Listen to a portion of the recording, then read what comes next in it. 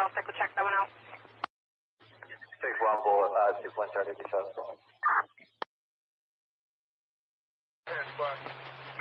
Officer still stands for talk. No. Offender in custody.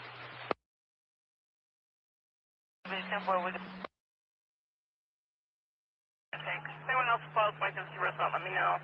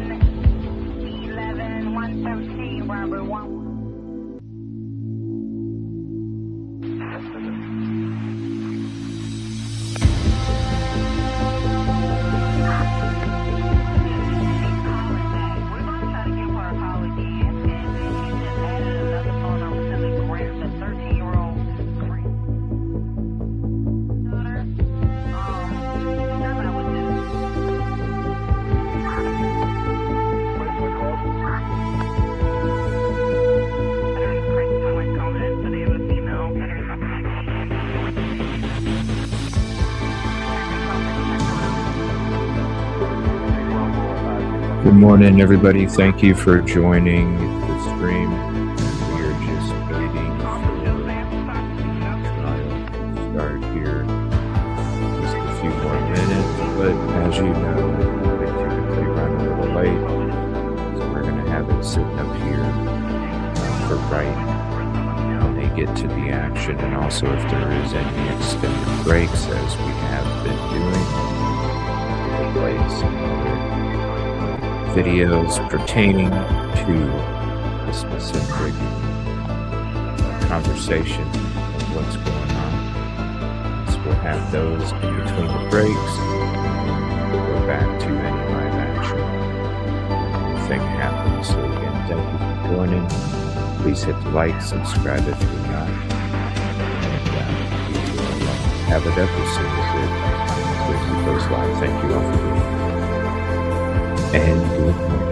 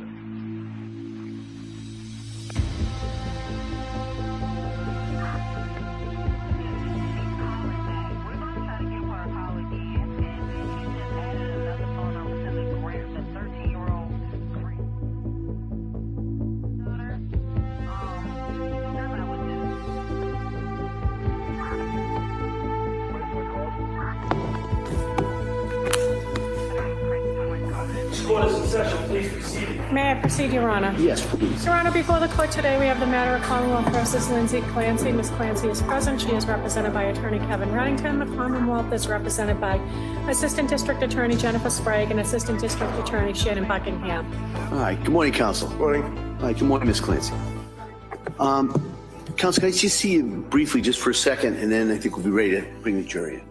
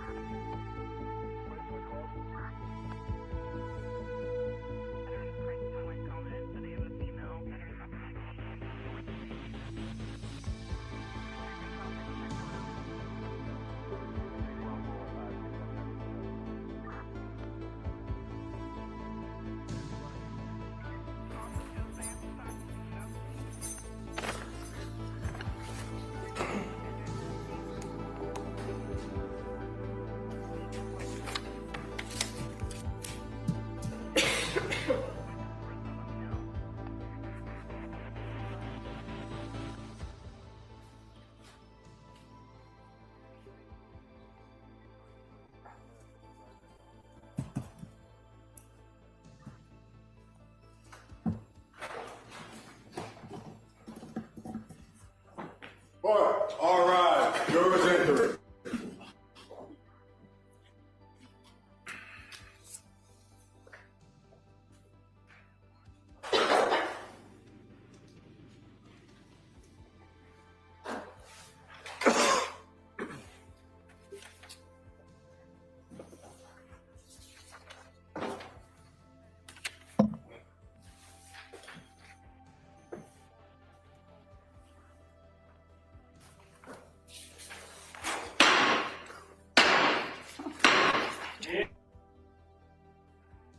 Hey. All persons having anything to do before the Honorable Sullivan, Justice, the Court, now sitting before the Commonwealth.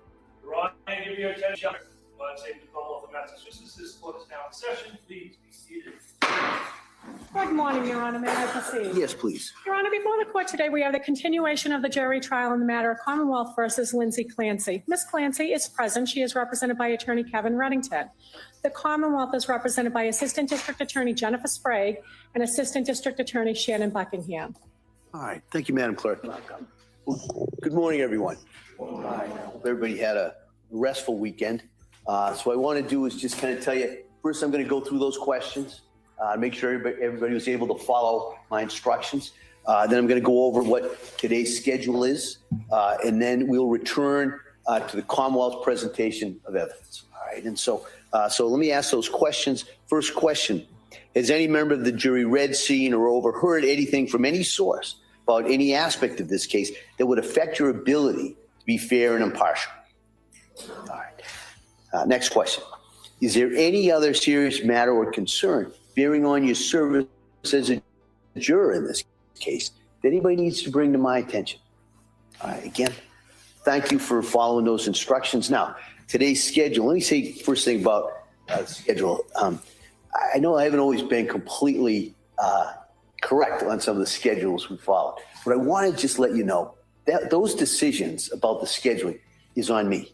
All right. And sometimes I have to take into consideration other factors or things that are going on. So what I really wanted to tell you is that don't speculate why we might go a little late or a little early on any certain days, but certainly don't hold it against either side in regards to that. The person who's making those decisions or that decision is me. All right. So you should be aware of that. So that being said, the thought is today we should go into the afternoon. All right. And if that changes, I'll let you know. And what we're going to do at this point, we're going to return to the Commonwealth's case. And with that, Commonwealth, call your next witness, please. Your Honor, the Commonwealth will call Michael Snyder.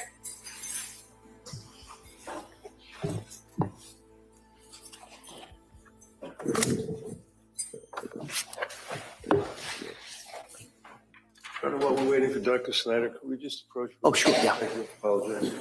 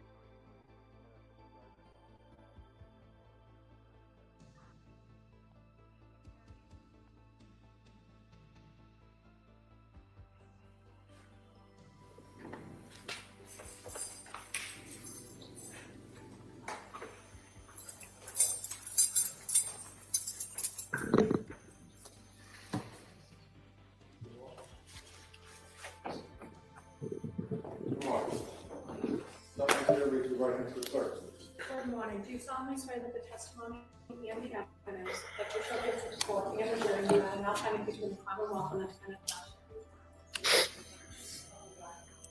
Thank you. You may have a seat, sir.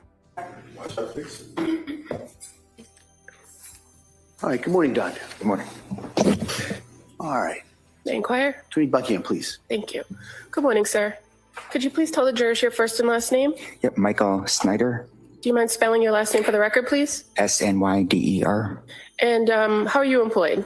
A physician at Beth Israel And how long have you been a physician? since 1998. Can you tell us a little bit about your educational background? So undergrad at UMass Amherst, I did medical school at Tufts University, and then I did my residency in emergency medicine at Boston University. And how long have you worked at Beth Israel? Since 2014, 12 years. And do you primarily work in the emergency department? Yes. I'm going to draw your attention to January 24th of the year 2023. Do you recall working in the emergency department on that day? Yes. And in the evening, were you made aware of multiple pediatric traumas that were coming into the emergency department? Yes. And when you are made aware of people coming in, how does that occur?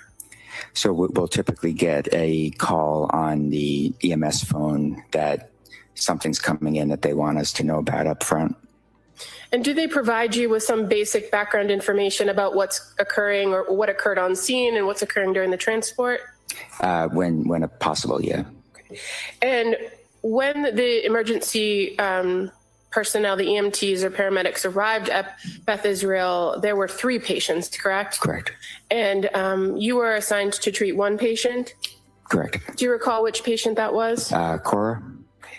And prior to EMS arriving, did you learn more about Cora's presentation and what was occurring? Yeah, so we had heard that, all 3 were in cardiac arrest, and Cora in particular, they were still working on doing CPR and doing what we call pediatric advanced life support, so medications to try and restart the heart. And they also mentioned that they had used what we call a defibrillator to shock the heart to try to restart it, and they were still doing CPR when they were arriving. And is this information important to you as you're assessing a patient coming into the emergency department?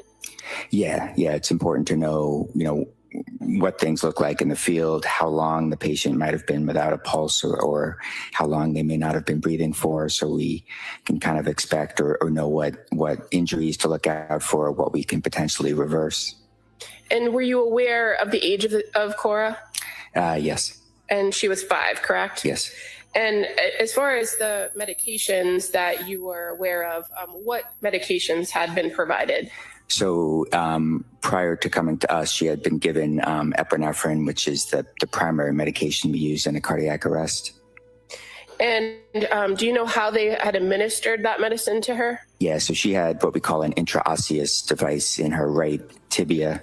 Sometimes it's very difficult to get an IV in, so we can go directly into the bone or the bone marrow. And were you aware of whether she had been intubated en route? So she was not intubated en route. When she arrived at the emergency department, were you there to greet the ambulance? Yes. And what happens when a patient comes in through the emergency department via ambulance? So when the patient first comes in, we immediately have our team, start to sort of take over care so there's no gap. And then we also get a sign out from the paramedics and EMTs and any other staff that had been involved in the case.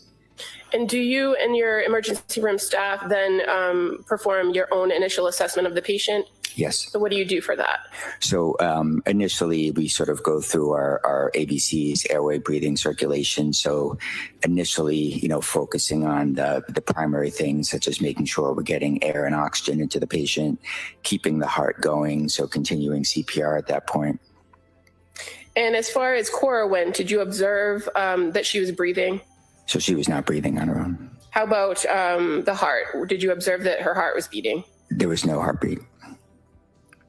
How about her physical appearance? What observations did you make of her physical appearance? So initially when she had come in, some of the things we notice is sort of a blue tint to the skin, which typically, we can see when there's less oxygen or lack of oxygen. And then the other things on a quick survey is there was some areas of bruising on the neck and around the eyes, called petechiae, kind of little bleeding, episodes of bleeding under the skin, and I believe a small amount of blood coming from the nose. Were you able to make observations of her hands or other parts of her body? So the hands definitely had that, what we call cyanosis or blue hue. Now, as far as the eyes, you mentioned petechiae around the face and the eyes as well as the neck. Did you notice anything else about her eyes? So the pupils were fixed and enlarged. Why is that significant to you? So oftentimes when we see it coming in, it can indicate 2 different things. Some of the medications like epinephrine can cause the pupils to dilate, but also if the brain is starting to become damaged or not functioning, then you start to lose initially some of the signals that would make the pupils smaller. So they'll tend to start to get enlarged or dilated if there's brain injury starting or has occurred. Now, you indicated that when Cora arrived, she was not intubated, meaning she did not have a breathing tube in. Did you and your team attempt to intubate her? Yes. And did you do that on your own or with the assistance of other parts of the emergency department or the hospital? So we had anesthesia there after we got the phone calls of multiple patients coming in. Typically we'll have all the help that we could possibly need there to be able to take care of all the patients. So I had an anesthesiologist in the room with me who put the breathing tube in. In instances where an individual might have suffered some sort of injury to their neck, does that complicate the insertion of a breathing tube? It can, yeah, because normally you might need to move or tilt the head to get a direct view where you can put a breathing tube in. But when there's a concern for neck injury, we stabilize it typically with a collar or manually. So you don't have the ability to move the head and the neck around to try and get a better view. Once a breathing tube was put in, were you and your team able to manually give breath to Cora? Yes. Now, did you then perform an assessment, a cardiac assessment of her? Yeah, so in addition to listening to the heart, feeling for a pulse, we'll also tend to use an ultrasound machine in the room where we can kind of get a direct view of heart function. And you were aware that they had defibrillated her twice in the ambulance. Why is that significant when you're treating a patient that's in cardiac arrest? So when they defibrillate a patient, it's typically the heart's or might be in a rhythm where it can't pump blood. So it might be sort of out of sync or quivering, where we may attempt to use electricity to kind of shock it back into a rhythm. Once you performed the ultrasound, the cardiac ultrasound, were there any attempts made further to use a defibrillator or? Yeah. Throughout your course of treatment with her, did you continue with various medications? Yes. And was CPR ongoing throughout your entire time with her? Yes. Were you consulting with any other colleagues or any other hospitals in regards to the care of Cora? Yeah, so we actually had, in addition to all my colleagues in the emergency room, we had intensive care physicians from Children's that were on the phone with us, kind of working through any things that may have come up in the case, also expecting that they would be receiving the patients from us. Is your hospital at the Beth Israel equipped to handle this type of pediatric trauma?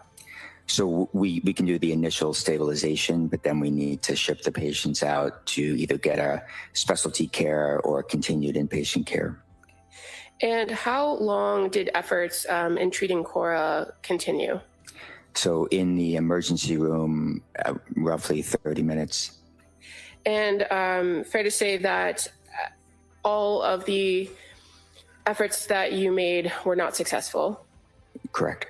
And at approximately 1928 or 7:28, did you finally declare Cora deceased? Yes. Thank you. I have nothing further. Anything? I have no questions. Thank you, Doctor. Thank you, Thanks. Doc. Thanks.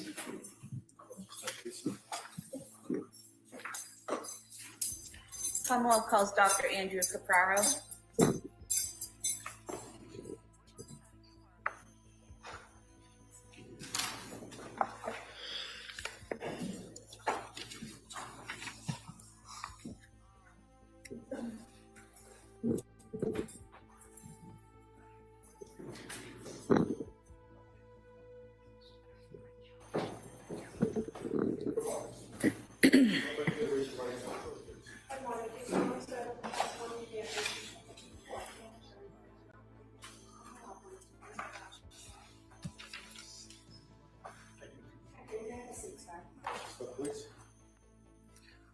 All right, good morning, Doctor. Morning. If I may. Yes, please. Thank you. Good morning. Can you please state and spell your name for the record? My name's Dr. Andrew Capraro, last name Capraro. And your date of birth, please? July 9th, 1970. What do you do for a living? I'm an attending physician in the emergency department at Boston Children's Hospital. And how long have you done that? For the last 26 years. Can you just briefly describe for us the training and education you had to qualify for that role? I went to Providence College undergrad and then went to Brown Medical School. Subsequently, I went to Connecticut Children's Medical Center for my pediatric residency, and then did fellowship training in pediatric emergency medicine at Boston Children's Hospital from 2000 to 2003, and have been an attending there ever since. And what's involved with being an attending at Boston Children's Hospital? It means that I am guiding the care and treatment for the patients that I am seeing during my particular shift. And are you assigned to a specific location or area of the hospital? I'm always in the emergency department, and the emergency department is broken up into different zones, of which I am sort of the primary attending for one set of rooms. I want to direct your attention to January 24th, 2023. Were you working that evening? I was. And at some point in time, did you learn that a patient named Callan Clancy was going to be transported to your hospital? I did. And do you recall where he was being brought from? From Beth Israel, Plymouth, I believe. And was he being med-flighted to your facility? Correct. And were you provided with some information about the patient in order to prepare for his arrival? I was. And what did you learn? We have a communication center where facilities that are transferring patients to us call to let us know that the patient is coming. And so that comm center had been notified about this patient, who then got in touch with me as the attending who would be caring for the patient to let me know what had happened there and the condition of the patient when he was arriving. And what did you learn about the condition of the patient, Callan Clancy, as he was being flown to your hospital? What I was told was that it was believed that the patient had been strangled, and when he arrived at Plymouth, he was in cardiac arrest, that they had intubated him and initiated CPR, and they had gotten return of spontaneous circulation, and that they were then going to transfer him to us for further evaluation and care. And at some point in time, did Callan arrive at your hospital? That is correct. And were you able to observe him physically? Yes. What observations did you make about his physical condition? He was cold on arrival, and he was quite limp, was not making any purposeful movements on his own. His pupils were fixed and dilated, and he had ligature marks about his neck with some swelling of the neck. And his pupils being fixed and dilated, is that medically significant for you? Yes, it is. And why is that? It typically means that significant injury has happened to the brain, such that there is brain swelling that has sort of it has overwhelmed the capacity of the skull, such that the swelling has made the brain sort of herniate through the base of the skull. Does that mean the brain's swelling so much it's pushing through the skull? Correct. And what observations did you make of his heart rate? His heart was beating, and we did have to provide him with an epinephrine drip to keep his heart rate and his blood pressure within normal limits, but it was beating on its own. And how did you know that you had to provide the epinephrine for him to stabilize that heart rate? It was initiated at BI because they had noticed that his blood pressure was low, and you need to have normal blood pressure for the blood to perfuse your organs and keep them healthy. And so we were looking for certain parameters to sort of maintain that, which we did on that epinephrine drip. And when you say BI, you're referring to Beth Israel? Yes, I'm sorry about that. That's okay. And so as far as his breathing, was he breathing on his own? He had been intubated at the outside hospital, and he was needing a ventilator to breathe for him. Occasionally, he would have sort of a breath on his own, we would notice. We were able to see that because when he attempted to take a breath on his own, he would trigger the ventilator to continue that breath. But it was rare. For sure, he needed the ventilator to maintain his ventilation. Would it be fair to say that the majority of his breathing was being done by the ventilator? Yes, the vast majority of his breathing. Now, once you have received this information while he's coming in, and then you've made your own physical observations of Callan, are there certain tests that you have run on him? Yeah, our job, once we received him, was to perform further evaluation and stabilization to help determine what the next steps of his medical care would be. So prior to him arriving, we had contacted our trauma team and our ICU doctors to let them know that he was coming and that we would need their assistance. And then under my care, we performed some routine blood work, a head CT, a neck CT, and a chest X-ray to sort of help us guide the next steps. And from the head CT and the other testing that you did, what were you able to learn from the results of those tests? The head CT in particular showed significant brain swelling consistent with hypoxic ischemic injury, which was which was the most significant finding that we found. So could you please explain for us what is hypoxic ischemic injury? Hypoxic is just a fancy word for not getting enough oxygen, and ischemic is just a fancy word we're not getting enough blood flow. And so when your organs don't get enough oxygen and blood, they sort of suffer injury and therefore get to swelling. And so his brain was showing evidence of that. So would it be fair to say that his brain wasn't getting enough oxygen and blood flow, and then because of that, it was damaged and swelling? Correct. Now, this type of swelling and injury, as you're describing it, can that be caused by strangulation, the injury of the brain? Most certainly. And you mentioned earlier that you did see some marks around his neck. Is that correct? Correct. And what were those consistent with? Strangulation of some sort, most likely from an object, based upon the linear aspect of the bruising. And when you say the linear aspect of the bruising, does that mean it's in a straight line? Correct. Now, once you had the results of this testing, was there, did you make a decision on what to do next?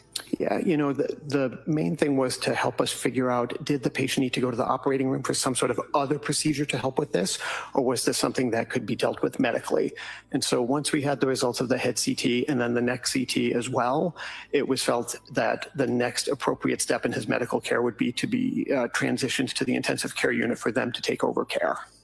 Why was it that surgery was not an option to help Callan in this situation? Yeah, the neurosurgery doctors were there to sort of help us make that decision. There was no significant bleeding, for example, that would need to be evacuated. There was nothing that they felt from a surgical point of view would help alleviate the problems that we saw in the CT. Okay. And so was his care transferred to the ICU? That is correct. And once Callan was transferred to the intensive care unit, did your care for him end at that point? Correct. I have nothing further. Thank you. Thank you. Mr. Reddington? No questions. Thank you. Thank you, Doctor. Please step down. Thank you.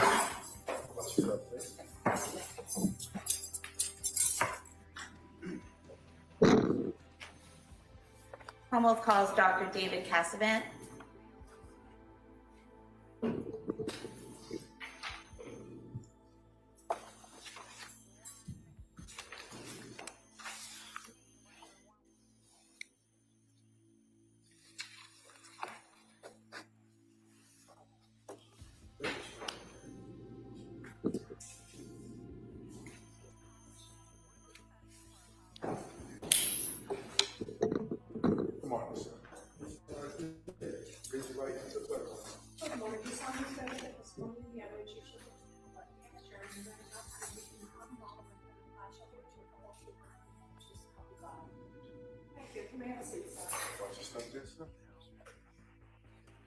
All right, good morning, Doctor. Good morning.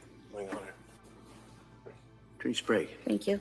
Good morning. Can you please state and spell your name for the record? Surely. My first name is David. My last name is Cassavant. It's spelled C-A-S-A-V-A-N-T. And your date of birth, sir? 5263. What do you do for a living? I'm an ICU physician at Boston Children's Hospital. Can you briefly describe for us your educational and training background? Sure. I went to college out at Holy Cross in Worcester and then to medical school at Boston University.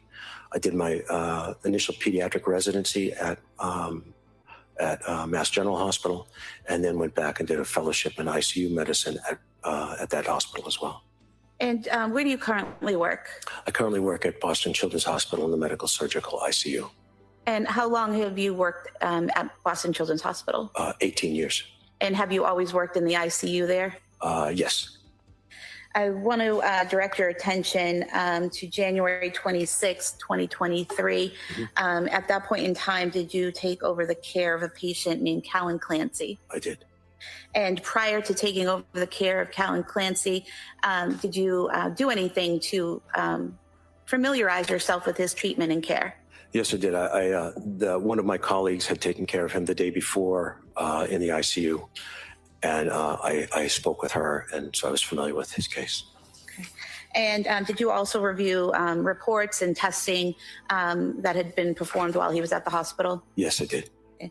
And after reviewing the reports and the test results and speaking to your colleague, can you tell us what you learned from all of that? Well, it seemed that Callan had a severe neurologic injury based on both testing and the examination that I did at the time. And when you say a neurologic injury, is that a brain injury? It's a brain injury. Yes, it is. Yeah. And did you review specifically a head CT scan of Callan? Yes, I did. And what did the head CT scan show you or tell you about his condition? Well, the head CT is a picture of the brain, which was done in the emergency room when he was admitted to Boston Children's Hospital. And the CT scan showed an enormous amount of swelling of the brain itself. And that the swelling of the brain, is that medically significant? Very much so.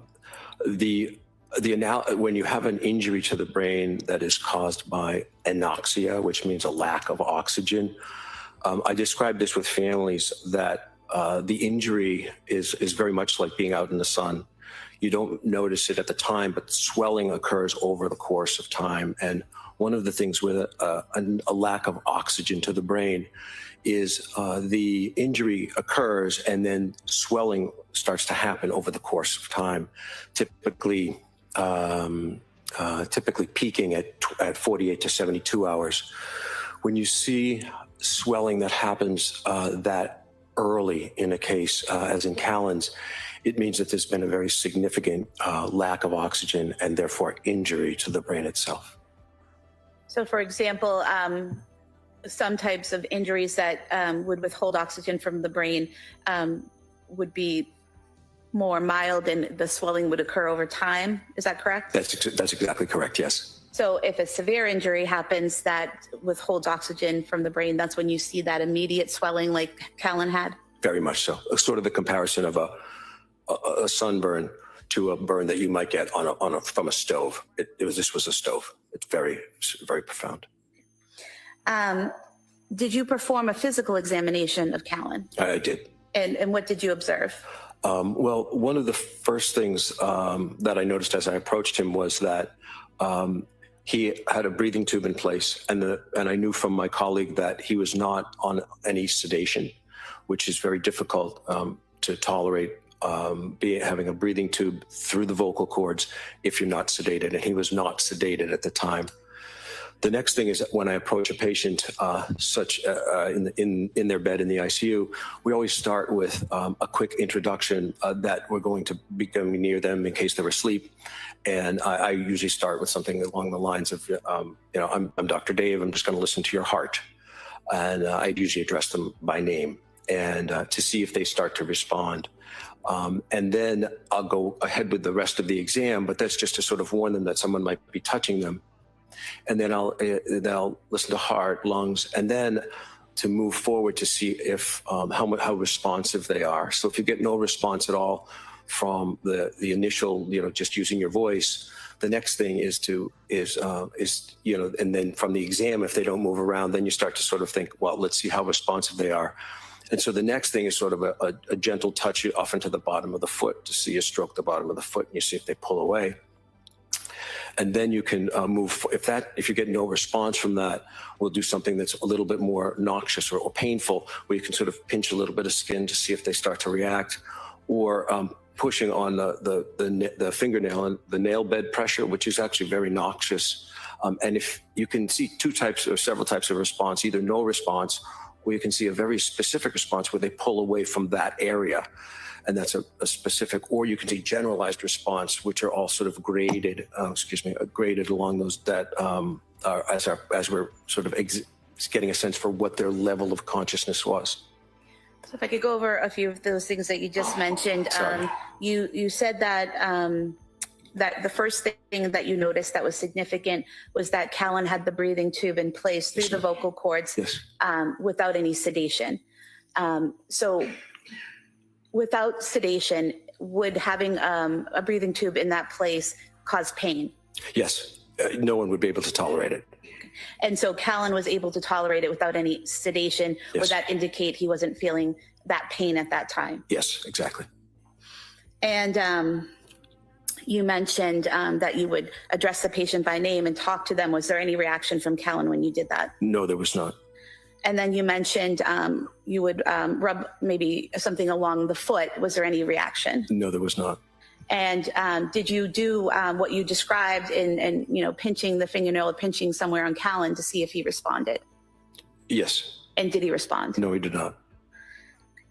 And what did these interactions and tests on Callan tell you about his condition? This told me that he was unresponsive.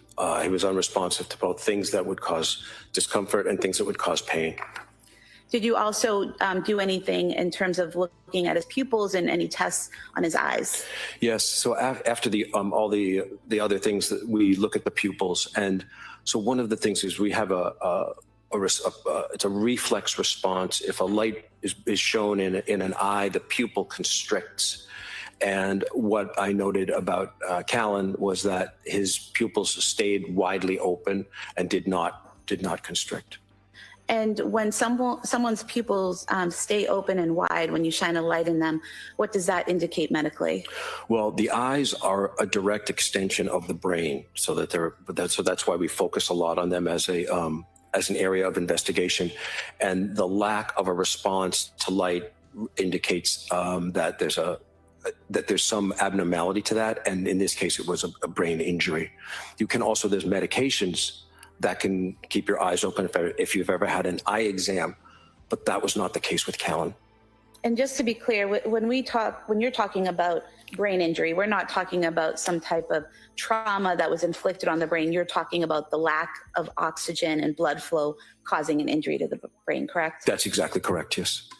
At that point in time, did you work with another doctor to do more in-depth testing regarding his neurological status? Yes. So at Children's, we have multiple teams that come together for a patient, for many patients. But for Callan, the neurology team was there from the beginning. And when in a case like this, when we see no response in an unresponsive patient, we start to get our neurology team. And one of the things we start to do is brain death testing to see if they could be what we call brain dead, meaning that the brain itself is not functioning, and that even though their heart is still beating. How is it that someone's heart can be beating if their brain is dead? It's a really good question. So there's actually two parts to the nervous system. The one is the part that we see the most in people when they react, and they react to us and they speak and they do things. The other one is the autonomic or automatic system. And the automatic system is largely in charge of the things like the heart, if the heart has not been injured. And so it was sort of continuing on. And does that give you any indication, the fact that the heart was still continuing on, about where the injuries were in the brain? Yes, it does actually. Yeah, Where would that be? Yeah, so the large part of the brain that we sort of think of as when we see the pictures of the brain, that's the cerebellum, and that's the biggest thing in humans that is most developed, and that's in charge of our consciousness, our reaction to things, whereas the brain stem, which is another part, and that's really part of the autonomic system, and that's the same in almost all vertebrates and mammals, and it's much more automatic, and so it tells me that it seemed the cerebellum, which is that part that makes us sort of the human side of what we do, that's much more sensitive to a lack of oxygen, to an anoxic injury. And it told me that was really where that injury was in that part of the brain, much less so in the brain stem itself. So would it be fair to say that the brain stem itself that controls those automatic responses was still functioning somewhat, but the part of the brain that made Callan was not functioning? That's exactly correct, yeah. And can you describe for us the brain death testing? Sure. So the brain death testing at Boston Children's it's a very strict testing that includes some of the things that I just mentioned. But we work with our there's a checklist that we work on with our neurologic colleagues. And we sort of go through each of what we would expect for responses from someone. And we actually then work through different of the nerve sets that we would expect them to respond to. We have it set up so that there's an ICU physician is there, and then a neurologist is there. And the neurologist and the neurology team, they're the ones who perform the brain death testing. And then the test is then repeated again 24 hours later, just to make sure that there's no piece of that is different or incongruous with a diagnosis of brain death. And while the neurologist is doing this testing, are you there present, watching the testing and seeing the results as it happens? Absolutely, yeah. So we're sort of committed to being there for the whole time. And the brain death testing itself goes through some really basic things. Again, as I described earlier, the things that would be painful and do they pull away or not. The eyes, looking at the reflexes of the eyes. There's also other reflexes too. Things like if you stroke the cornea, which is the front of the eye, people blink, and that's so the blink reflex, cough, gag. There's also a reflex where they actually put cold water into an ear, and that gives people a disequilibrium. And so those are all the things that we think about. And then also too, there's some breathing components to that as well. Is one of those breathing components an apnea test? Yes, it is. Yeah. And what is an apnea test? So apnea is a word that just describes describes a lack of breathing. And how do you test that?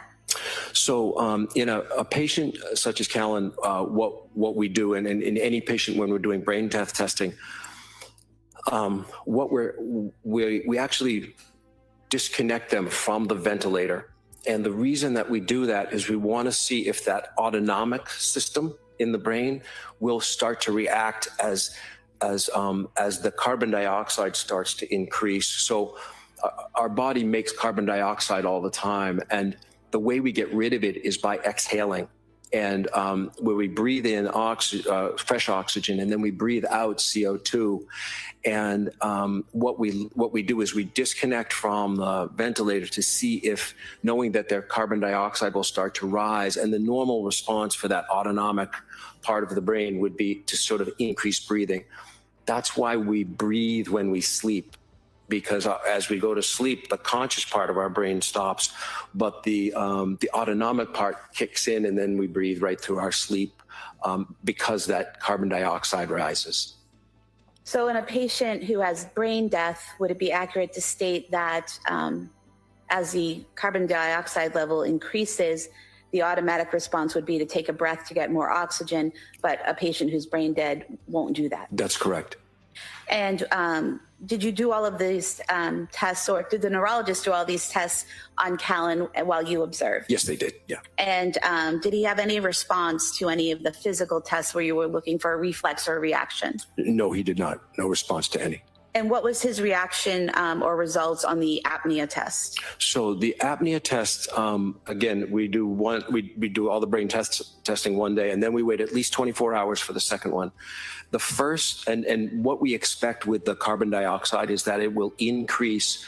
We have it written in our, so it's all in writing for our protocol, that it will increase by 20 or get to a level of 60. A normal CO2 would be around 40.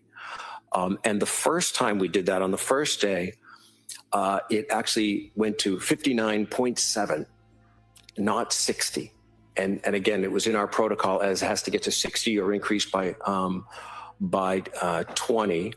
And I actually talked to my colleagues, including neurology. I said, I know this is very close. It's 59.7, but it's not 60. I repeated that piece of the test later on that day to make sure that it was valid. And as I say, I checked with everyone to make sure that I was doing the right thing. They all agreed that we should just, and the second time it went to 87. So that was, everything else was the same. And we made sure that things that we look at too to make sure that there's not on any medications, that there's no changes in his temperature, there's no abnormalities of the salts in the blood, what we call the electrolytes. So all those conditions were the exact same. And I repeated that later on in the day, and it did come back positive. Why is it so important that you meet that specific criteria? Why is 0.3 of a point so important? Well, I wanted to make sure that there was no question about the data that we were gathering at the time. And you said that this testing is again repeated 24 hours later, correct? Yes, it is. Why is that? Well, that's just to make sure that if there were any lingering effects of medications, if there was anything that else might have changed in the patient's level of alertness or level of response, to make sure that it still meets all those requirements 24 hours later. And is it because you want to be sure that there's brain death before you remove life support? Yes, and again, it's too important. It's too important a discussion and a gathering of data to not be very exact about it. And so when you did observe the testing and then the following day on Callan, were the results the same in terms of no reaction and the carbon dioxide increasing? Yes, they were. And at that point in time, did he meet brain death criteria? He did. He met. So we had determined that it was that he had met death by neurologic criteria.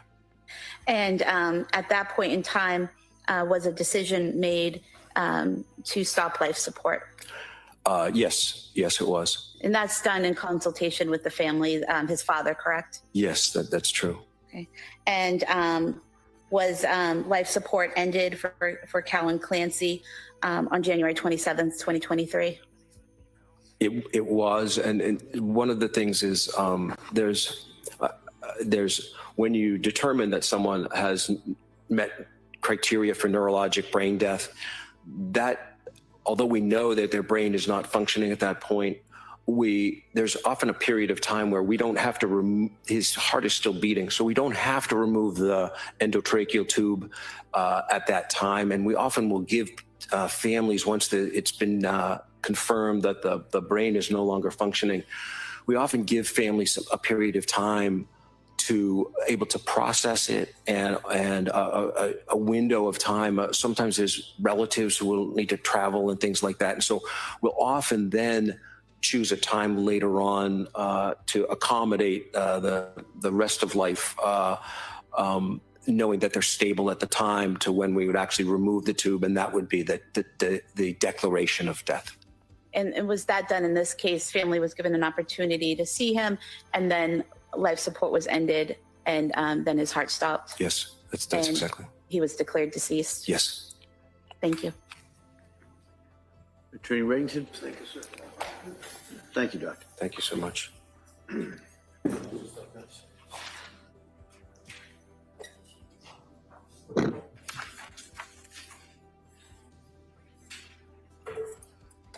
Your Honor, at this time, the Commonwealth would move to admit the Boston Children's Hospital records for Callan Clancy into evidence. There's 2 volumes.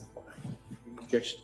Your Honor, I have no objection because we both have the records. We both want them in evidence, so I have no objection to any of the records that they have. We signed releases for them. For like Beth Israel, Brigham and Women's, South Shore, they all can go in. Right. That's a yes. It may be admitted.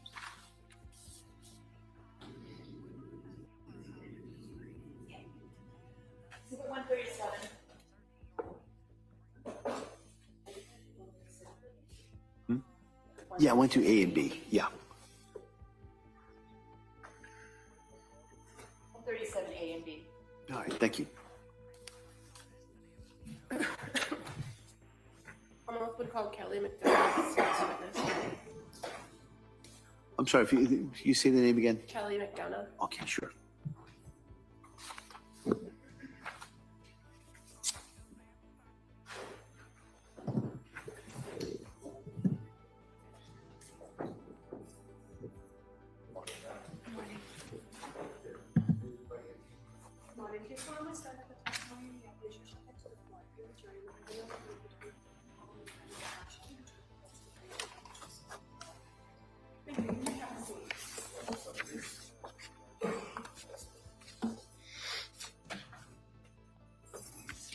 Hey, good morning.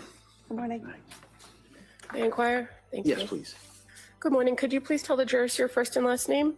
Kelly McDonough, Can you spell your last name for the record? McDonough. And what do you do for a living? I'm an emergency medicine physician. And how long have you been a physician? 11 years. Can you tell us a little bit about your educational background? I went to medical school at the University of New England in Maine. I did my residency at Kent Hospital in Rhode Island. I subsequently worked at Kearney Hospital in Dorchester, and I've been at South Shore Hospital since 2021. And in what, are you primarily in the emergency department at South Shore Hospital? Correct. Have you been in any other department at South Shore Hospital? No. Are you licensed to practice in Massachusetts? Yes. I'm going to draw your attention to January 24th of 2023. Were you working in the emergency department that evening? I was. At some point, were you advised that a patient was being brought into your emergency department? I was. And were you aware of that patient being Lindsay Clancy with a date of birth of 8/11/90? Yes. And what kind of information were you given upon learning that the patient was coming here? What were you expecting to receive? I was expecting a trauma 1 response, a patient who had fallen out of a window from a height and didn't know much more than that. Okay, and so when you say trauma 1, what does that mean for you? So we had 2 designations for trauma responses, a trauma 1 and a trauma 2, and there's certain criteria for each. And there's a long list of criteria that are determined by the resource nurse who receives the EMS call. Thank you all for being here. Please hit the like. 1 and 2, which is more serious than the other? Trauma 1. Okay. And so what do you do to prepare when a patient is coming in and you know coming in that it's likely a trauma 1 situation? So we gather in the trauma room and make sure that we have all available staff needed to take care of the patient. And what kind of staff are with you in the room, in the trauma room? So for a trauma 1 response, it would be the emergency medicine physician, it would be anesthesia, the trauma surgeons, sometimes neurosurgery will be there. And fair to say you also have a whole host of other staff, including nurses, emergency room techs, all of those people are also available to assist and if you need it. Correct. Now, when this individual came in, when Lindsay Clancy came into the emergency department, were you aware from EMS that she had already come in with some sort of neurological deficits?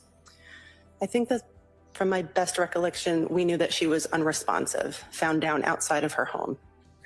Were you advised that it appeared she might have a spinal injury? Yes. And that she was not she may have been moving her arms and her head, but not her legs? Correct.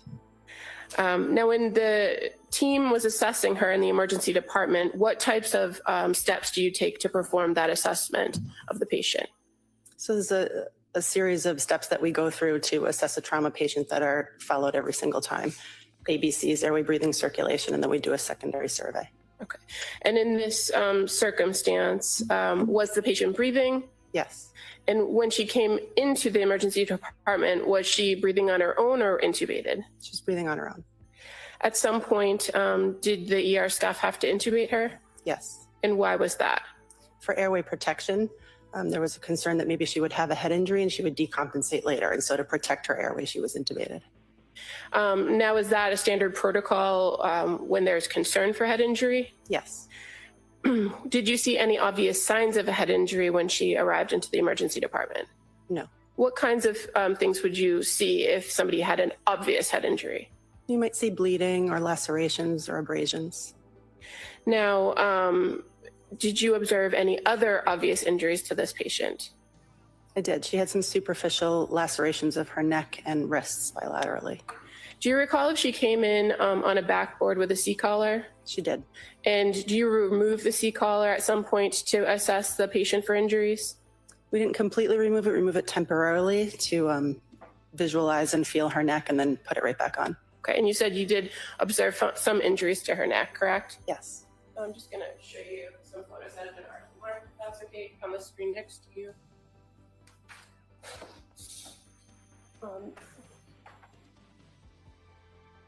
This has been marked as Exhibit number 111. Is that an accurate representation of the neck injuries you observed? Yes. You also indicated that she had some other injuries to her wrists. Yes. And I'm just going to show you 112. Is that accurate as to the injuries to the wrist you observed? Yes. Now, you described the injuries as superficial.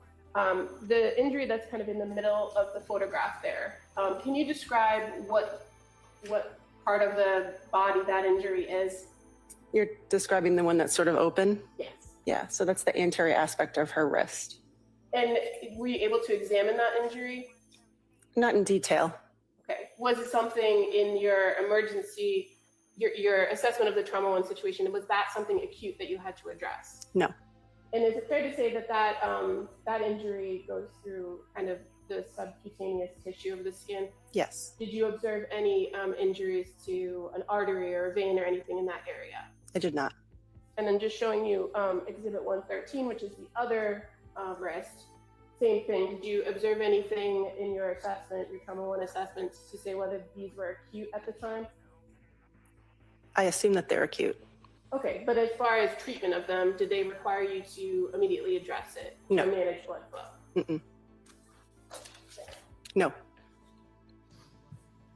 What was the more serious, or what was the focus of your assessment of her in the emergency department? I think the main concern was for a head injury and or a spinal cord injury. And you said that as part of the assessment team, you had a neurosurgeon available as well as a trauma surgeon, correct? There was no neurosurgeon there that day. Okay. Was there a trauma surgeon? There was. Who was that? Dr. Christina Carpio. Did you order any series of tests in order to help you assess the nature of whether there was any head injury or what the extent of the spinal injury could have been? Yes. What kinds of tests did you order? CAT scans.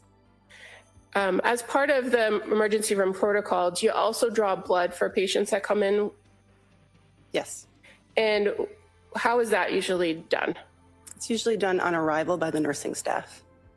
And do they draw blood according to a physician's orders, or do they draw blood for various purposes? Explain to us how that works. Mm-hmm. So it's usually like what we call a rainbow. So they just draw all the tubes of blood as soon as the patient arrives in anticipation for orders. Okay. And so what happens to the blood after somebody in the emergency department takes it from the patient? Where does it go? It gets tubed to the lab. And fair to say that at South Shore Hospital, they have a pneumatic tube system, correct? Correct. And that it goes to a separate laboratory. Correct. And once a physician then assesses a patient and determines what kinds of testing needs to be done on those samples, how do you communicate that to the laboratory? So orders are put into a computer and they go through the computer to the lab. And as you're treating a patient, is it oftentimes necessary to change the orders or order additional tests? Yes. And so in this particular case, blood and urine was collected from Lindsay Clancy upon her arrival, correct? Correct. And then sent to the lab? Yes. Okay. Now, going back to the imaging tests, you said that there were some CT scans that were ordered? Correct. What areas of the body were the CT scans for? It was her entire body, her head, her neck, her chest, her abdomen, and her pelvis. Now, as far as the CTs for her head, were there more than one CT test for the head? I don't remember. I'd have to look at my record.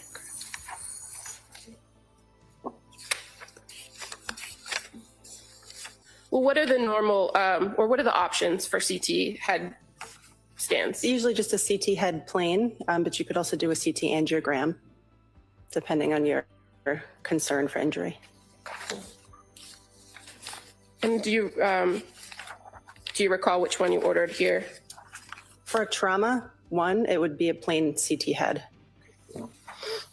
And why do you order that particular test? Well, we're trying to assess for skull fractures, intracranial bleeding, things like that. And when you say a plain CT, what's the exact order that's put in for that type of a CT? CT head. Okay, and are there CT heads with contrast? There are. And are there CT head scans without contrast? Yes.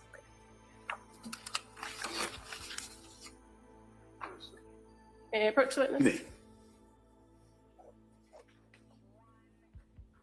I'm gonna show you some documents, if that's okay. Sure. Mm-hmm. Okay, and I'm just gonna flip to the next page as well. The next page is blank, but is this the extent of what you would have received as far as information regarding a head CT that was done without contrast? Yes. And I'm going to just draw your attention again to another flagged page here towards the end. It's actually 2 pages from the end of the document, if you can take a look at that. Mm-hmm.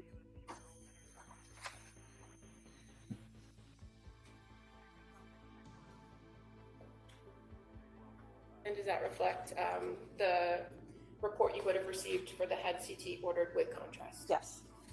And in addition to getting a report from imaging, you also receive some actual images, correct? Yes. And do you review those?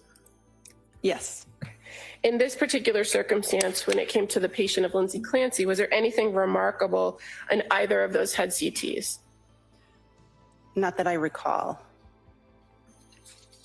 And in fact, the head CT with contrast indicated the impression was unremarkable. CT-AF had no evidence intracranial aneurysm, arteriovenous malformation, or abrupt occlusion, correct? Correct. What does that mean?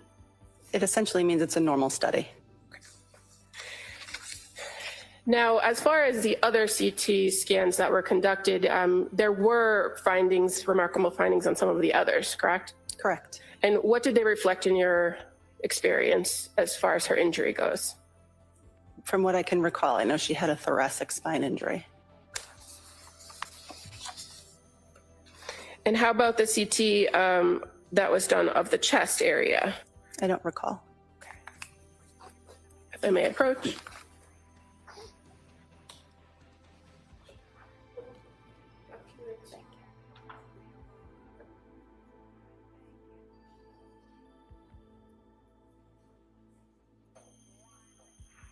Does that refresh your memory? Yes. And what was the extent of the result on the chest CT?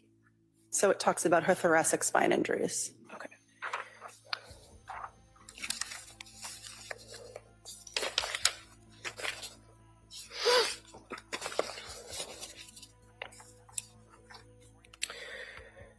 Now, after reviewing all of the images, all of the CT scans that were done here, the cervical spine, the head CTs, the thoracic spine, what was the plan for this particular patient? Was she able to be treated further at South Shore Hospital?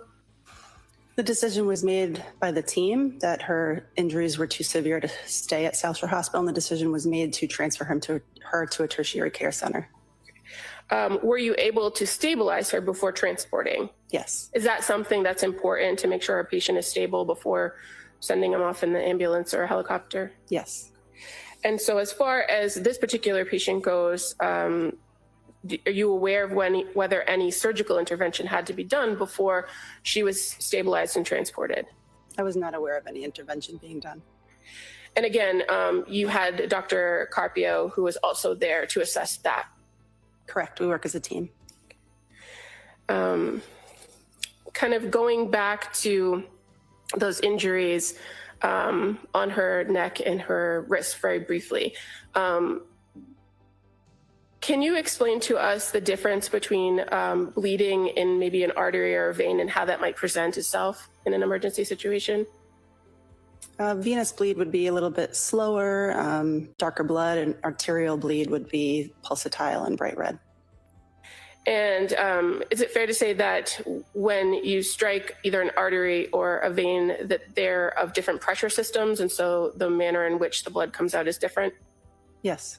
In either circumstance where an artery or a vein is struck or nicked or cut, would that be something that you'd have to stabilize for a patient in order to make sure that they don't bleed out? Yes. Was that done here? It wasn't necessary. Now, this particular patient at some point was noted to be, I think it was referred to as hypothermic. Mm-hmm. Do you recall that? Yes. Do you recall at what point in your treatment of her was that noted? Was it as she was coming into the emergency department, or did that develop while she was in the emergency department? I don't recall. What was the course of treatment for a low body temperature? We placed something called a bear hugger on them, which is a warming blanket. And can you explain to us what could cause a person's body temperature to drop to, I think it was 82.1? There are many reasons, but it could be a metabolic disarray or exposure.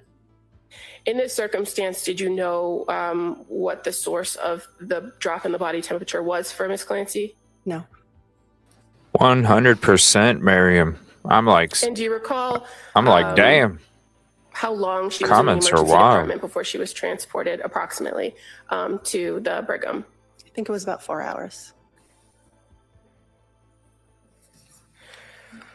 At this time, Your Honor, I would move to enter into evidence a copy of the South Shore Hospital medical records for Lindsay Clancy from January 24th, 23 as the next exhibit. Is that by agreement? All right. That may be admitted.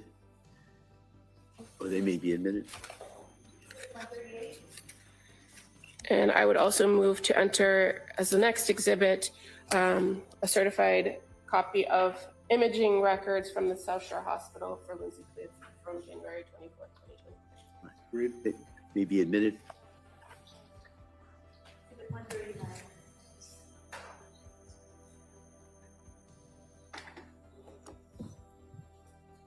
So finally, Dr. McDonough, did this defendant receive surgery at South Shore Hospital? Not that I'm aware. Did you observe any cuts, abrasions, or blood on the area of her head? No. And based on your review of those findings on the CT scans, was there any noted injury from the head CTs that you could tell? No. And were you able, after using that bear hugger device, able to get her her core body temperature back up to normal? I don't recall. Did you ever observe those wounds that you observed on her neck or her wrists ever start bleeding actively again? No. I have nothing further. Mr. Reddington. Morning. Morning. So would you agree with me that when Lindsay was brought into the South Shore Hospital that she was unconscious? I recall her eyes being open, but she was nonverbal. Okay. So as an experienced emergency room doctor, can you tell me when someone's unconscious, what is that? What are the symptomology of it? What does that mean? Usually means they're completely unresponsive with eyes closed. Okay. Was she responsive? Not verbally. Was she responsive at all? She was responsive to pain. So that means that you would do something to cause pain, perhaps the bottom of the foot or whatever it is, to see if they have a reaction? Correct. And would you agree with me that when people even have very, very serious brain injuries, that they can respond to pain stimuli? Sometimes. Sometimes. So her eyes were open. Were her pupils equal and reactive to light? I don't recall. You don't recall. What does it mean with PERL, pupils equal reactive to light? What does that mean? Exactly what you just said. It means her pupils are equal and reactive to light. And as a doctor, what does that tell you? It tells me that there's no significant neurologic injury. And in this case, you don't recall if her pupils were equal or reactive to light? I don't. Okay. And that's when you take the little flashlight sometimes and you put it over the eye and see if there's constriction of the pupil. Correct. Did you do additional evaluations of her to see what her neurological function was? She was pretty quickly intubated from what I recall, so after that it would be difficult to assess her neurologically. Sure. Was she on any pain medication, if you remember? I don't remember. You recall, did she have difficulty being intubated? I mean, would you agree with me that if you're not under some type of medication or sedation or unconscious, it hurts to be intubated, doesn't it? We wouldn't intubate somebody without first giving them some induction medicines. Okay. So what would the induction medicines be? They're not universal. Well, that would depend on the What case. are the induction medicines that you used on Lindsay Clancy? I don't know. I'd have to refer to my record. And also, I wasn't the one who did the intubation. So she was intubated. Damn, it's getting testy. Laying on the table, and you It's are getting continuing testy an in there. assessment. You were the lead doctor in the emergency room for Lindsay Clancy, right? I wouldn't say I was the lead. I think the trauma surgeon and I worked together. Right. Oh, it's getting Her testy. temperature, her core body temperature was 82 degrees. Is that right? If that's what the record states, then yes. I'm sorry? If that's what her medical record states, then Well, yes. as you sit here, you don't know what her core body temperature was? I saw her 3 years ago. I see about 200 patients a I'm month. sure you're very busy, but this is a murder trial, doctor. Did you review your Why records is- and your why notes? is- I'm why happy is to it- look at my record if you bring why it is in. it Did you getting review testy? your records Whoa. and notes before you came in here today Whoa. to testify on this case? Whoa, Sir, I did, but I don't have a photographic memory. whoa, whoa.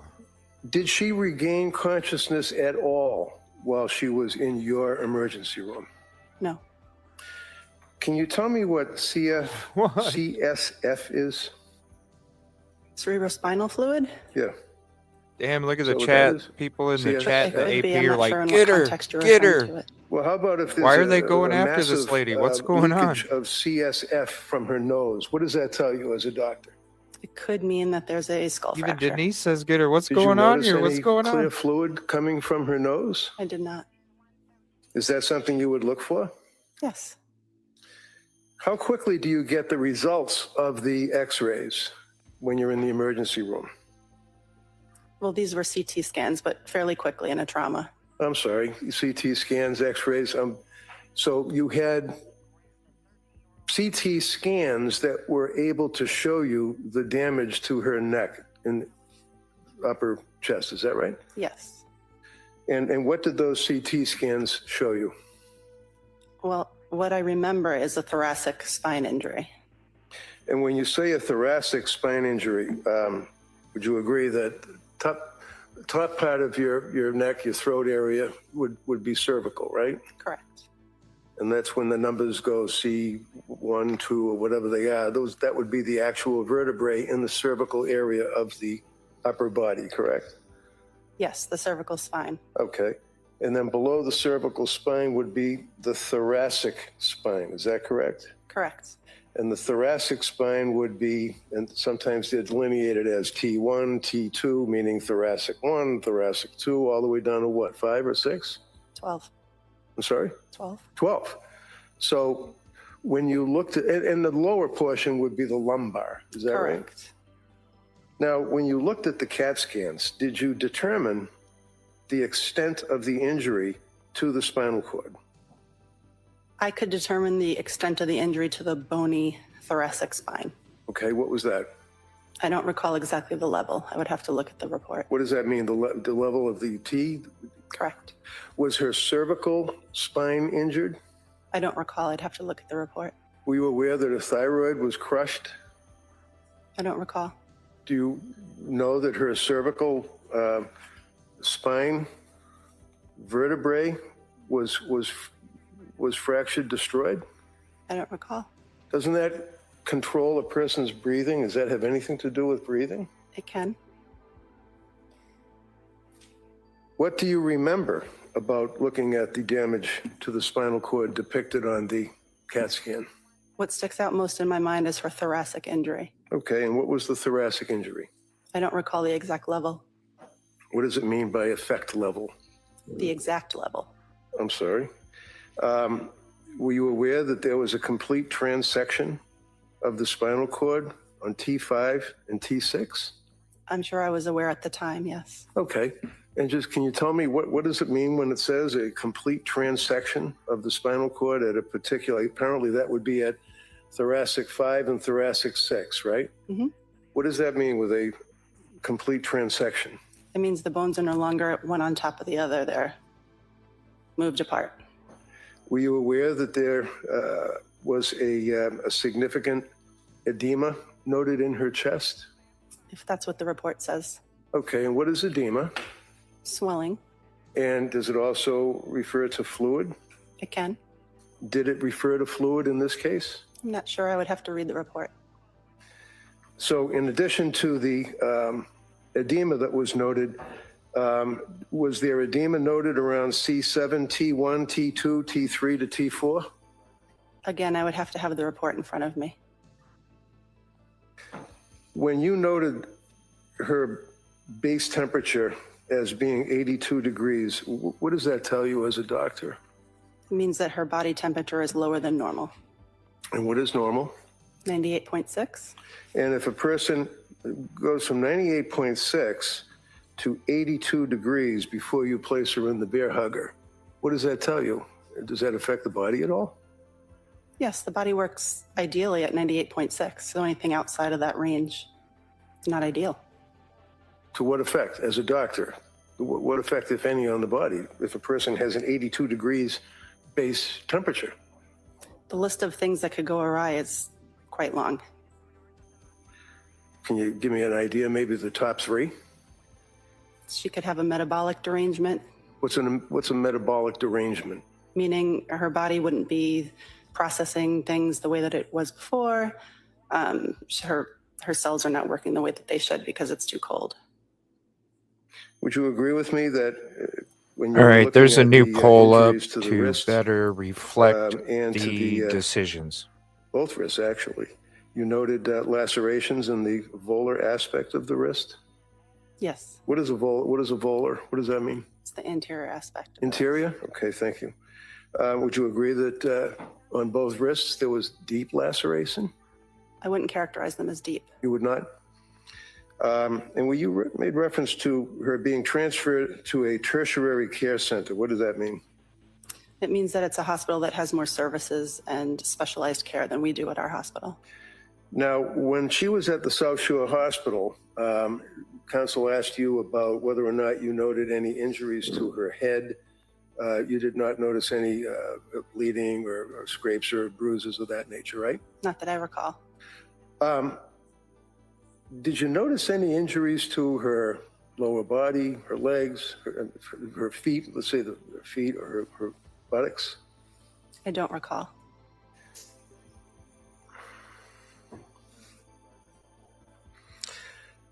At any time while she was at South Shore Hospital, did she have a cardiac arrest? Not that I recall. You know, I'm glad she had a things cardiac calmed down arrest in the when brought to courtroom. the That was Boston wild. Hospital? Did not know that. How about blood? Was there any blood transfusion at South Shore Hospital Medical Center? I don't recall. You aware that she had a massive transfusion of blood once she hit Brigham and Women's? No, What does that tell you? Massive transfusion of blood. What does that mean? I couldn't Me too, comment Marion. on why they gave it to her.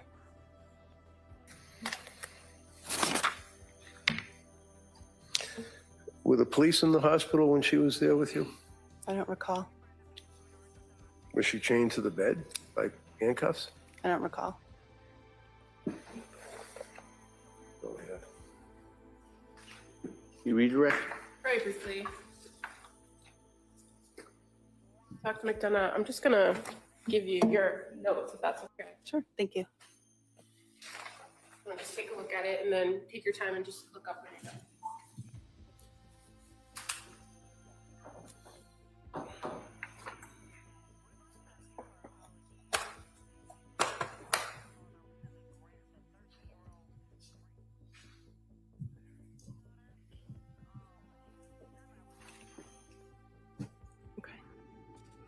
You need this guy. New poll up. Better reflection of choices there for you. Thank you for voting.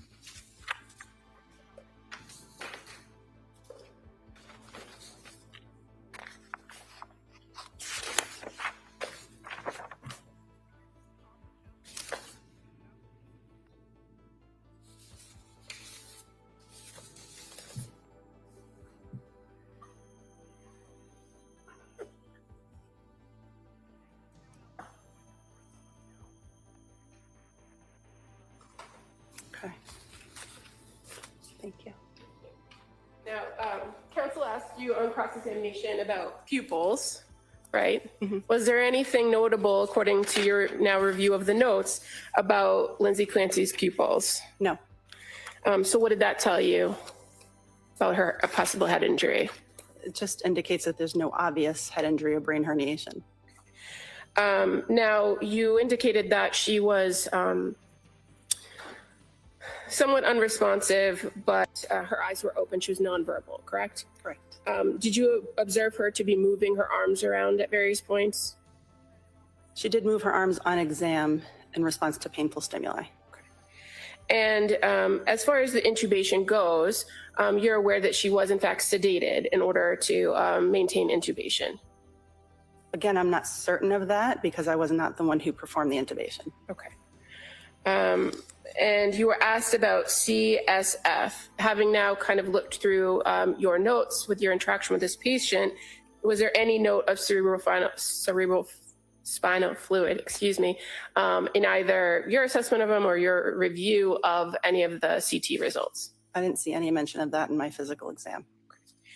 Now, as an emergency department physician, you're not treating all of these spinal injuries, correct? Correct. Your focus is to assess, stabilize, and get them where they need to go, right? Correct. And so that's what you did with Ms. Clancy. Correct.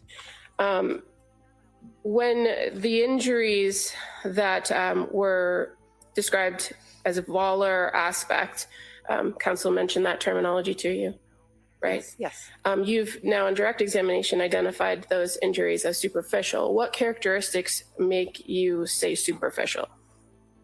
Because I wasn't able to visualize any active bleeding or muscle tissue or injury to tendons. And is it fair to say that oftentimes patients that come into the emergency department might be, if they have some sort of injury to their spine, you don't want them to move, right? Correct. So they might be at some point kind of either put in soft restraints or restricted on the bed. Correct. Thank you. Nothing further. Is there anything further? All right, thank you, Doc. Thank you. Damn, them comments are going wild. Like, oh, now you recall after you got your notes. Oh, man. The Commonwealth would call brutal. Rose Stoffers. That was brutal.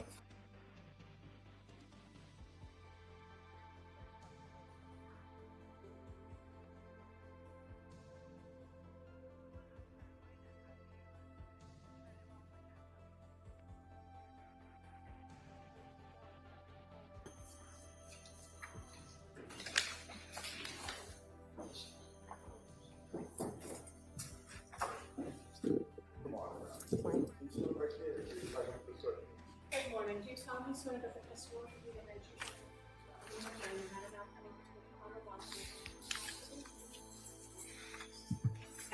Thank you.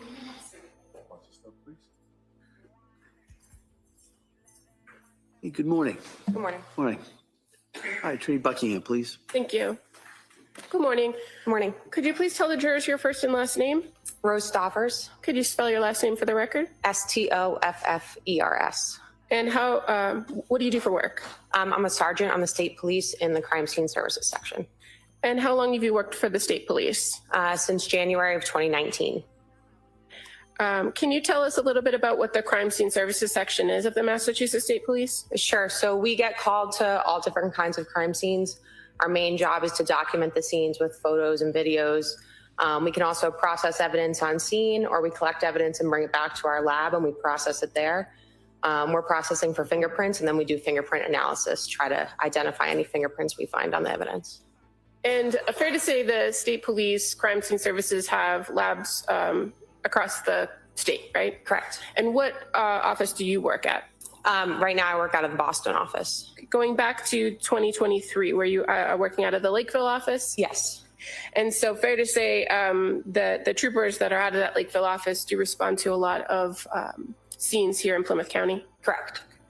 I'm going to draw your attention to January 24th, 2023. Do you recall being called out to the South Shore Hospital in Weymouth on that night? Yes. And do you recall approximately what time you arrived there? I arrived at about 8:35 p.m.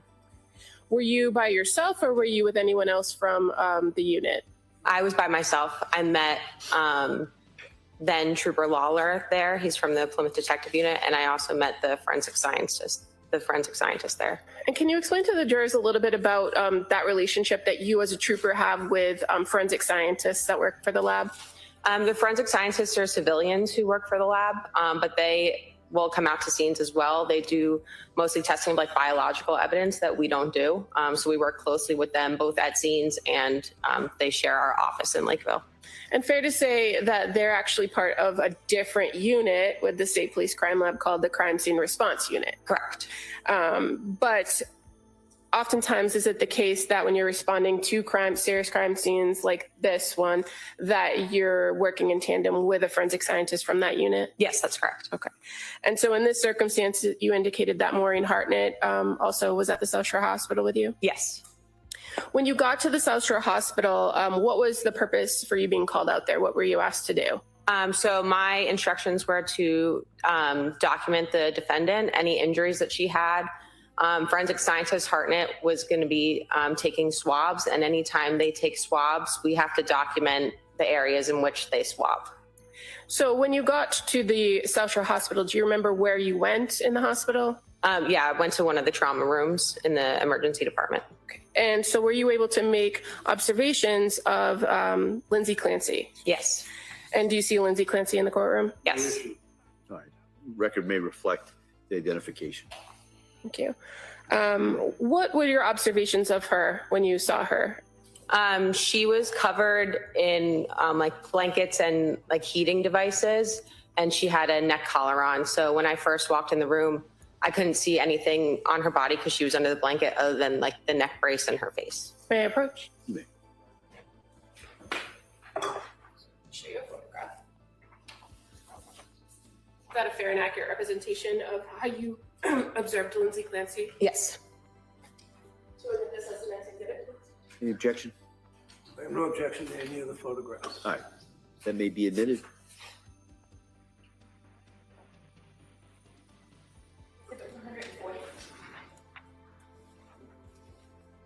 Sergeant, first I'm just showing you now what's been marked as exhibit 140. There is a poll-up. Make Can you sure see you that from where vote. you're sitting? All you have Yes. to do is And type so, 1, 2, this 3, or blanket, 4. That's how you observed her in the trauma room. Yes. At some point, did you and other medical staff remove the blanket to document injuries? We didn't remove the blanket, but we did remove her arms out from underneath the blanket. Okay. And so were you able to do that on your own, or did you need assistance? I needed assistance. And why did you need assistance? When I first attempted to pull out her right arm, she was uncooperative and pulling it back and fighting against us a little. So did you enlist the help of the nurses to help you to remove her arm from the blanket? Yes. Were you able to make any observations of kind of the temperature in the room at the time that you got in there? Yes, it was very hot in the room. Okay. And that blanket that you observed, were you aware that blanket was to kind of bring her body temperature up? Yes. When you were able to view her arms, when you first saw them, did they have anything on them? There was a red-brown stain on her hands, and there was gauze on like her wrist area. Did you enlist the help of the medical staff to remove the gauze? Yes. And why was that? To document any injuries that might have been underneath. And were you able to observe injuries? Yes. In addition to, well, strike that. The injuries that you observed or the areas of the body that you documented, what were they?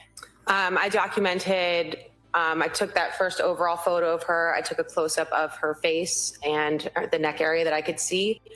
I documented both her hands, both sides of them, her wrist area underneath where the gauze was, and then the nurses assisted in opening up the neck brace, and I took photos of her neck as well. And in addition to documenting the defendant herself, did you document any other items that were at the South Shore Hospital that evening? Yes, I documented any personal belongings that were brought in with her. And so you're aware that they removed clothing from her? Yes. And so you documented the clothing? Correct. And that she had 2 rings? Yes. And that you photographed those rings? Yes. And you're aware Trooper Lawler had retained those items? I'm not sure who retained them from there. Okay. But your role was just to document them? Correct. I didn't take anything. Okay. In regards to this particular case, well, go back for 1 second. In the crime lab, how does your unit, or how do you identify particular cases that you work on? As in like being called out to something? Well, is there a way that you, once you get called out to a case and do work on a case, is there a way to track what you did with each case by some sort of case number or lab number? Yes, we have a case number associated with it. And as far as lab numbers go, you're aware that the crime lab follows pieces of evidence using the same lab number? Yes, that's correct. And does that track items that go through your system? Yes, so our lab number goes into a computer system and it tracks everything. It keeps every report written on that case. It tracks the custody logs. It tracks every piece of evidence that's been involved in the case. If it helps you, there's no issue as to chain of custody or foundation or anything like that. All right, thank you. Thank you. Other than going out to the South Shore Hospital on January 24th, do you recall being called out to another location later in relation to the same lab number? Yes. And that would have been on January 6th, 2023? February 6th. Or excuse me, February 6th, thank you. So where did you go? I was called to the Plymouth Detective Unit's office in Brockton. And did you meet or speak with one of the troopers from that office? Yes, I did. Trooper Rabbit. Trooper Rabbit. And what did he ask you to do on that day? He asked me to photograph a bag of medication and some documents that were inside that bag that had been brought to their office. Okay.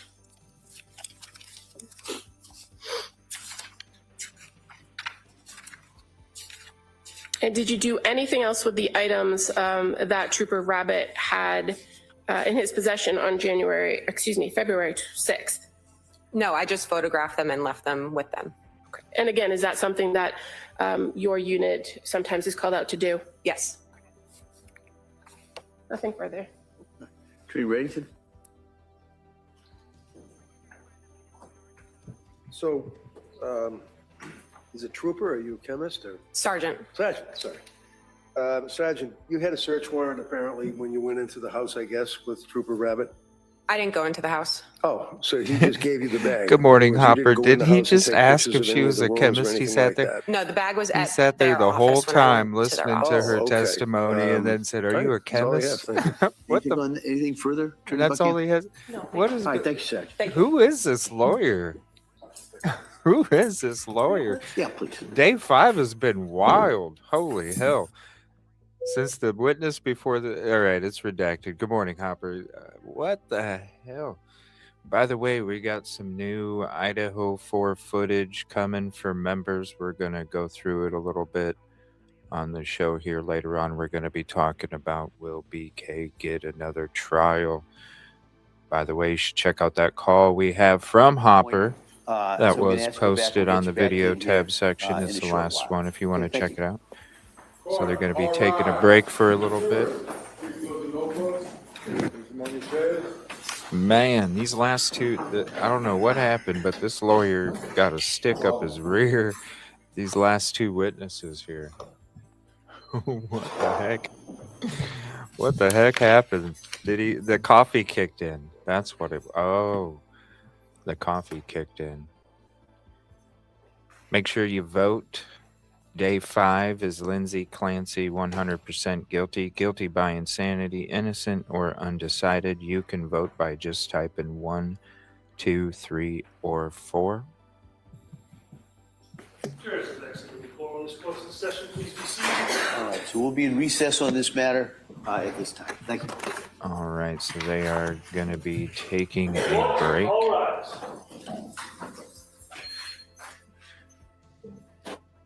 So what we're going to do is, in the meantime, until they are back, we are going to switch to some videos here. Give me 1 second.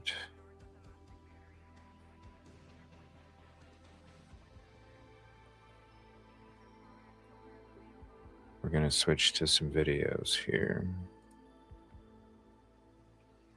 Oh, it's a new video for members. It's 4.5 hours of my boots, some of my boots on the ground footage from Idaho 4 when I went out there on November 13th, 2023. 4.5 hours worth of some of my video. I told you guys I got 5 terabytes. I got a crap ton. I'm going to be uploading some other boots on the ground footage, a trip to Lumber River State Park back in September of 2024. So I'll be posting some of that here. That'll be available for members probably this weekend, but it took like 4 days to get all put together and organized, and then we had to create it, put it together, then it has to upload. It's been uploading on YouTube since last night around 10 at night. So it's that HD footage. It takes a while. It's that raw HD footage. We got some that's going to be available for everybody, for the public, and then we got the members only. You know, the members only get the raw footage, the no watermarks and all that good stuff. So that'll be coming probably in about I think there's 2 hours left of, let me check. Oh, hour and 18 and an hour and 20. So hour and and then it has to process after that. So we got to add more time into that. So it'll probably be like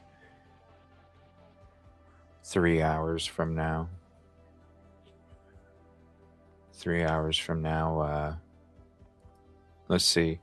The members no watermark version is 3 minutes quicker than the public version with the watermark. So we're going to be talking some Idaho 4 later on, taking some live calls. We might take some calls first, then get into some of the content, and then take calls after that again.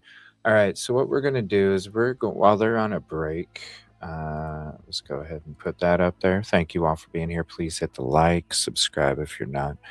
We're going to check out a few videos regarding this. A couple of them about visiting the home and the crime scene. So we're going to check out some of that. And then also, can insanity defense hold up? And that's a good question. And that's what I'm thinking she will be found guilty of. Guilty by insanity. But we'll see. Man, it got wild in the courtroom today. All right, we're going to switch to these videos here real quick. Thank you for being here. And look for that notification for Idaho. That'll be coming out here after a little bit. Once I figure out when these videos are going to be done, then we'll know when we're talking Idaho 4. It'll be this afternoon or this evening, whichever. All right, let's check this out and see what they have to say about the jury visiting the home and the crime scene. And the very latest is trial attorney Tommy Pope. And in 1995, he was the lead prosecutor in the case of Susan Smith, a South Carolina woman who was convicted of killing her 2 small children by rolling her car into a lake with them inside and then telling her husband and police and the public that she had been carjacked. Tommy, welcome to the program. It's good to have you on. Thank you. Good to be here. Thank you. Yeah, we'll get back to the Susan Smith case and the comparisons in a minute. But first, I want to ask you about this field trip that the jury took on Friday, because going to the crime scene is somewhat rare. It does happen, of course, but it is very important context for a very complicated case like this one. So I wanted to talk to you about the significance that this will be for the panel taking this trip and getting into the basement where these murders allegedly occurred. I think crime scene visits are always a little bit tricky. The biggest concern you have is you work so hard to have a jury and one citizen walking down the road saying, burn her or convict her or whatever can taint the jury. And that's always the biggest concern. That's why you saw so much security. But I always try to go to crime scenes too, just to get a feel, because I can stand in front of you, tell you about a situation, but the jurors being there, feeling it, looking out that window, because they have to determine suicide versus suicidal gesture or attempted suicide. So I think dimensionally even, it gives them a feel. And for those that haven't been exposed to it, it's quite unsettling too. Right. I mean, just to reset for our audience, the husband comes home and she had sent him to the store just to pick up a medication and pick up dinner to go. It was like a half an hour visit that, everything seemed fine. She had been making a snowman earlier in the day, doing arts and crafts. Everything seemed fine. He goes out, he comes home, the house is quiet. He looks out the window, he sees her after seeing blood in their bedroom and then saying, "Where are the children?" And then finding all three in the basement. So it is a horrific case all across the board. And this trial comes down to intent and state of mind. So I want to play you the argument from both sides for our audience. Let's take a listen. This was not a woman in the throes of psychosis on January 24th, 2023. This was a woman who acted intentionally, rationally, and swiftly to accomplish a very specific goal: to kill. This is a woman that did not get the medication, did not get the medical treatment that she so deserved. Now, Tommy, do you think that Clancy asking her husband to step out and go run errands, does that change the narrative around the case, or does her history of mental health conditions matter more? She had been treated, and she had just been released, I should mention, 19 days before this happened from getting mental health treatment. So, when you take a look at those two things, I'm just curious what you think. Yeah, I think, as a prosecutor, what we always did when we're dealing with does the person know legal and moral right from legal and moral wrong? That's called McNaughton standard. Different states may use it a little bit different, but what you're trying to show is she was not so detached from reality, because let's back up a second. Something's got to be wrong for anybody that would commit this type of crime. We've got to own that, much less a mother that would do it to their children.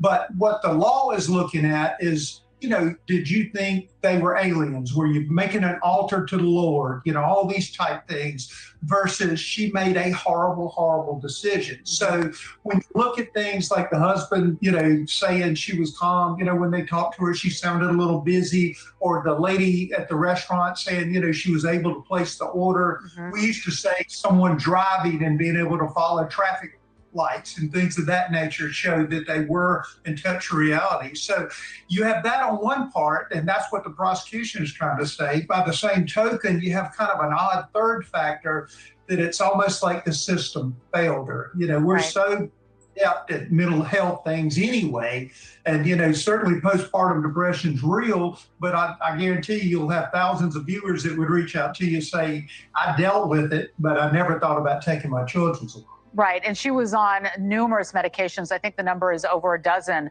She was being treated. She had asked for help. And, she apparently had even told her husband at one point she was having these intrusive thoughts. What did she mean by that? She said at one point before all this happened that she was hearing a voice telling her to harm children. Was it her own children? That we don't know. I mean, and as we mentioned at the top, one of the reasons I wanted to have you on the show, you were the lead prosecutor in the trial of Susan Smith, who was convicted of killing her two children in 1995. Different situation. Obviously, I want to state that. But also, I was reading through the recent parole hearing. At Smith's most recent parole hearing, her attorney called her situation about the dangers of untreated mental health issues as a teen that went unchecked that led to horrendous results. Now, the Lindsay Clancy case also is particularly gruesome. It's emotional, and jurors were screened for their views on things like postpartum and mental health. So when we talk about the jury composition and how it shapes one like this, I mean, that obviously is important, but how does that weigh out when you're picking a panel?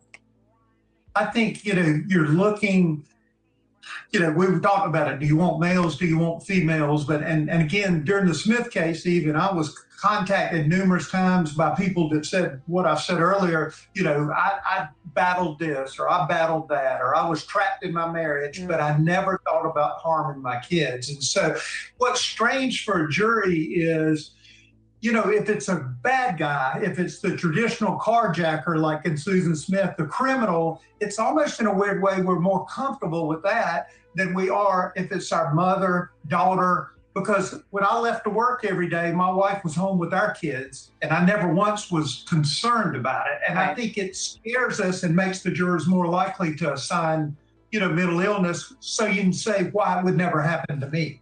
Thank you for watching. Subscribe below and download our News Nation app right now on your phone, and you will get facts. Joining me today is the host of Courtroom Confidential and my partner on the weekly rap sheet, Josh Ritter. Thank you so much for having me. I'm so happy to be here with you. It's not like we ever, never have an opportunity to talk about these things. No, I'm glad that we finally were able to carve out some time to talk about some true crime cases. Yeah, it's so rare, but this is so great. I'm so happy that we're both in New York today. What a treat. We get to do this together, and we get to do our rap sheet show together. I know, it's nice. Usually we're passing each other in airplanes, but it's nice that we're both in the same city. It is. Quick text here and there. So, okay, let's talk about Lindsay Clancy. This is probably one of the most horrific and sad cases, graphic, heart-wrenching.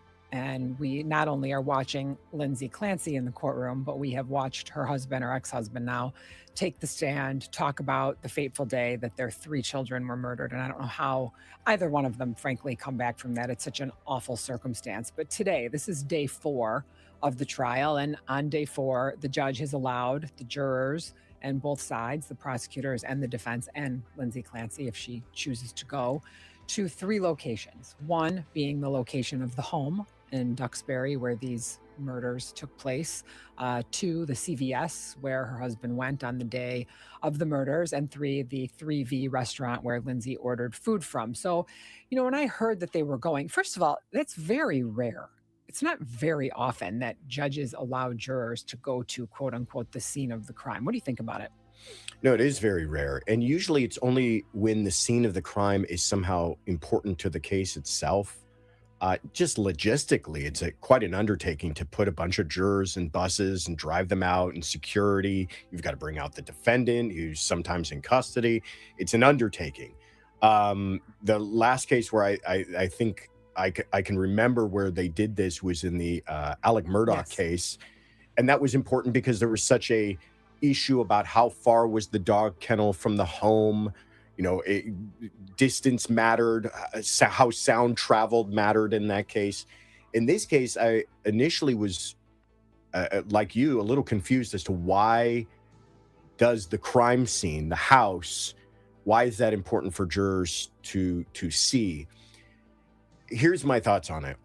One, they're seeing where Patrick went that day as far as the errands that he was running. That's important for them to know. I think the distance in between, the prosecution's theory is that she had sent him on these errands to buy herself more time. So that makes a little bit of sense. Well, yeah, let's stop there because I think that's an important thing to talk about. But that's true in lots of cases, right? And it's very rare that you're taking jurors on the path of the travel that someone took, right? What they're saying is, okay, he went from the house to here, it's this far away. They can put somebody on the witness stand to say, at that period of time, the normal traffic patterns take X amount of time. Sure. Or they can look at his cell phone records and say, this is when he left the house. This is when he called her from the CVS. This is when he picked up the food, and this is when he got home. And that's how long it took. So I'm just not so sure. To me, that path of travel can be established lots of They other could use ways. a map. Right? Yeah, exactly. I mean, it's plenty of cases Exactly. we've handled where they involves different geographic locations. You Right. just use a map. You don't drive the jurors all around the city. Yeah, could you looking at imagine those- if right. you did that in every case? So go ahead. So the house itself, I think, though, is important to the prosecution for a couple of reasons. One, they are part of their case is to explain all the steps that she took, all the time that it took, all the planning that she put into it, all of the opportunities that she had to change her mind, because they're trying to explain to jurors that this is not a person who is in the fit of some sort of psychiatric break, that this was a person who was deliberate and planning in their actions that day. It's important for them to understand where the basement is in relation to where their bedroom is. I think it's important to understand, because she makes a phone call, there's a phone call after the children are allegedly killed, before she jumps out of the window. It's important, I think, for them to understand the relationship between what they're calling the basement area and his office, which is on that same floor. But also, I think they want jurors to see that second floor window. They want jurors to see where she jumped from. The prosecution has, and I think, made a strategically risky move in arguing that she was faking everything, that her need for psychiatric care was being faked, that she wasn't taking her medications, that she didn't really have postpartum psychosis, and that she was faking an attempt on her own life. And I think they want jurors to see how far up was that window. How was this a legitimate attempt at taking her own life? That's the only thing that kind of stood out to me as far as why would they need to actually be at that location? Because again, for everything else I've described, you show them a blueprint of the home. You show them a diagram of the home. You can show where all of these things are. But having jurors actually take a look out that window and down to the ground and assess for themselves, is this a person who was legitimately trying to take their own life, or was this another kind of cover-up for the horrible thing she did? The house is really quiet. Is that unusual? This is Crime and Justice. I'm Donna Rotuno. Jurors in the Lindsay Clancy case returned to the scene of the crime Friday.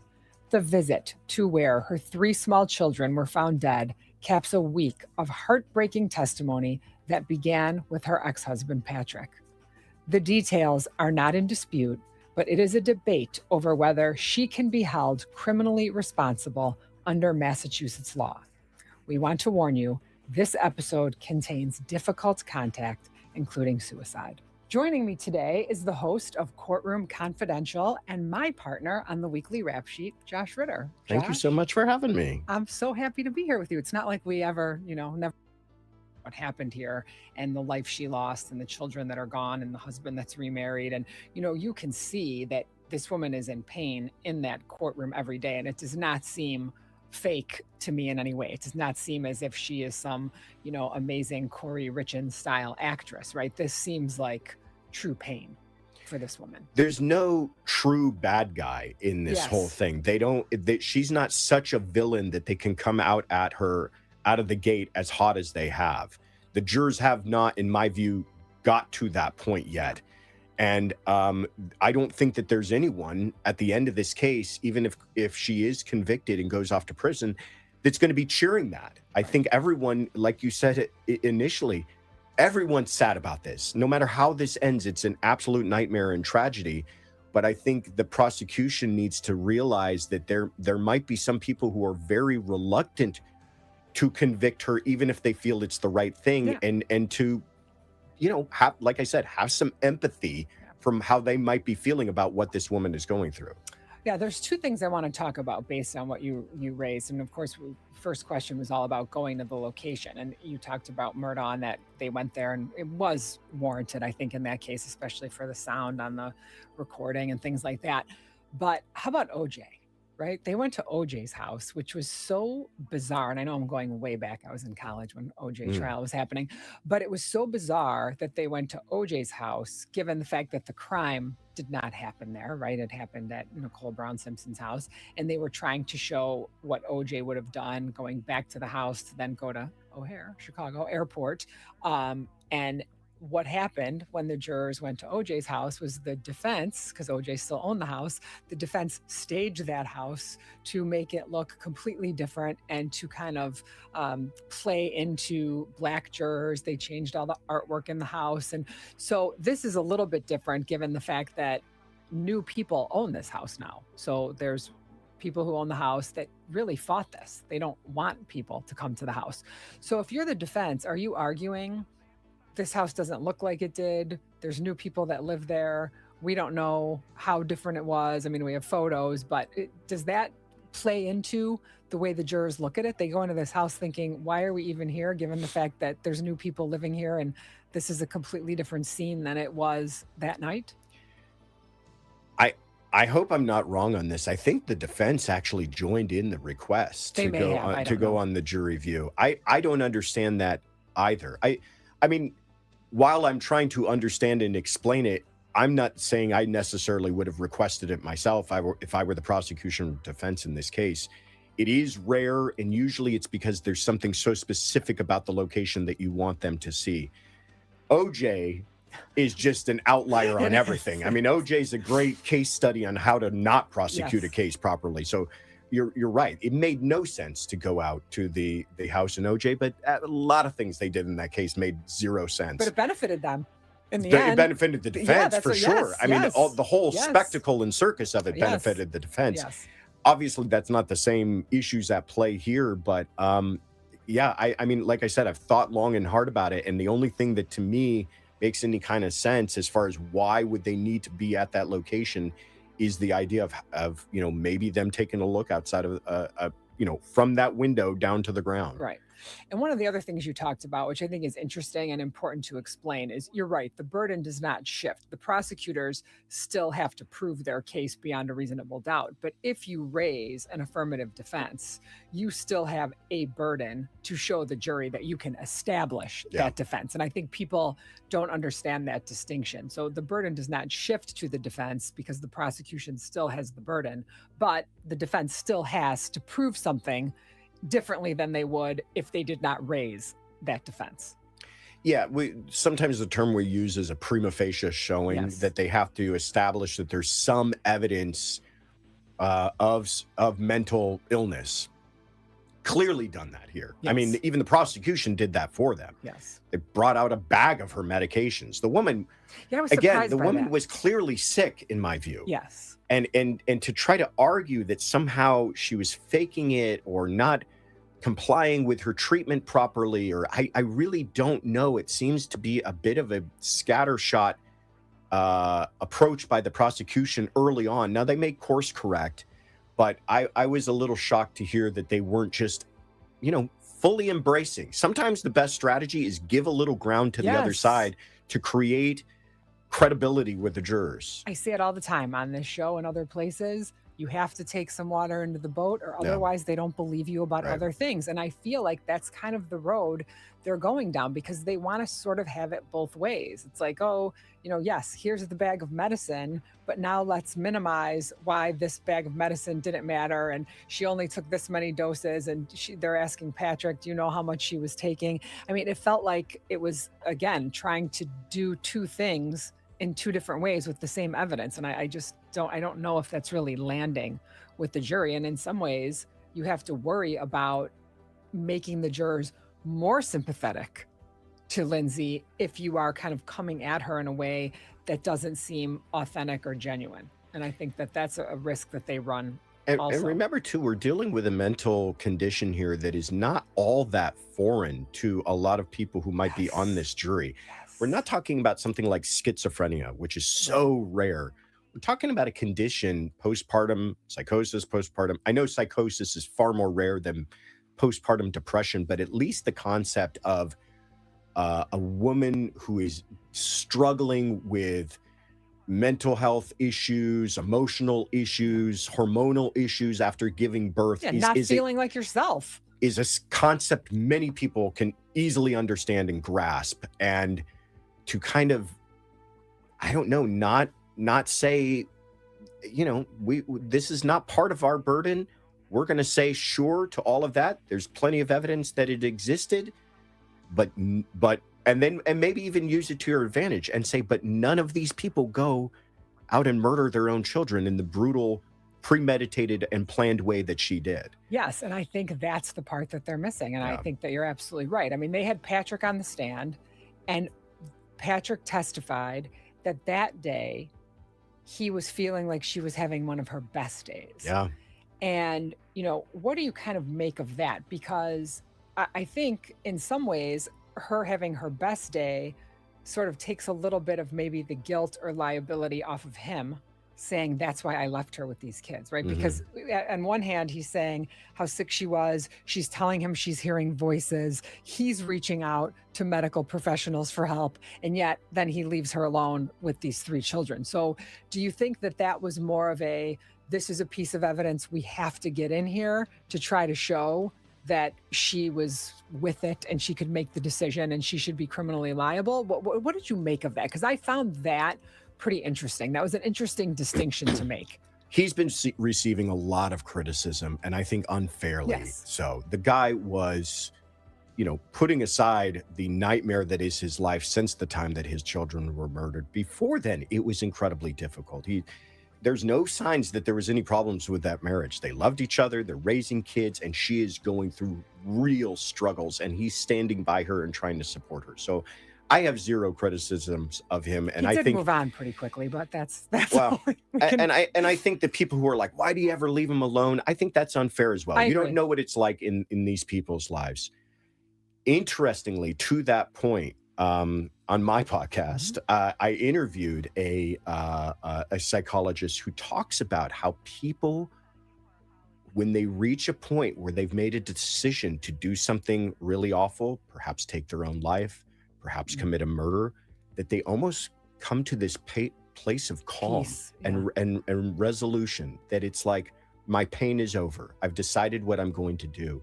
She even said that when she has a patient who all of a sudden has this dramatic and unpredictable upswing in their attitude, that's when she gets most nervous about that person, which was so enlightening to me. I'd never heard that. And that could, listen, I don't know if that's what took place here, but I did think it was interesting that he described that day in particular as being a very good day for her, when it sounds like it was not a spur of the moment decision, but that she had definitely been planning to do this horrific thing on that day. Well, and I guess the question becomes whether you're planning it or not still does not mean that Correct. you were not in your right mind, right? Because, or you weren't in your right mind, because I think that if you are so tortured and you are struggling so much and you're hearing these voices, it doesn't mean that you didn't methodically plan something out. It just means that you were doing this in a mind that wasn't right. And I think we do hear this about people who commit suicide. People around them, friends, say, I was just with them and they were so positive and so happy and making future plans and, really giving no one any indication. So I think that there's some truth to that, because I have seen and heard that myself when it comes to just suicide situations where people grapple, they struggle, they're going through these horrible times, and then they come over this unbelievable sense of peace because they're saying, I'm just going to be done with this. And so I think that there's an aspect to that. And I think that that's another problem the prosecutors have, is that when they go through this in this very, trying to say this was methodical and it was planned and it was, well, maybe it was, but that doesn't mean that she was still doing this in a clear mindset of somebody who was just like, hey, you know what? I want to kill my kids. Yeah, I mean, it's important to understand that none of these concepts are mutually exclusive of each other. You can premeditate and you can plan and you can still be legally insane. Yes. And you can have hallucinations and have auditory hallucinations and still be criminally sane. I mean, none of these things are like hard line rules for any of this. And that's what's going to be difficult. This is probably one of the most difficult cases in recent memory for jurors, because there's a lot of really dense concepts they're going to have to break down on top of the emotional landscape of this entire thing. But I think it's important for people to understand that this question in front of them is a very particular and very specific question. It's not, was she sick? It's not, was she hallucinating? It's not, was she psychotic?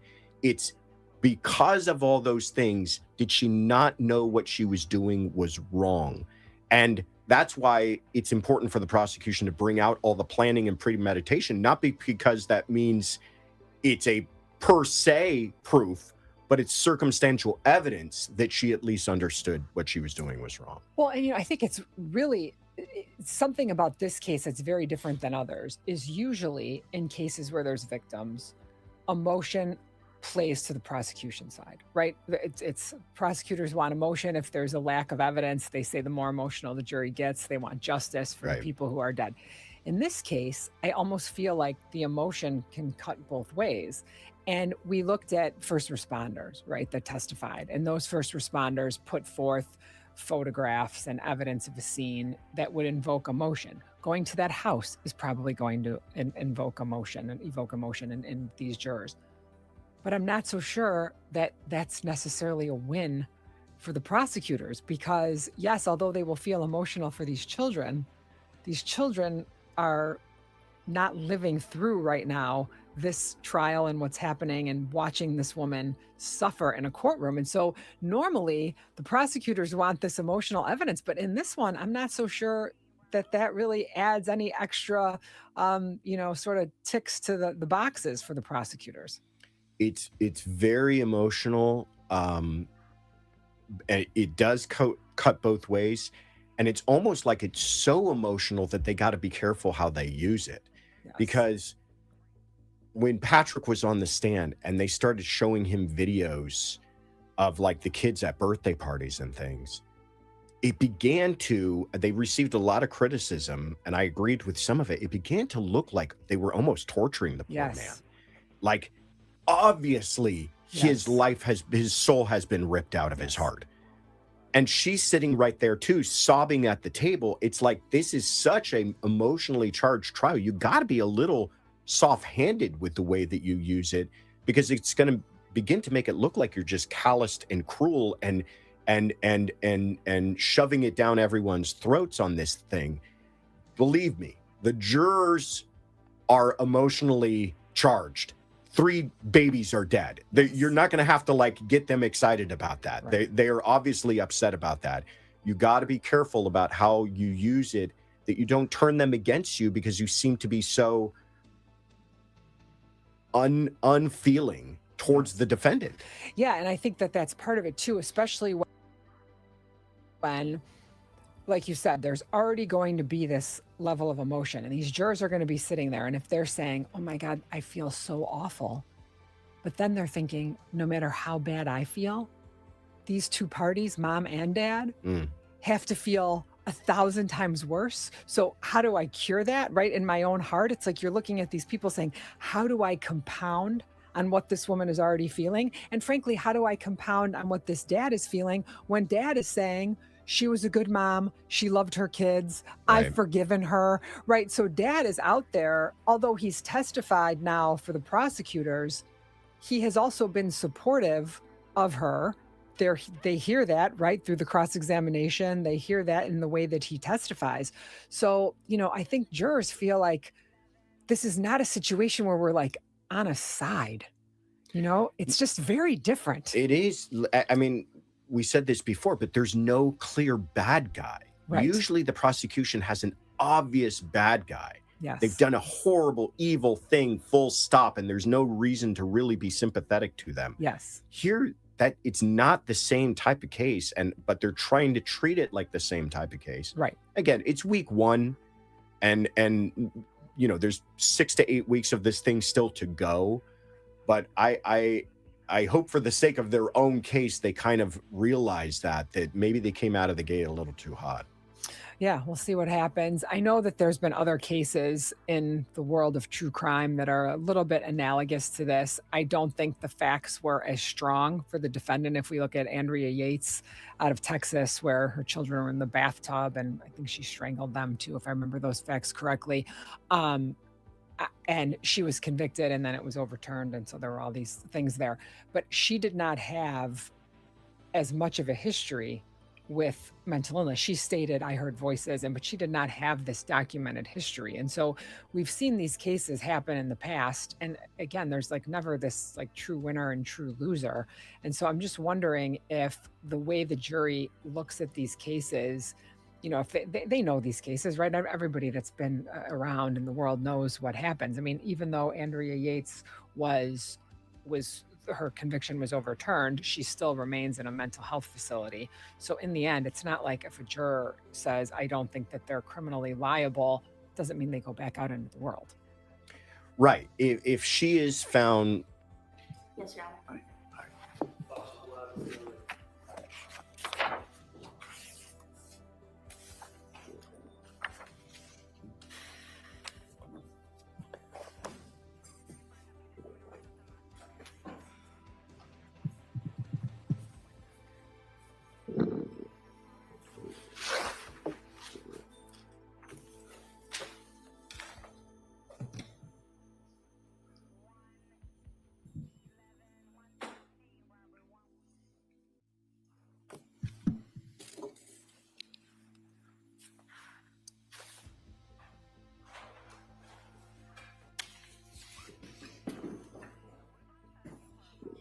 Court, all rise.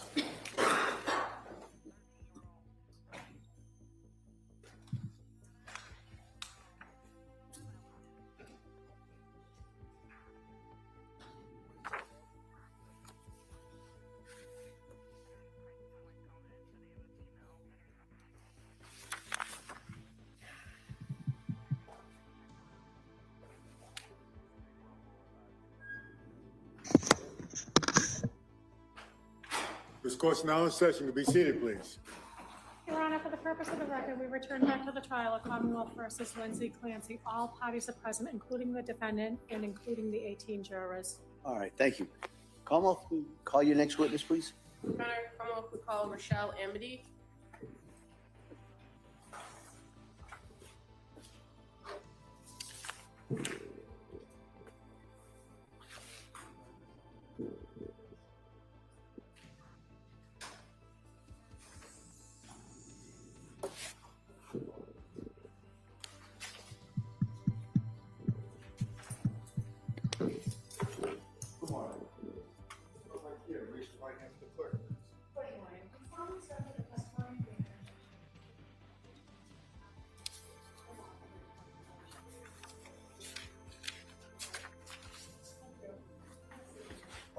Please.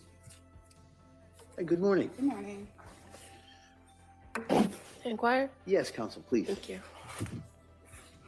Good morning. Morning. Could you please tell the jurors your first and last name? Rochelle Amity. Do you mind spelling your first name for the record? Rachelle. Last name's Amede. Thank you. And how are you employed? What do you do for work? I'm a nurse at Brigham and Women's Hospital, the trauma surgical ICU. How long have you been a nurse? Almost 27 years. And can you tell us a little bit about your educational background? I have a bachelor's in nursing from Salem State University. And how long have you worked at Brigham and Women's? 20 years this week. And which unit did you say you worked in? The trauma surgical ICU. How long have you worked in that unit at Brigham? 8 years. Going back to January of 2023, were you working in that same unit? Yes. And what was the shift that you normally worked? I work the night shift, which is 7 p.m. to 7 a.m. And what was your schedule like for any given week? Did you work back-to-back shifts or? I can sometimes work back-to-back shifts. Okay, but you always worked the night shift? The night shift. Okay.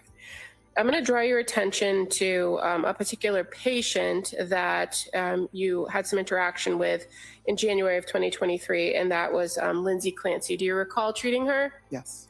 And was she in that trauma surgical intensive care unit? Yes. Do you remember the first time you interacted with her? Yes, I got her. And would that have been on the first night she was there on January 24th? Yes. How did she come to your unit at the Brigham? She came from the emergency room, went to MRI, then came to the ICU to me. And were you aware that she had been seen at a local hospital? Yes. In Weymouth, the South Shore Hospital? South Shore. While you were treating her on that first night, were you the main nurse assigned to her care? Yes. And what were your responsibilities as the nurse assigned to her care on that first night? First night, she was intubated, came to me intubated We had to maintain her blood pressure at a certain number, just care, regular nursing care. Okay, and were you aware that she was on what's called a 1-to-1? Yes. What does that mean? That means patient usually can't be left alone, and also depending, you always have to have somebody outside the room to monitor the patient. And is that because that patient has been identified as a potential suicide risk? Yes. Now, on that, the 24th into the early morning hours of the 25th, was there a particular event that you were witness to for this particular patient? She coded. What does that mean? Means her blood pressure dropped for her. It meant her blood pressure dropped and it wasn't sustainable with life. So what did you do when her blood pressure fell and she coded? We started CPR, we did compressions. And this event occurred approximately at 3:30 in the morning, correct? Yes. Was she eventually stabilized after that code? She was. And did they do something as far as intervention to try to maintain her blood pressure? We increased her pressors. We added 2 more pressors. She was already on 2. They placed chest tubes in, started what we call a massive blood transfusion protocol. And did this all occur in the trauma surgical intensive care unit, or did she have to be taken to a different unit? No, it all occurred in her. And other than medical staff that was treating her that particular night, did you observe anybody else present? She had 2 police officers outside the room. Okay, and so did they remain outside the room for the duration? Always outside the room, yes.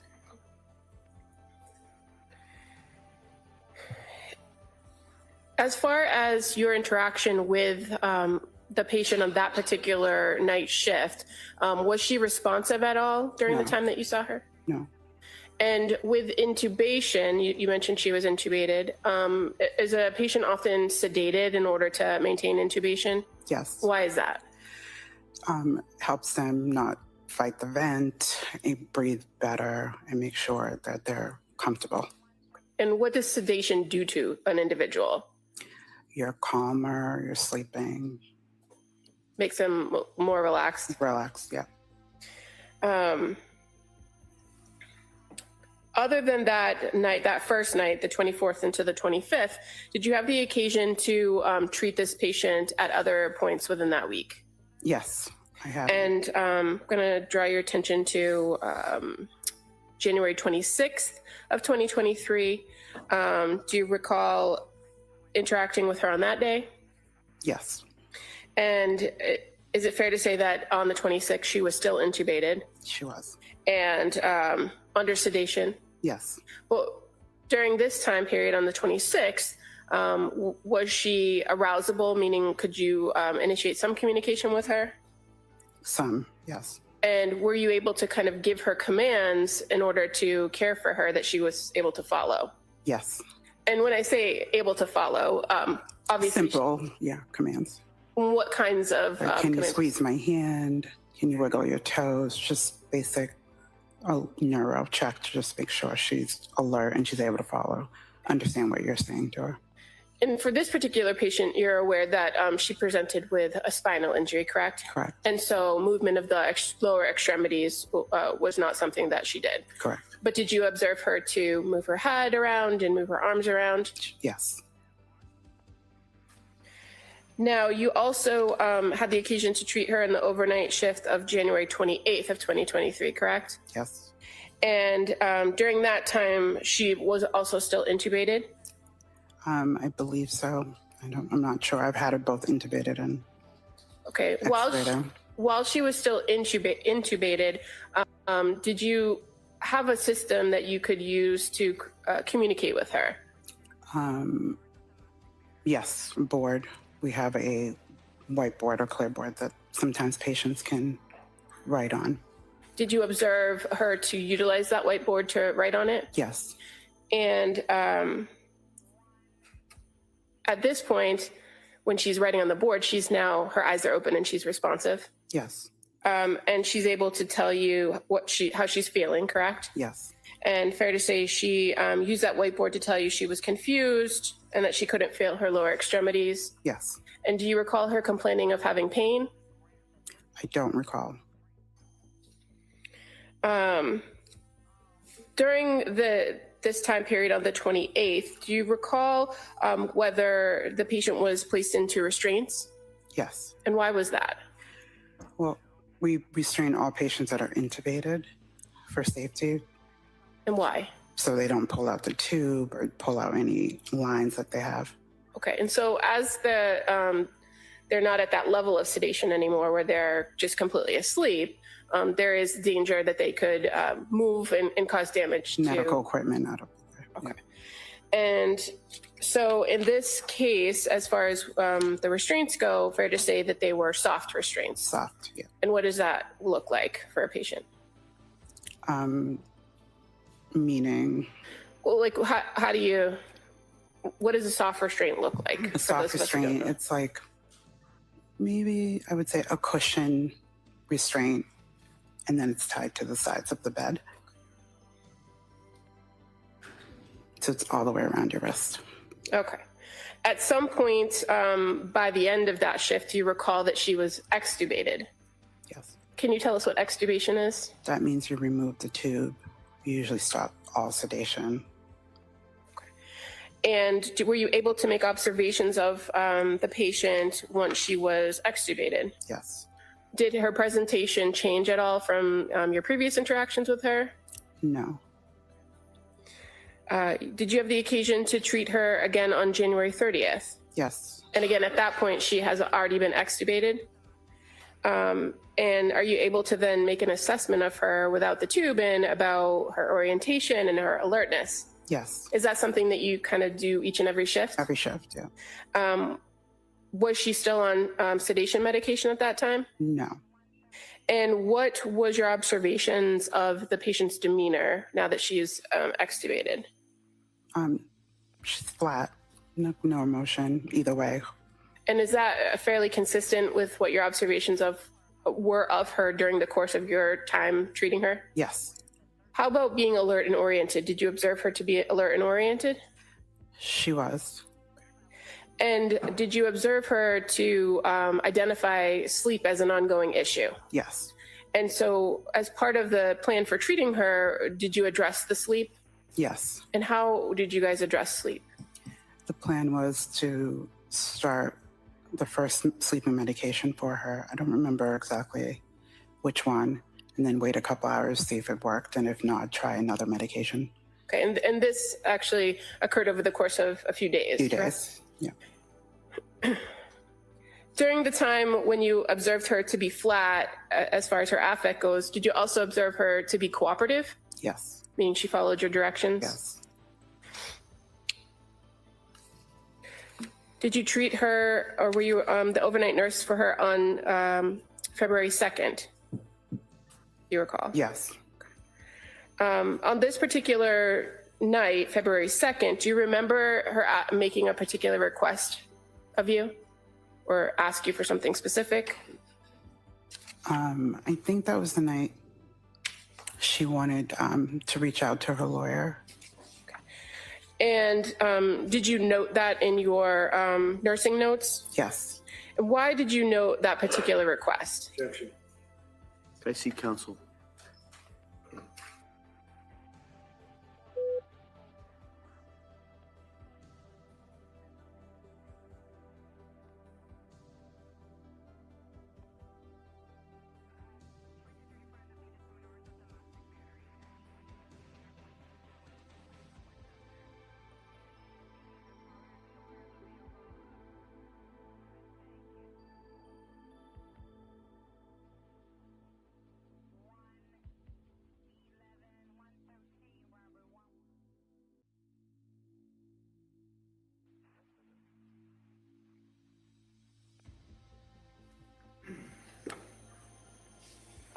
Yep, counsel, go ahead.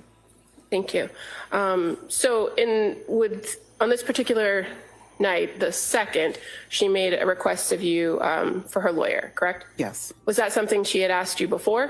No. And so did you think it was something worth noting? Yes, Why would you note something like that?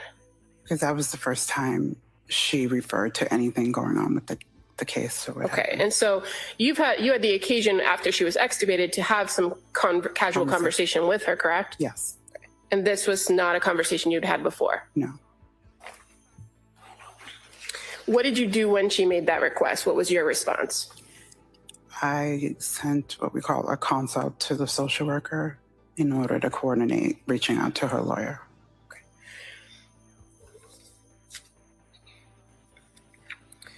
In any of the shifts that you had been caring for this particular patient, did you see anyone besides medical staff and the law enforcement that were outside of the room come in and speak with her? No. Were you aware that she was not to have visitors? Yes, I was told the first night. And is that something that you've seen before in your work as a nurse when there are police on site? Yes. Were you present at one point when some troopers came in to take photographs of her? Yes. And were you in the room when they took the photographs? Yes. Do you recall assisting them in viewing the injuries to her wrists and her neck? I don't know if I don't remember assisting. Okay, but you were present. I was present, like in the room with her. And fair to say, your contact ended with this patient on February 3rd when she was transferred off of the trauma surgical ICU unit. Yes. So, one moment. Sure.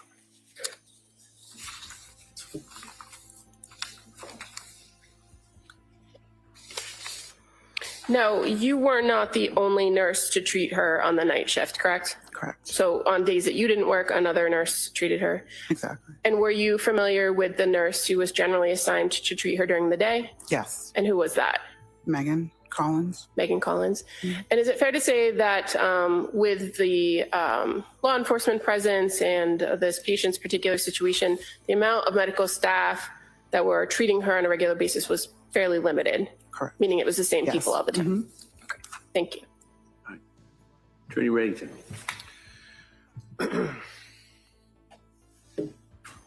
Morning. Morning. First of all, you have the certified copies of the records from Brigham and Women's Hospital. I'd like copies. Commonwealth, any objection? I actually have those on a disc. I was going to put the disc in instead of all the paper. Why don't we put both in? Sure.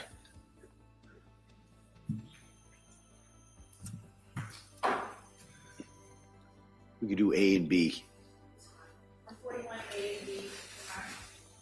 Thank you.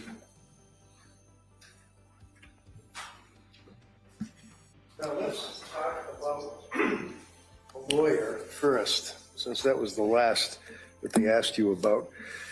And correct me if I'm wrong on any of these dates or facts. She was admitted on the 24th of January. Is that correct? Yes. And do you have a memory as to approximately what time was it in the evening? Well, she got to the ICU. It was around 3. Okay. You're very soft-spoken. Sorry. You can just keep your voice up so all the jurors can hear you. She got to the ICU around 3 a.m. Thank you. And she came by med flight? She came to me from MRI. And MRI obviously would be when you're taking the pictures. Picture, yeah. And that would be on the 24th of January in the early morning hours, correct? I think it went into the 25th. Into the 25th? I think so. Counsel asked you about the whiteboard that she would write on. And I think it was, again, if I'm wrong, correct me, was it January 28th that she used for the first time the whiteboard to communicate? Yes. And the whiteboard basically is just a whiteboard, and, Yeah. and you write on it. Erasable. And she was not able to speak because she was intubated, right? Yes. And she was in the restraints that you've described as well, right? Right. Moving forward, January 28, 29, 30, into February 1st, February 2nd. It was on February 2nd that counsel asked you about her asking to reach out to her lawyer, correct? Yes. And do you know who her lawyer was at that time? No. Had you seen him before? No. Did you know, is his name Attorney Gelb? No. Make any reference to you? No. Do you know that whether or not she had conversation with Attorney Gelb regarding her status as being under arrest by the numerous police that were guarding the room? I don't. Do you know whether or not she was ever able to talk to Attorney Gelb, or did you refer her to the social worker people? I put in a consult for the social worker. Okay, thank you. When she was admitted on the 24th, would you agree that she was in the state of cardiac arrest shortly thereafter? Shortly after arriving to me. So I'm looking at the medical records that have been introduced for the jurors, and I'm referencing on page 18, if I may.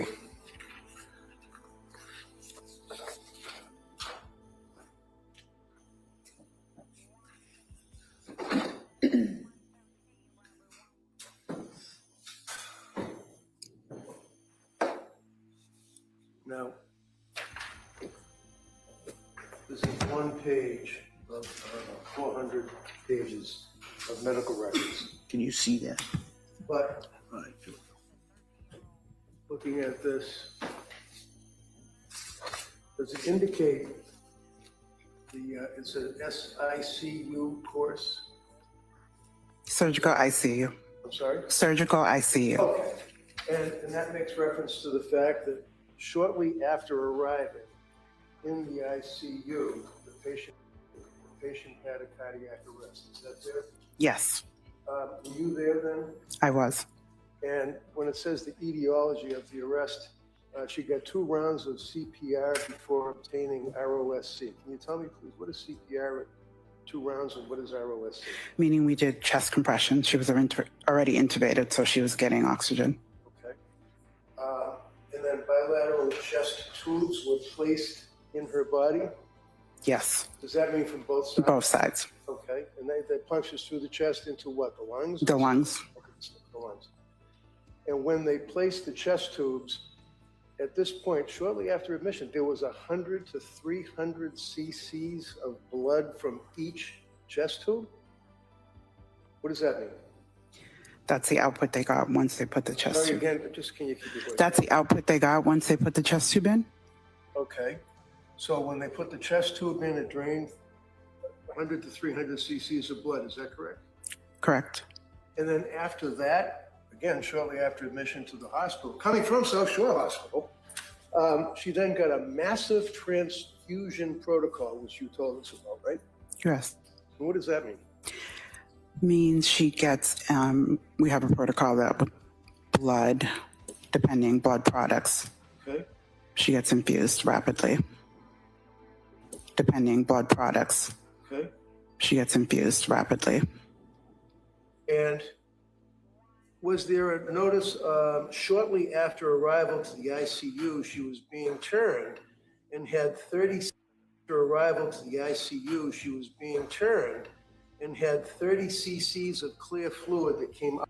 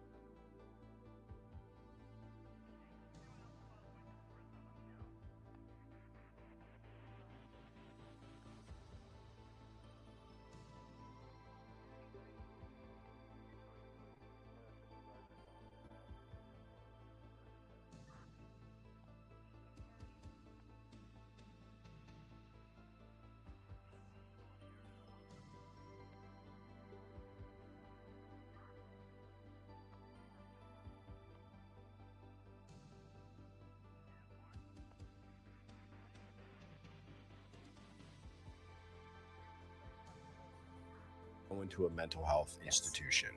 Probably forever. Probably forever. Statistically, most people spend the rest of their lives in a mental health institution.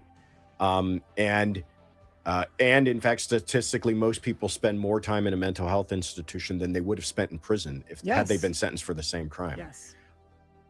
Means a cerebral fracture. That'll be up here. So this is the cervical spine Cervical. up here. Mm-hmm. And then T5 and T6, there was a transection. What does that mean? Thoracic. Okay, so And the that'd be about spine. down here.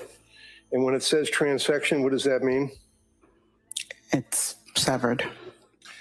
And then T 1, 2, 3.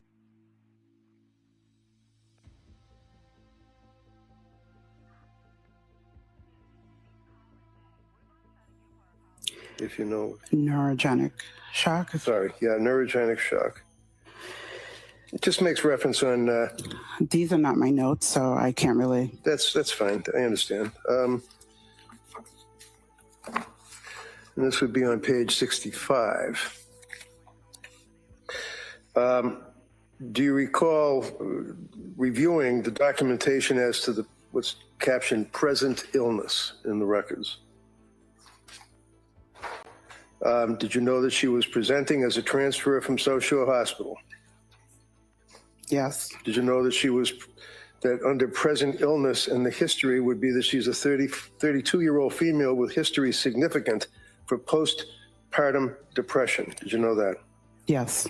And did you know that after the fall with the C1 burst fracture and the complex transection of T5 and T6, she also had rib fracture, correct? Yes.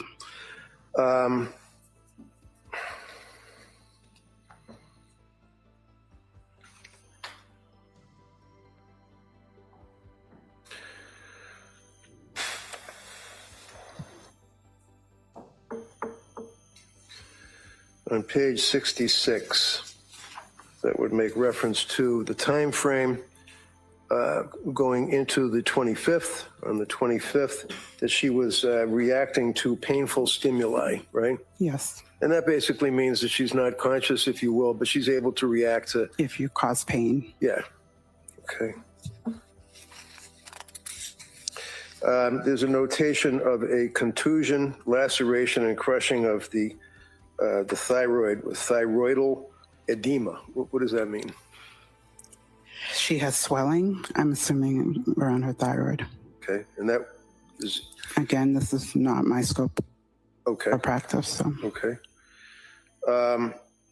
On page 70, the same evening, making reference to the fact that in addition to the injuries to the spine, that she also had the rib fractures and was currently in shock. Do you remember that she was in shock? Yes, no? Yes. Okay. Would you agree, or do you recall that there's a notation that this patient is critically ill, and noting that she has postpartum psychosis on page 72? Objection. I see counsel.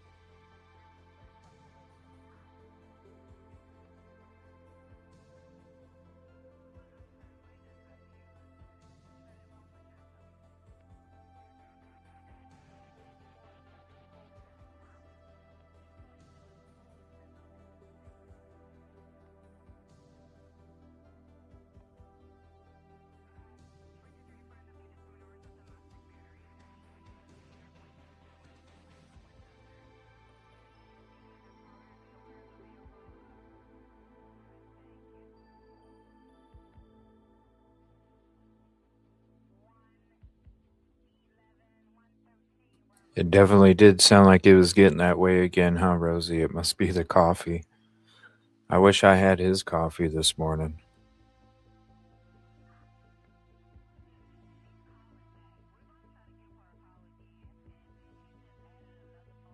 Thank you all for being here. Please hit the like, subscribe if you're not. Oh, here we go. When We're you're back treating a again. patient, one of the things you try to do is to know what their total body We got the and live chat emotional from the condition AP is, up, what so they've you been can dealing read with, that and what too injuries if you're they on have, the right? horizontal full screen. We get a rundown or Shit's wild history in that of the chat patient. too. Sure. And as it goes into the end of January, and she had been communicating on the whiteboard, you were aware at that point why she was in the hospital, right? Yes. You knew where she came from, South Shore Hospital, right? Yes. And you knew that there had been discussion about postpartum psychosis. Isn't that right? Yes. Okay. And do you recall that, and this would be on, may I approach you, Honor, the witness? You may. Thank you. You can maybe, if you could show counsel. Wait.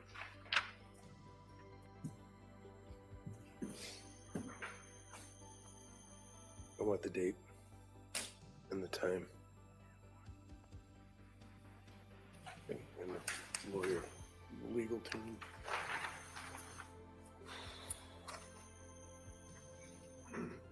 So I'm just showing you one page from the medical record. Can you tell me in terms of what date is this page from? 125. January 25. Yeah, if I'd ask you if you keep your voice, at least speak into the Oh, sorry. Yeah. No, thank you. January 25th, Okay, does it say what time? 9 a.m., 9:03 a.m. All right.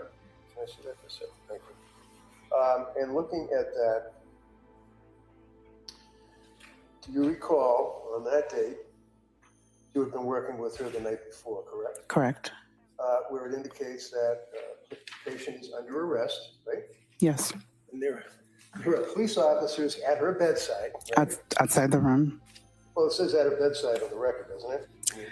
In the record, but I'm saying And the night before, they were outside her room. outside the room. You were not there during the day, apparently, right? Correct. Okay. And there's a difference from you guys as far as your medical records. If the police officer is at the bedside as opposed to sitting in a chair in the hallway outside the room. Yes. Okay. So indicating police officer at her bedside, we will involve social work and legal teams, right? Yes.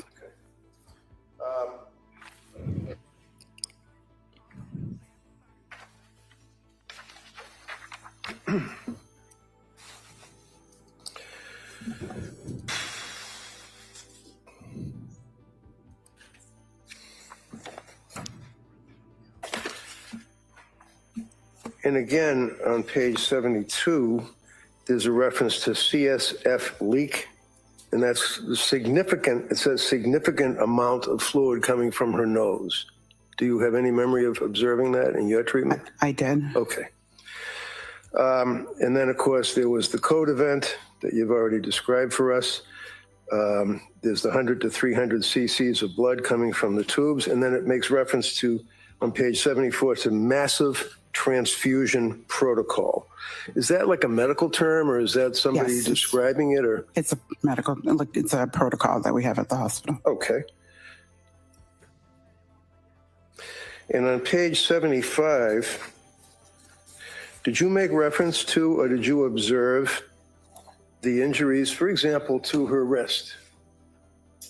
I observed. Yes. And would you agree with me, page 75 of the medical record, indicating if it says RUE, what does RUE mean? Do you know? Oh, right upper extremity. Right upper extremity, 3.5 centimeter deep laceration, volar aspect of wrist. Can you tell me what is the volar aspect of the wrist? I just don't know. I'm not sure what Okay, that's that's all referring right. to. That's fine. Would you agree that there was noted a 3.5 centimeter deep laceration on her wrist? I can't say because I didn't measure. This is somebody else's note, so. Well, when you looked at her, did you observe with your own eyes and your own experience that she had a deep laceration on the... She had a laceration, yes. You can't say it's deep or not? I can't say. I didn't. You want to say it was superficial? I can't say that either. So when you looked at the laceration on her wrist, you can't tell us if you would agree that it was a deep laceration. I really didn't get to assess it at the time when she arrived. So. LUE, underneath that, left upper extremity apparently, right? Yes. 2 centimeter deep laceration, again, on the volar aspect of the wrist. You did see laceration on the left wrist? Yeah, she had dressings. Okay.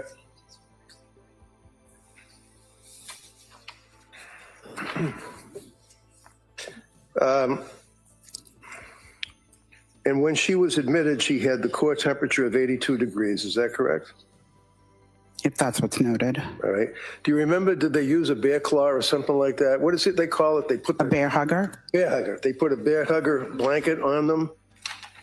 And when I say them, I mean people that have a low temperature to warm them up. Hopefully raises the temp, right?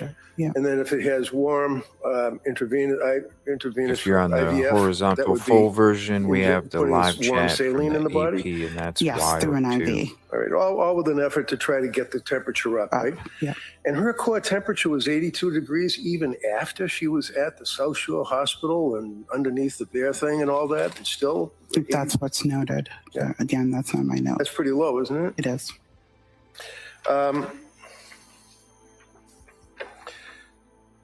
And you made reference to pressors. I'm sorry, can you tell me? Pressors, blood pressure medication to bring up the blood pressure. Okay. On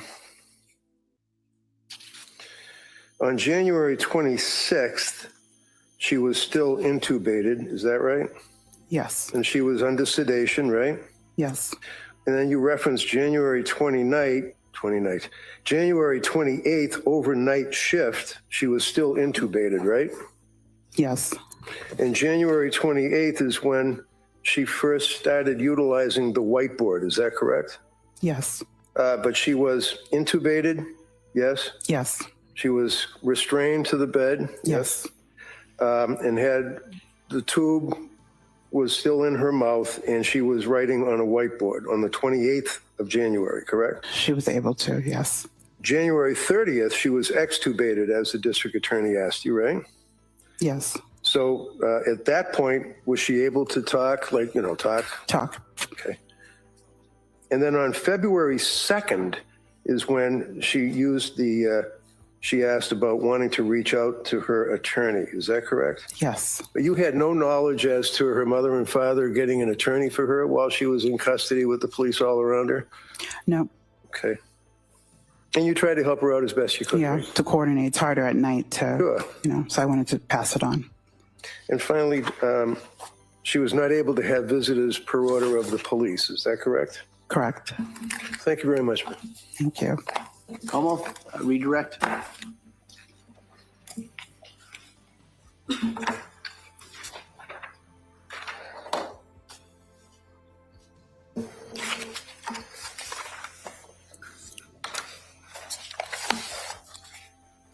Ms. Samity, the first time that Ms. Clancy, the defendant, the patient, used a whiteboard with you was on January 28th, correct? Yes. You're not aware of if she used that tool with other nurses on other shifts, were you? No.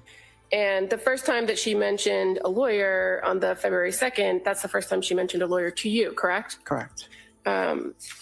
You were asked about the trauma in the chest tube and that she lost 100 to 300 cc's of blood. Yes. The transfusion came after that, correct? Yes. And fair to say the course of her treatment coming to Brigham was that she first came in through the emergency department, correct? Yes. Then she was sent for an MRI. Yes. And then she came to the trauma surgery, correct? Yes. And you're aware that she had other imaging like CT scans, correct? Yes. And that especially when it came to the head CTs, she didn't have any intracranial injuries or anything that required that you be focused on a head injury, correct? Correct. So it was more a cardiac issue and keeping her stable and internal bleeding in the chest area. Yes. As far as what you're aware of from other treating physicians, you're aware Dr. Anderson was one of the trauma surgeons that was treating the patient? Yes. And he was making assessments and giving orders to you and other nurses, fair to Yes. say? And are you aware that he identified in the history that this patient actually had a history of postpartum mood symptoms, not psychosis? I would have to look at the note. I don't remember. Those aren't notes that you would have written? No.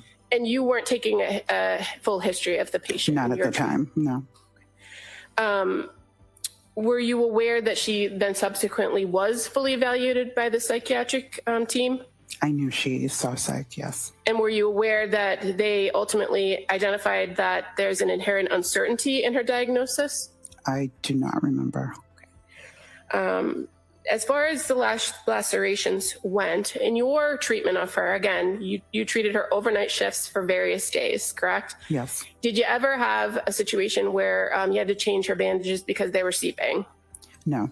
And are you aware that Except for the first night, but we didn't get to that because she coded.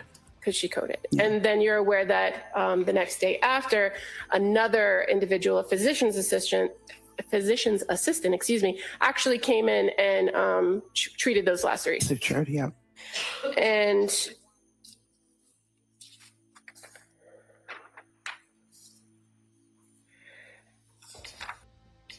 as far as Dr. Anderson goes, were you aware that on January 25th, he noted that the lacerations to her neck and wrists were very superficial and didn't require treatment at that time? I was not aware. Don't remember that note. Would you, if I showed you the record that's in his note, would you agree that that's an assessment that he made? Yes. Okay. And he didn't instruct you to do anything further with those injuries? Yes, right. Thank you. So very briefly. Sure. District Attorney asked you about the evaluation by the as she put it, psychiatric teams with a determination that there was inherent uncertainty according to the psychiatric teams. Do you know when the psychiatric teams were evaluating her? I don't know. It was during the day. I don't know what day, but. But in any event, I did show you on the thing over there where the reference was made to postpartum depression, postpartum psychosis, correct? Yes. And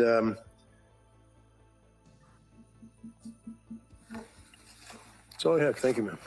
Anything further? Nothing. All right, thank you, ma'am. Let me sit down. Thank you.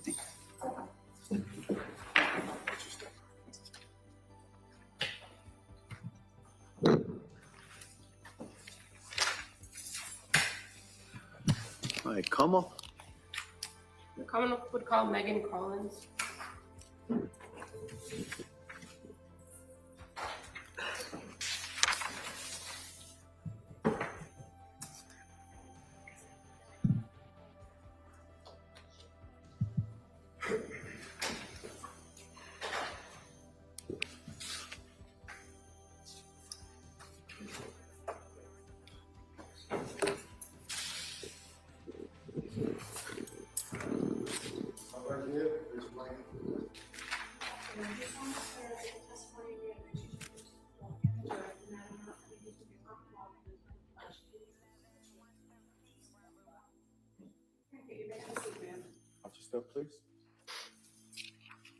Hi, good afternoon. Hi. Ask you to speak into that microphone, keep your voice up. Okay. All right. Treat Buckingham, please. Thank you. Good afternoon. Hi. Can you please tell the jury your first and last name? Megan Collins. Would you mind spelling your first name for the record? Meghan. And- Collins, Collins. Thank you. And what do you do for work? I'm an ICU nurse. And how long have you been a nurse? 11 years. And did you go to school for that? Yes. Where'd you go? Sacred Heart. What hospital do you currently work at? Brigham and Women's. And how long have you worked there? 8 years. In January of 2023, what unit were you working on at the Brigham? The trauma surgical ICU. Did you work a particular shift? I did. And what shift was that? 7A to 7P. So 7 a.m. to 7 p.m. And you just have to answer out loud. Sorry. Okay. Yes. I'm going to draw your attention to a particular patient that was treated there beginning on January 24th, Lindsay Clancy. Are you familiar with that patient? Yes. Were you a nurse that was treating her during the day shift while she was in the ICU? I was. Are you aware that she arrived at that Brigham Hospital on January 24th of 2023? When she was admitted to our ICU, it was overnight. So as far as the hospital, do you know when she arrived at the hospital? I believe the evening prior. And you, a patient who comes to your hospital doesn't automatically come to the ICU, correct? That's correct. Where do they go first, usually? The emergency room. And you're aware this particular patient actually went through a local hospital before being transferred to the emergency department at Brigham and then to the ICU, correct? Correct. And so when you interacted with her, she had already been at the ICU unit for that night shift. Is that fair to say? Correct. Interacted. She was intubated when she arrived. And were you with her the entire day of the 25th from that 7 a.m. to 7 p.m. shift? Yes. And was she on what's called the 1-to-1 during that day? Yes. And what does that mean for you as the nurse if she's on the 1-to-1? She was 1-to-1 nursing per our ratios because of how critically ill she was. And so you were there pretty much the entire time? Correct. Were there any other people there other than the medical staff and yourself treating her? Were there any other people there? There were officers, police officers. And they were outside the room? Correct. Had you taken over care of this patient from another nurse on the night shift? Yes. And who was that? Rochelle. And you are familiar with Rochelle? You've worked with her before? Yes, I have. And were you advised that over the course of the night shift that this patient had coded? I was. And when you came on shift in the morning, because of what had happened overnight, were you aware that she was sent for additional CT scans? We went for CT imaging in the morning when I got there because she was not stable overnight. Okay. And you said she was intubated, correct? Correct. How about, was she responsive during that first day that you encountered her? The first shift that I had her, we were focused on her injuries and keeping her sedated. So the interactions, responses were minimal, but that was intentional as she was, again, like I said, so critically ill.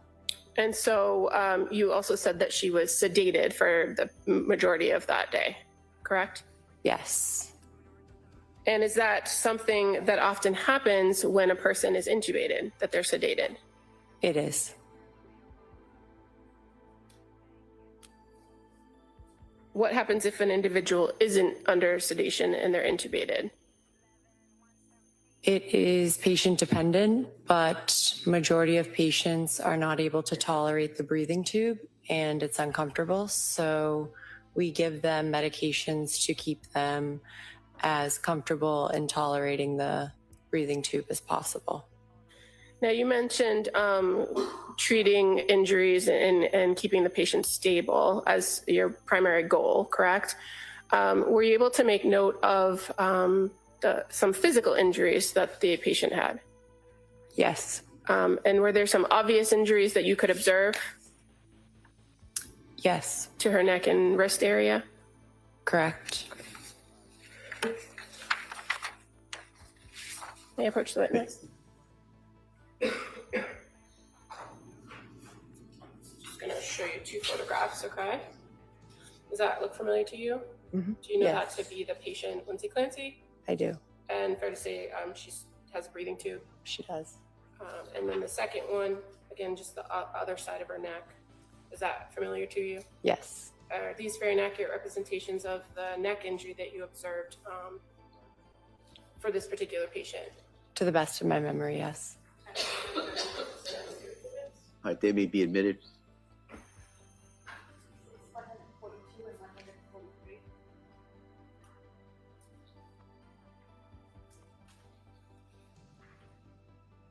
I'm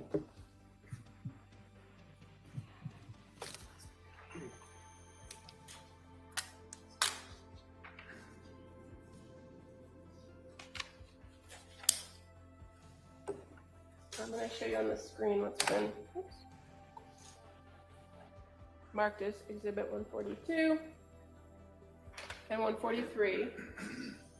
And you said that's, to the best of your memory, what the injuries on her neck look like, correct? That's correct. And during your treatment of her, did those injuries require constant attention? They required dressing changes. It did not require constant attention. She had multiple injuries. So fair to say she had more significant spinal injuries and other issues that you were working to stabilize her on, correct? Correct. Now, you treated her on the 25th, right? And did you treat her on the 26th? To your best of your memory? I would have to go back and look. I don't have a problem if she leads her with records if she does. As far as January 26th on that 7 a.m. to 7 p.m. shift, do you recall making notes that the patient required additional sedation due to the tube intolerance? Yes. Okay. And that she was started on low dose of propofol? That is correct. And that in the afternoon that she had chest tubes and you kind of checked those chest tubes to, it says, interval CXR looked okay with chest tubes to water seal. Yes, that's correct. And so she had previously been given chest tubes and your role was just to kind of make sure that everything was fine. They placed bilateral chest tubes, and monitoring those is a part of my responsibilities in the ICU, and we were concerned for her respiratory status, so that is why I made a note of it. Okay.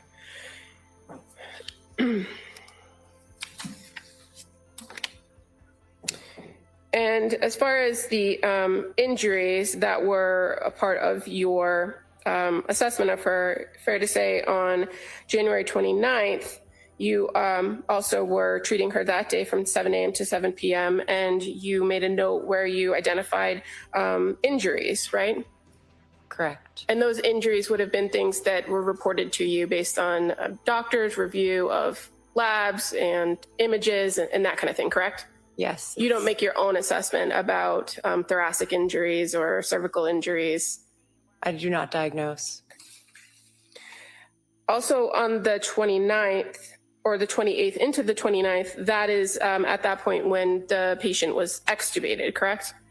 Correct. Do you recall making observations of the patient when after she was extubated? She was not extubated on my shift. I was there the following day. Okay. Did you note how her demeanor, her presentation the next day? I did.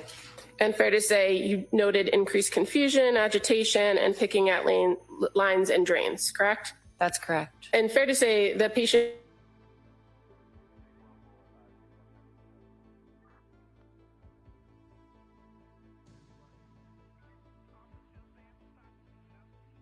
you often see when patients come out of intubation that when they're extubated that they exhibit signs of confusion or delirium? Yes, it's called ICU delirium. And over the course of the next few days in your interactions with her, did you see that delirium decline or decrease? Yes, it was a multimodal approach to manage the delirium, agitation, and it did get better and it did improve. And fair to say during the time that you were treating this particular patient, there was also sleep issues that were part of the treatment plan. That is correct. And on January 29th and January 30th of 2023, were you present when the psych consult team came in to speak with the defendant? Yes, I was. Okay. What was the purpose of you being present? The purpose is we had consulted the psychiatry team to evaluate and determine capacity. And my role is as the ICU nurse is advocacy on behalf of the patient and to alert the providers if there's any changes in the mental status. Now, when they came in and you said advocate for their position, you're aware that the patient was looking to change her healthcare proxy, correct? The patient was changing her healthcare proxy. That is correct. And that there has to be an evaluation to determine whether she's of a particular mental status and medically able to make that decision on her own. Is that fair to say? Yes. And do you recall who was present other than yourself and the psych doctors, the doctors from the psychiatric unit? There was the social worker, myself, and her lawyer was present.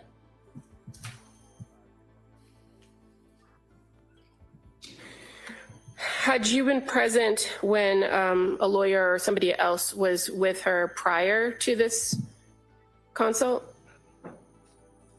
No. And fair to say, you were made aware very early on that there was a particular group of people that would be having access to this individual, correct? Can you clarify? Well, is it fair to say that the treatment team was kept small on purpose? And the same people were coming in and being the nurse, day and night staff. There was limited access. Is that fair to say? It was kept to a smaller team, but that was also protection of privacy for the patient. And during the course of time when she's on the ICU, which is between the 24th to February 3rd, there's always law enforcement posted outside the room, correct? Yes, and it was because she was... Well, I'm just asking you if there were law enforcement. There was. Okay. Do you recall having to check with the nursing director and the legal team at the hospital to make sure that it was permissible to allow anyone in besides medical staff? Yes, that's standard protocol.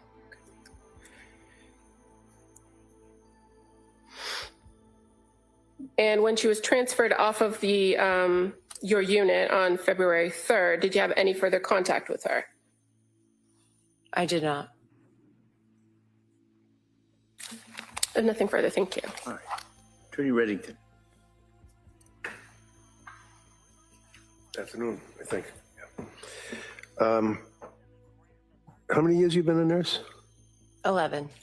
And you obviously take that position as very serious, and your concern is to protect your patient. Is that right? That is. You made reference to the fact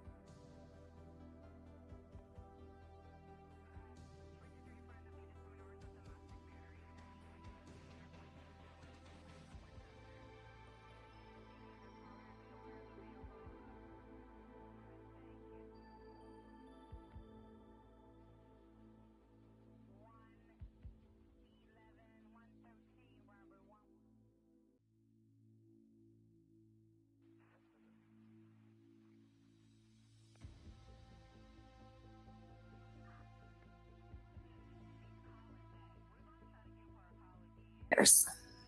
Now, I want to direct your attention to January of 2023. Did you interact with a patient named Lindsay Clancy? I did. And was that on January 29th, 2023?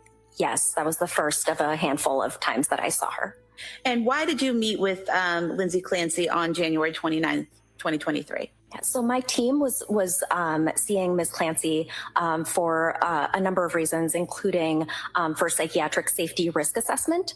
She had come in reporting a suicide attempt, which is a common reason why my team would be called, is to continue to ensure that patients are safe when they're in the hospital. So we make recommendations about kind of safety status, what can we do to help keep a patient safe, but then we also make recommendations related to medications. So that's why my team was following her. So that was one of the reasons why I saw her on the 29th, is to continue that assessment. I was also called to ask I was asked a new question that day, a consult question on whether she was able to make the decision to change her healthcare proxy from her, at the time, husband to her parents. And when you consult to help determine whether someone's capable of making a decision like that, changing their healthcare proxy, are you evaluating their medical decision-making capacity? That's correct. Okay. How do you go about doing that? So there's generally 4 parts to medical decision-making capacity. The first is whether somebody's able to voice a choice and whether that choice is consistent over time. The second is whether they understand the situation under which they're making that choice. The third part is appreciation of the risks and benefits. And the fourth part is kind of being able to reason or rationalize that information to be able to come to a choice and how they came to that choice. Now, if you're doing this evaluation to determine someone's capacity to make decisions, would a traumatic brain injury factor into that evaluation? It could. When you evaluated Lindsay Clancy, was she able to voice a choice to you about who she wanted to be her healthcare proxy? Yes. And is she speaking to you or writing this down? She's speaking. So she's already been extubated at that point? That's correct. And she's speaking to you, and were you aware that Patrick Clancy was her healthcare proxy? I was told that by her primary medical team. Okay. And when you talked to Ms. Clancy, did she tell you who she wanted to take over that role? She did. And who was that? Both her parents. And you talked about that needing to be a consistent choice. How did you ensure that was a consistent choice with her? Yeah, so we waited to make the change from Patrick Clancy to her parents until the next day for a variety of reasons. We wanted to ensure that that choice was consistent over time, and especially because the day that I saw her, she had just gone through some pretty major medical events, including she had a major spine surgery, a decompression and a fusion. She had gone through some oxygen desaturation overnight, so was not breathing as well. Her heart rate was up, all of which then led to her being what we call delirious. She was confused overnight to the point where she asked her nurse, "Am I delirious?" And she was also experiencing some visual hallucinations.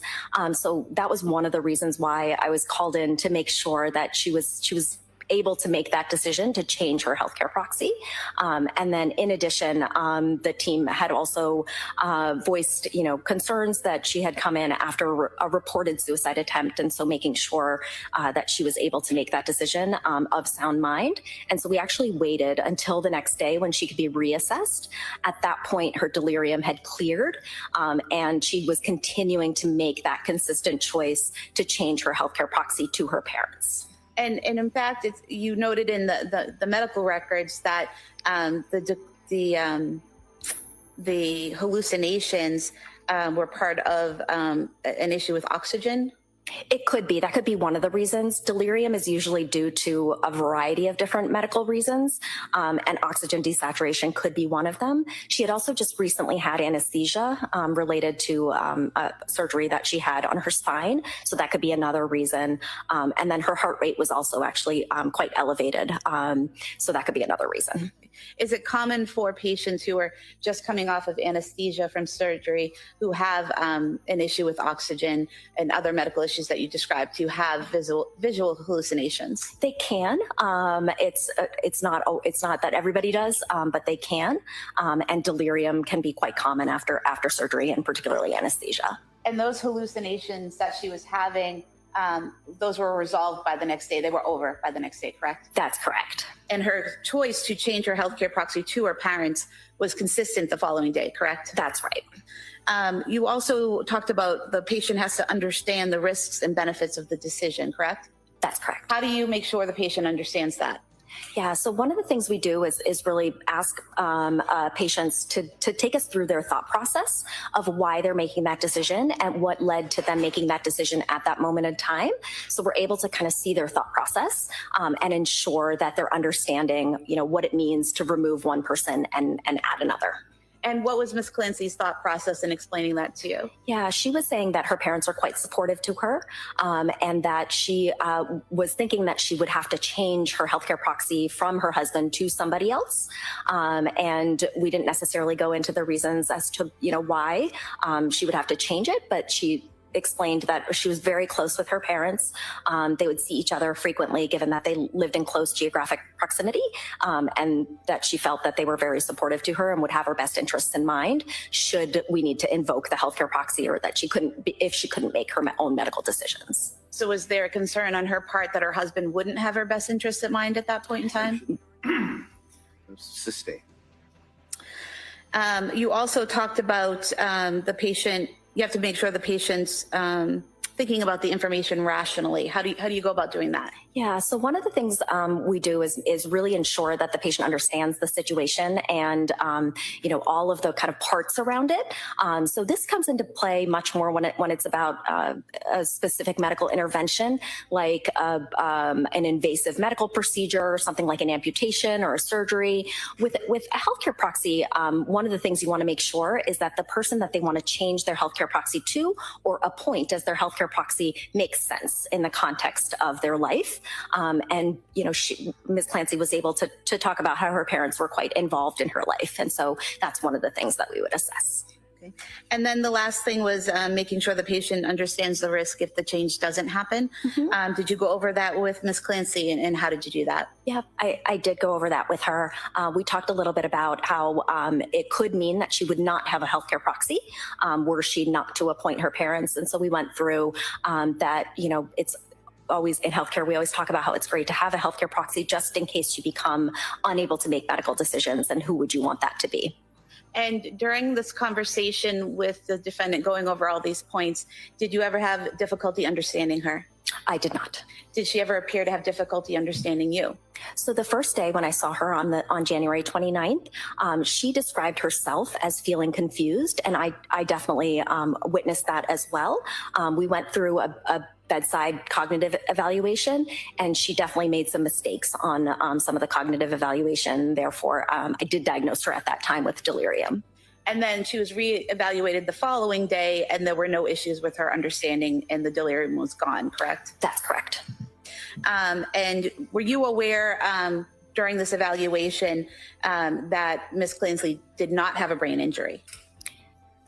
I'm sorry, can you repeat the question? Were you aware that Ms. Clancy did not have a brain injury at that time? One of the things that we look at is any kind of relevant medical information that might be available to us. And I noticed that her Glasgow Coma Scale, when she was transferred to Brigham and Women's Hospital, was a 10, which would indicate that she could potentially have had a moderate brain injury.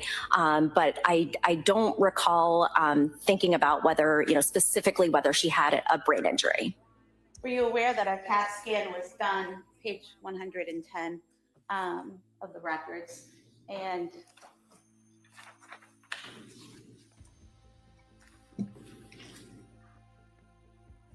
on the CAT scan, the impression was no acute intracranial findings, so no brain injury. So you can. CAT scan. I did review the head imaging that was available at the time. You can have a normal CAT scan and still have a brain injury. Were you aware that she had multiple CAT scans that showed no bleeding in the brain, no skull fractures, no injuries, just visible injuries whatsoever? I'm sorry, but can you repeat the question? Were you aware that she had multiple CAT scans at South Shore Hospital and at Brigham and Women's that showed no skull fractures, no intracranial bleeding, no hemorrhaging, no visible damage whatsoever? Yes. And were you aware that she was evaluated at South Shore Hospital and at the Brigham, and she had no external injuries on her head either? Yes. Now, she was allowed to change her healthcare proxy to her parents, correct? That's correct. So if someone was had an injury, a brain injury, to the point where they didn't know what was going on, or they were having trouble processing or thinking, they wouldn't be allowed to change their healthcare proxy, correct? It depends to what extent. Most patients that have either a head injury or severe mental illness, let's say, just anything going on with the brain, retain the ability to make most medical decisions. And we think about changing healthcare proxies as a pretty low risk decision. As I mentioned before, something like an amputation or a major surgery, invasive procedure is something that we would hold somebody to a higher bar. But a healthcare proxy is a pretty low risk, especially if it makes sense in terms of who they want to change it to. And when was her Glasgow score a 10? I believe it was as she was being transferred from the outside hospital to Brigham and Women's. And you're seeing her several days later, correct? Correct. And so when she was transferred from the outside hospital to Brigham, she was unconscious, correct? I believe so. Okay, so now she's conscious, correct? That's correct. And when she was transferred from the outside hospital to Brigham, she wasn't communicating or speaking or opening her eyes on her own, correct? That's what the report said. I was not there at that time, but the notes that I read, that's correct. So when you're speaking to her a couple days later, she's opening her eyes, she's communicating, she's responsive, she's interacting, correct? Yes. So it's fair to say that her Glasgow score would be higher than the 10 when you were speaking to her, correct? Yes.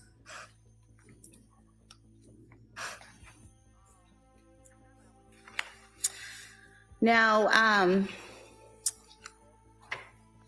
you did a mental status examination of her while you were doing this evaluation about her decision-making capacity, correct? Yes. And it's fair to say under mood, you listed okay? Yes. That you listed her thought process as organized, goal-directed.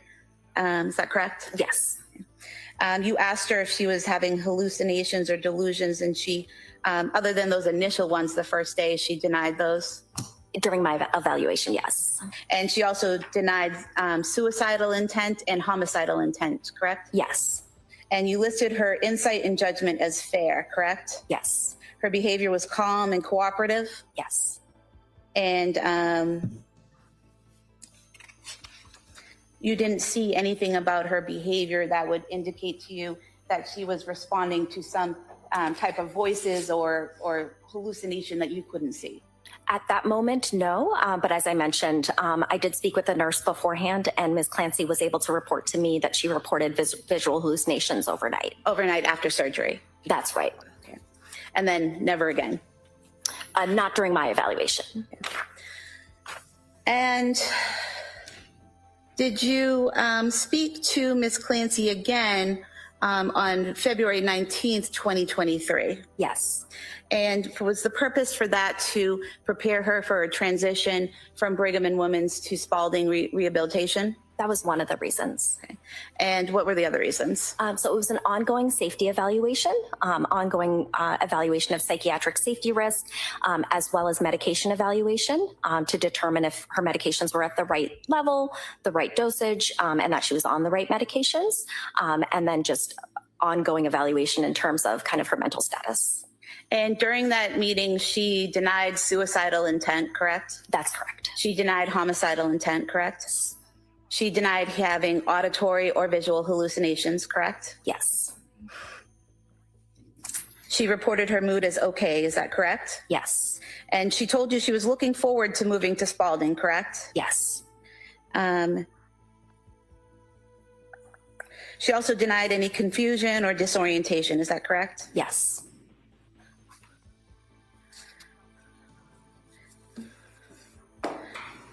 And again, you described her mood as okay on that day? Yes. And you described her as future-oriented on that day? Yes.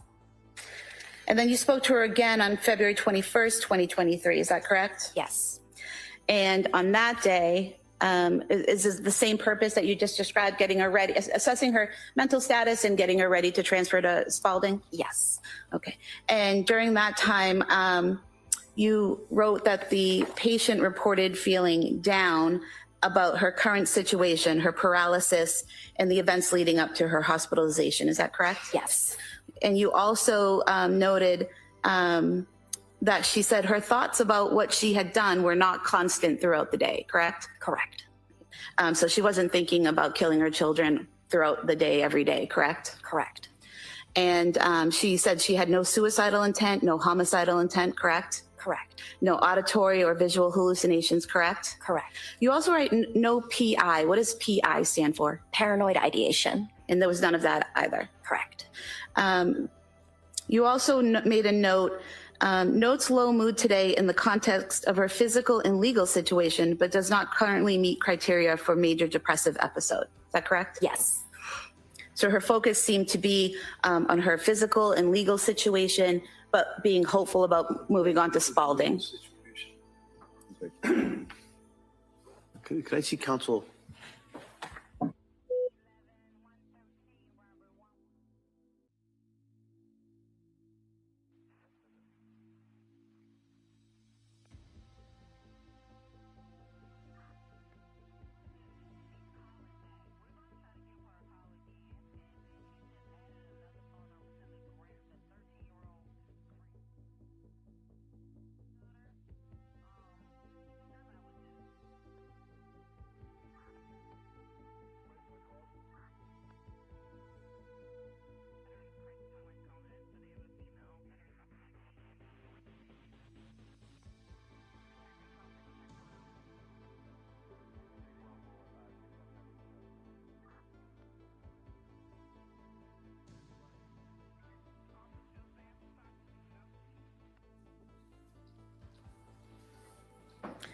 And so her focus at that time appeared to be her physical situation, her legal situation, and looking forward to going to Spalding rehab. Yes. And then your last visit with her was February 22nd, 2023, correct? Yes. And again, she indicated she was hopeful about treatment at Spalding. Yes. She was future oriented. Yes. And she denied suicidal ideation, homicidal ideation. Yes. She denied audio hallucination, visual hallucination, and anything else of that nature. Yes. Thank you. Attorney Reddington.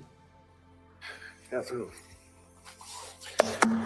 So, Doctor, from your testimony, and correct me if I'm wrong, was she, to your opinion, in your experience, an honest patient telling you what her symptoms were, if any? Objection.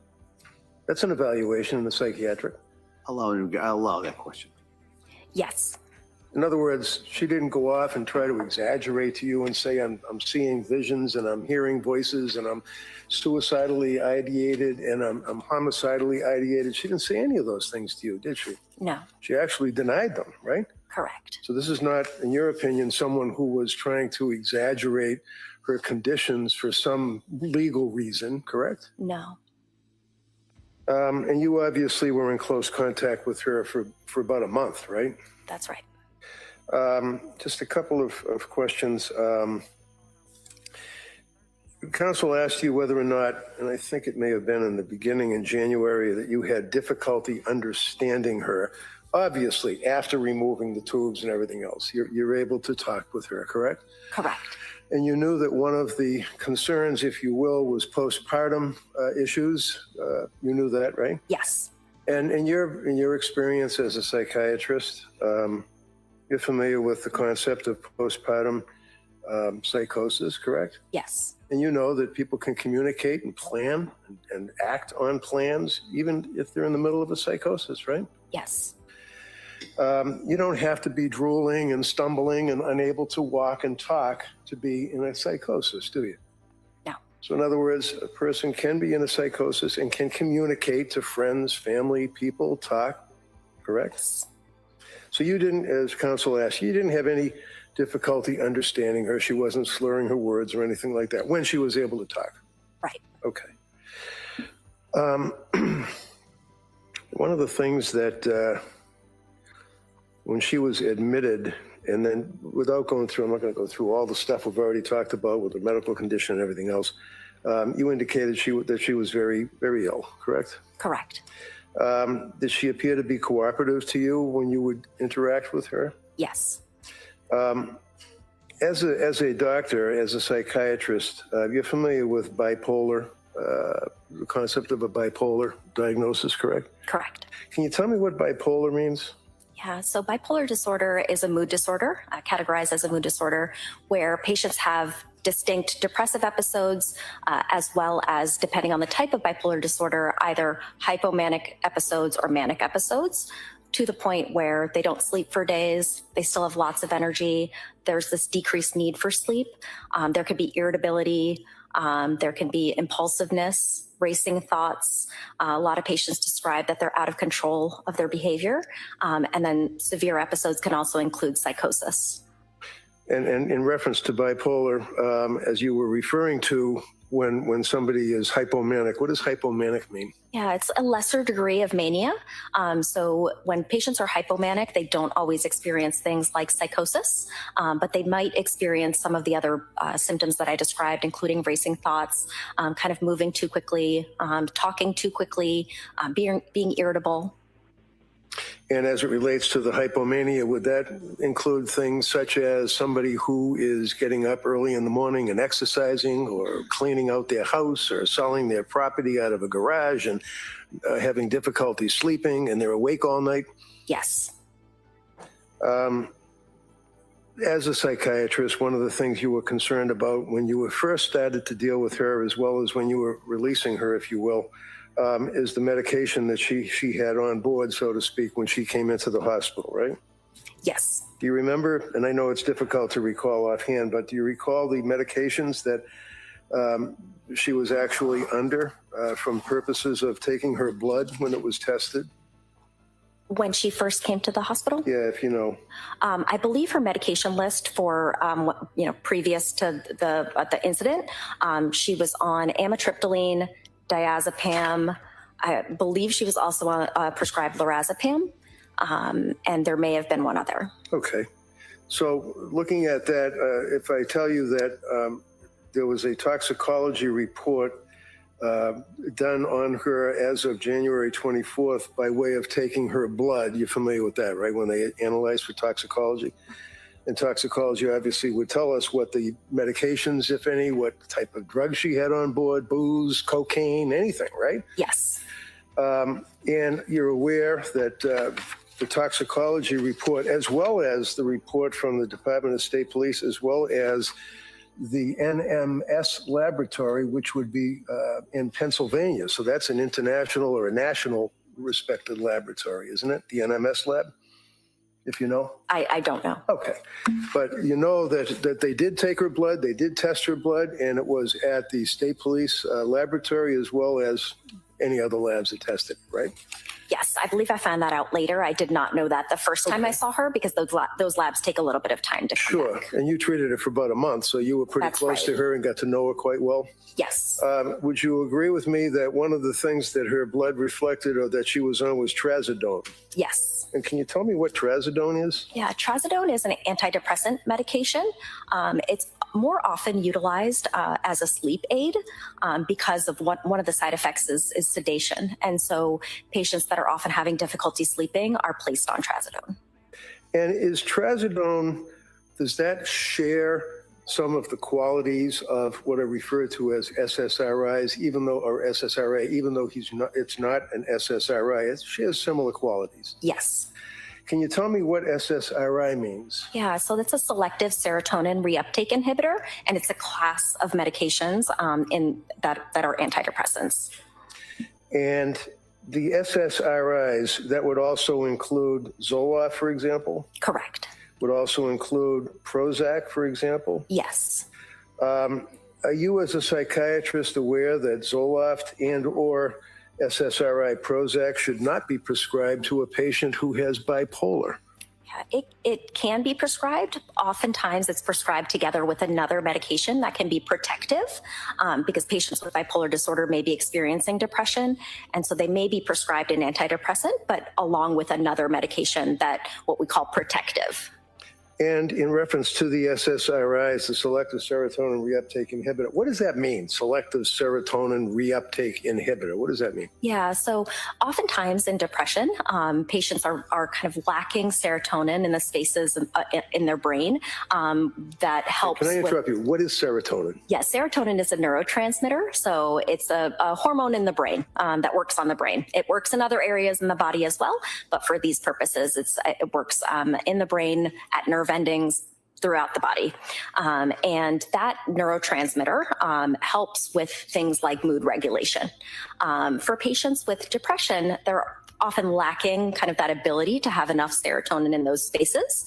And so a selective serotonin reuptake inhibitor prevents serotonin being kind of sucked back into the cell. So it allows for serotonin to be more available. And what is an SSA? What does that mean? Antagonist, selective serotonin antagonist. So those are medications that kind of do the opposite. Okay. And you knew, as a psychiatrist, at least looking at her history, you knew that she had been seeing psychiatrists immediately prior to her suicide attempt, correct? Correct. And you knew that she had been prescribed a number of drugs by these various psychiatrists, correct? Correct. And to your knowledge, was she prescribed diazepam? Yes. Valium? Was she prescribed buspirone, otherwise known as Vanspar? Yes. About Wellbutrin? Yes. And what is Wellbutrin? Is that an antidepressant? It is an antidepressant. Hydroxyzine. What is hydroxyzine? It can be used for a number of reasons, but for psychiatric purposes, it's often used as an anti-anxiety medication. And Klonopin? Yes. Is hydroxyzine, is that a... strike that. Klonopin, that's a benzodiazepam, right? That's correct. And then lamotrigine. Yep, lamotrigine. Lamotrigine, sorry. Yes. What type of medication is that? Is that a mood stabilizer? It is, yeah. It's also an anti-seizure medication, but in the psychiatric realm, it's used as a mood stabilizer. And then we talked about Prozac, that's an SSRI, correct? Correct. And what's Remeron? Also an antidepressant. So in addition to all of the drugs that I had mentioned, she was also prescribed Remeron, correct? Correct. She was also prescribed Seroquel or quetiapine. Yeah, quetiapine, yes. Quetiapine, okay. And what is Seroquel? So Seroquel is an antipsychotic medication. And she was prescribed, as we already talked, trazodone. Was she also prescribed amitriptyline? Yes. What is amitriptyline? Amitriptyline is one of the older antidepressants. It's a tricyclic antidepressant that can often be used to help with sleep, but also mood. And Ambien, correct? Correct. And Zolpidem. Yep, Zolpidem is the generic name of Ambien. Oh, okay. Some of these drugs, they also have what's called a suicide warning or a black box warning. Isn't that right? Yes. Can you tell me what that means? Yeah. So in studies that have been done, some of them show that especially after starting an antidepressant, it can increase someone's risk of suicidality. Many of those studies showed that it was mostly in adolescents and young adults, but it can happen in adults as well. And Celexa was also a drug. Is that an SSRI too? It is. And all of these drugs that we just went through were all prescribed from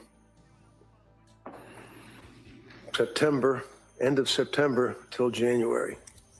Yes, September 2022. 4 month period. Yes. It's an awful lot of drugs to be prescribed in 4 months, isn't it?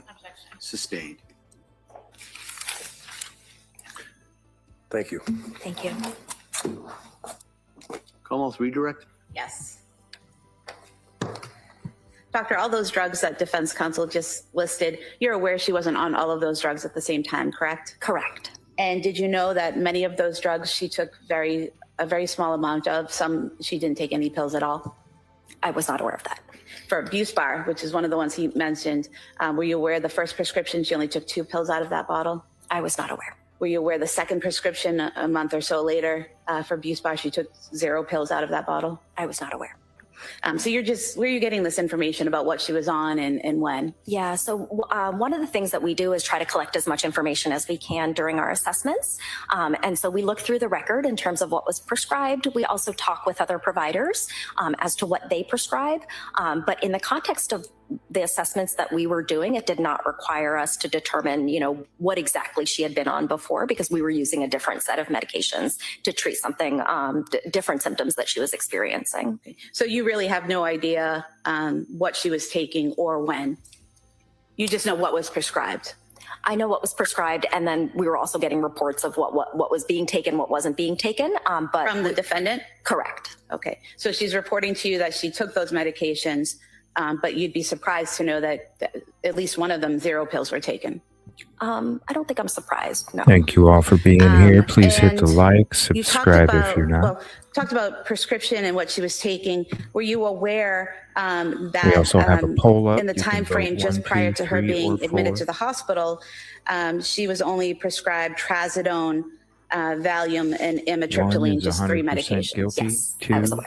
is And guilty by insanity. you were asked 3 is about 100% innocent. mania 4 is suicide. and exercising and cleaning out your garage and selling your belongings could be signs of mania, correct? Correct. But there are people who just exercise every day and they're not manic, correct? Correct. And there are people who have a messy garage and have accumulated a lot of junk and decide to clean out the garage that aren't manic, correct? Correct.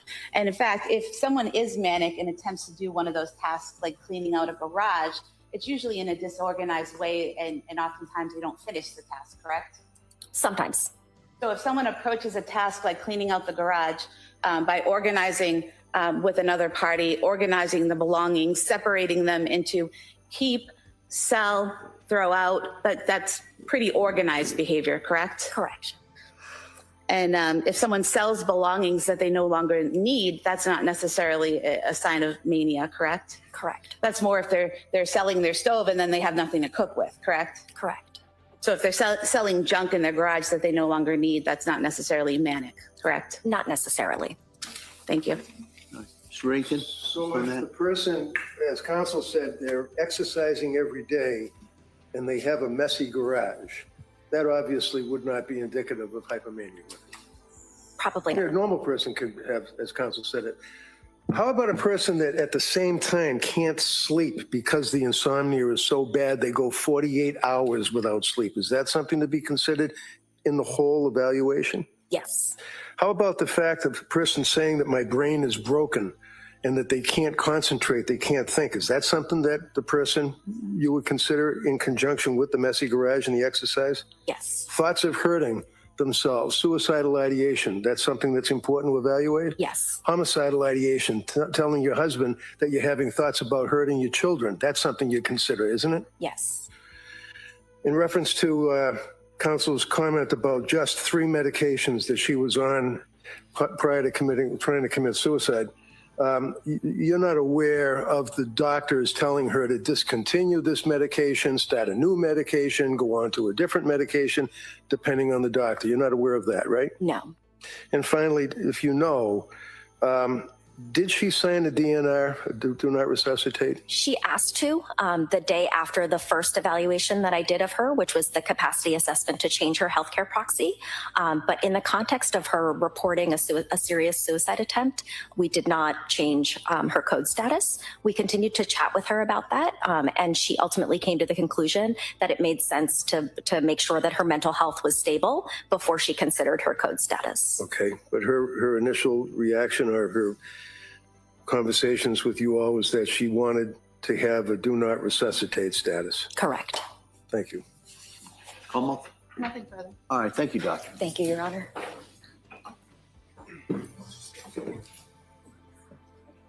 All right, members of the jury, we're going to take the afternoon recess at this point. So I'm going to ask you to go back to your room, and then we'll come back here approximately 2 o'clock. Okay? All right. Sure. So the notebooks take on the chest, please.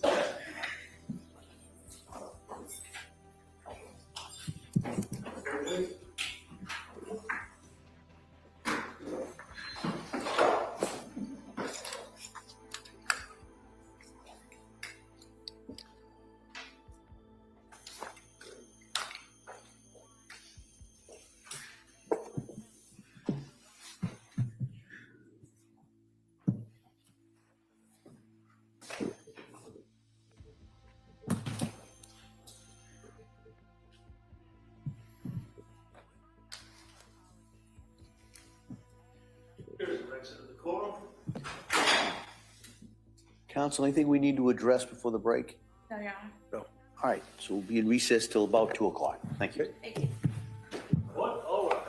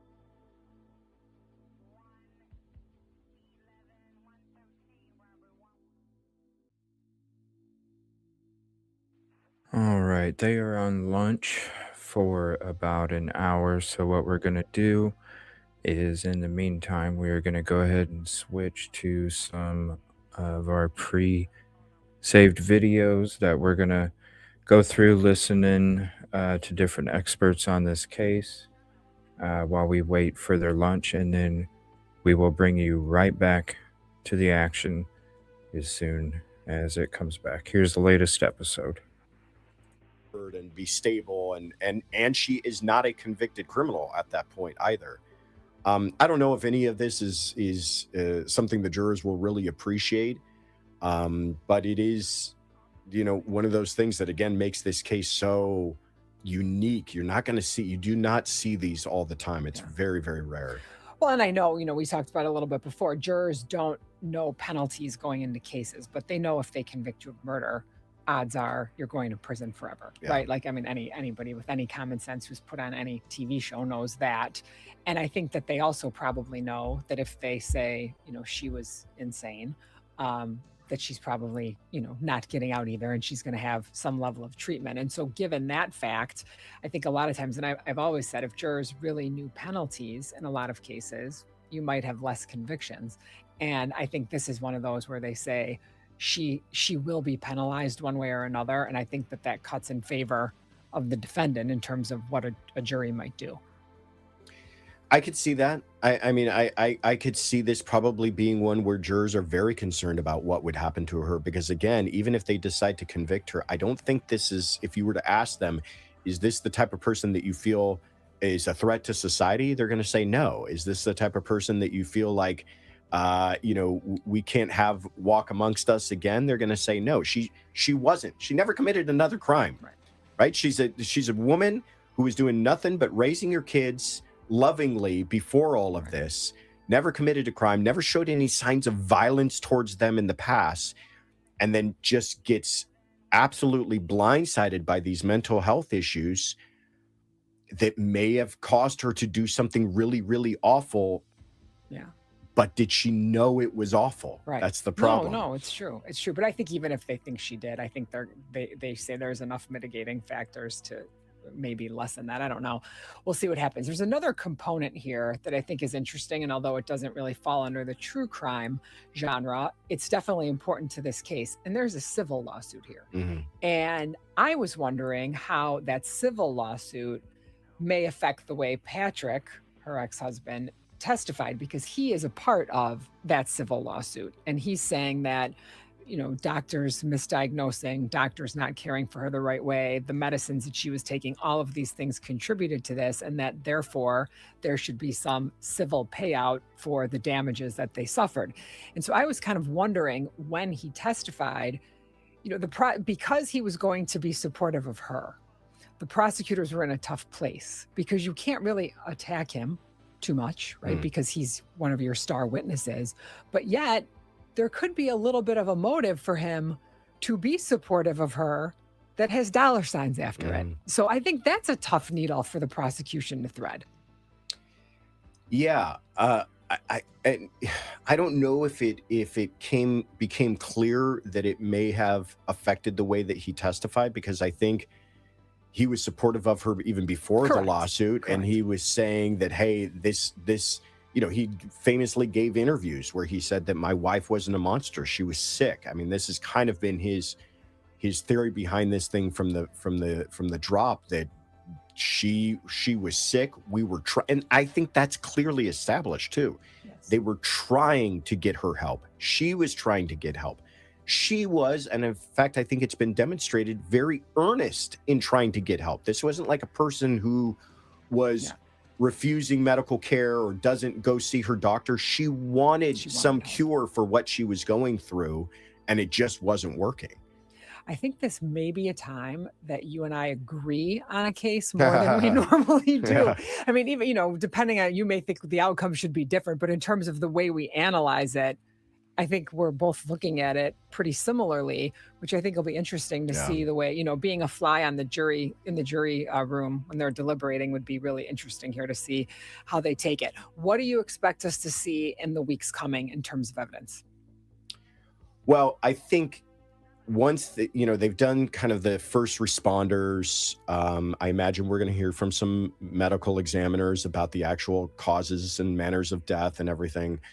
But then, in my view, this whole thing's going to turn into a battle of the experts. And so we're going to hear nonstop from treating physicians to people who have analyzed her psychiatrically since the time of the crime, and then back and forth between experts on both sides, just trying to argue, what does this all mean?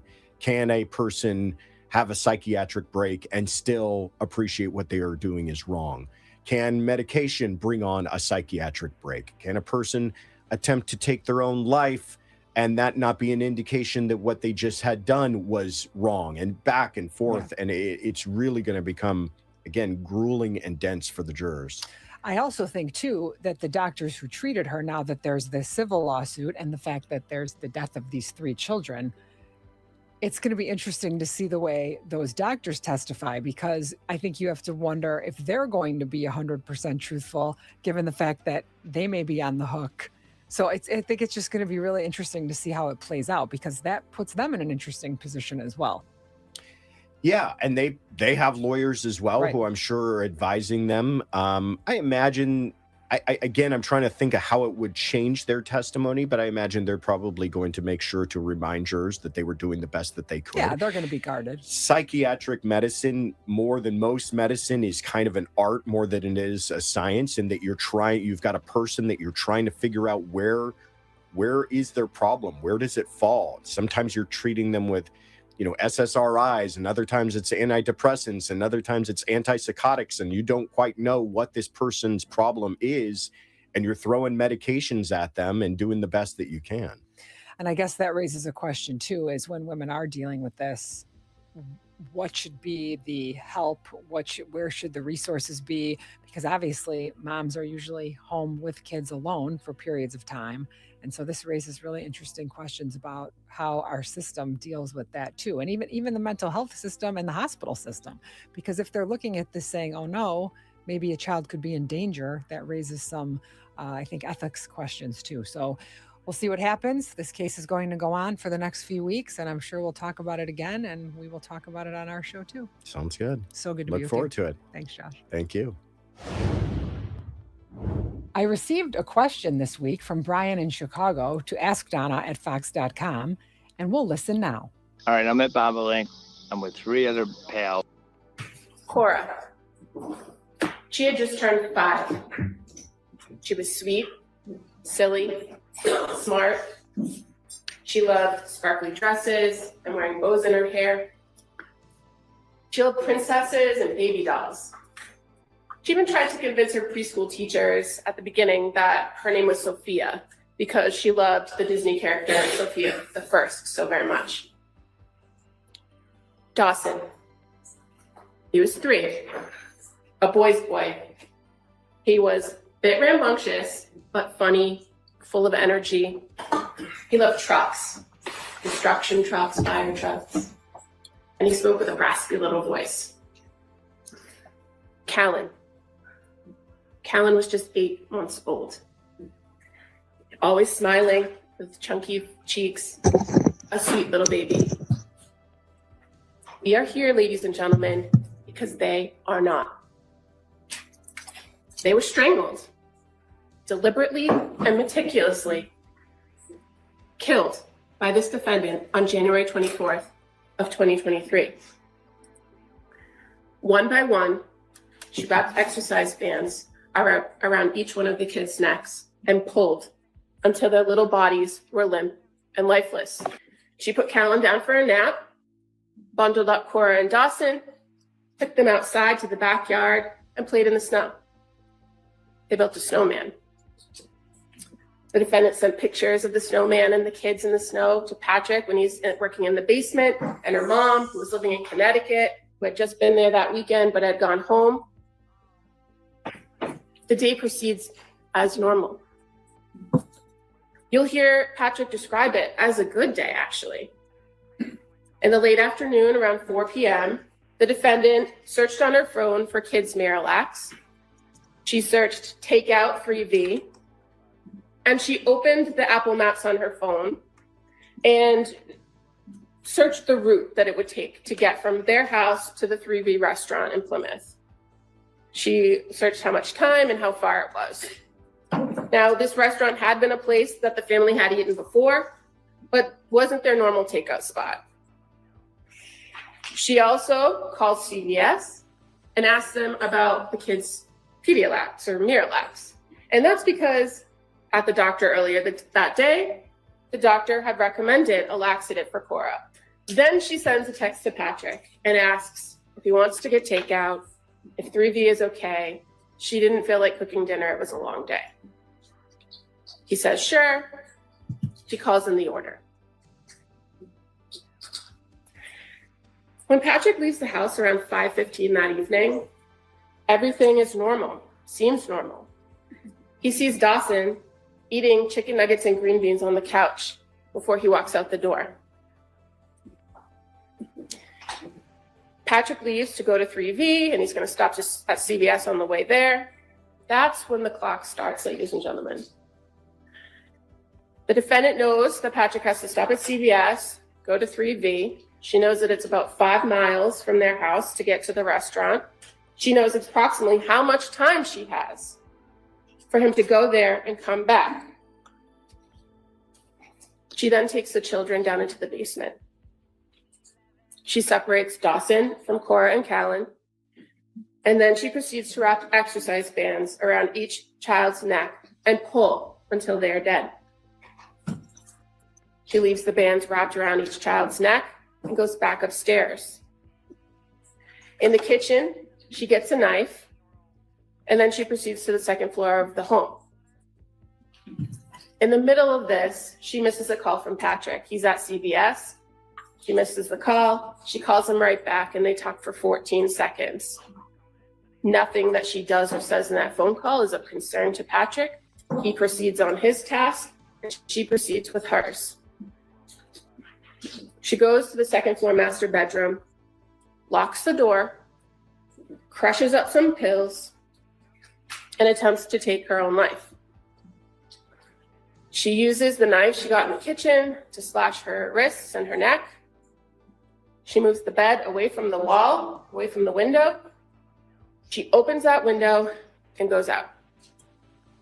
She lands on the cold, hard ground.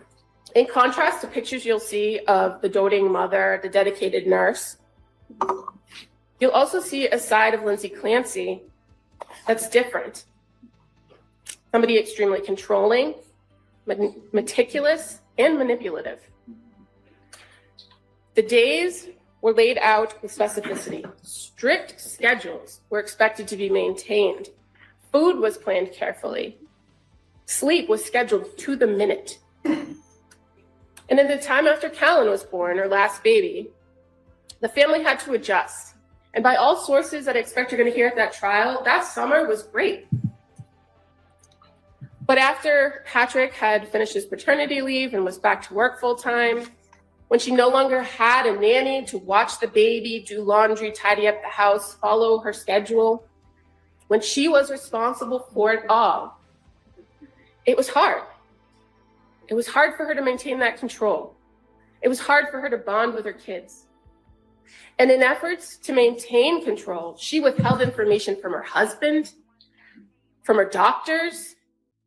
She reported serious symptoms that were inconsistent with her daily activities, you'll hear. And ultimately, on January 24th, 2023, the defendant made a calculated decision. This was a woman who no longer liked the life she thought she wanted. It was getting harder and harder to control. And when she saw the opportunity to escape, she made the selfish choice to take it and to take Cora, Dawson, and Callan first before attempting to take her own life. Ladies and gentlemen, this is not a public debate about women's mental health and how the medical system treats women. This case is about this defendant, Lindsay Clancy. There is no dispute that she was dealing with mental health issues during this time period prior to the murders. There'll be medical records, medical doctors, mental health professionals that will talk about treatment, prescriptions, hospital visits. All that's going to be before you. The evidence will show that this defendant had a means and access to mental health that most people don't. And she chose to deal with her mental health issues in the worst way.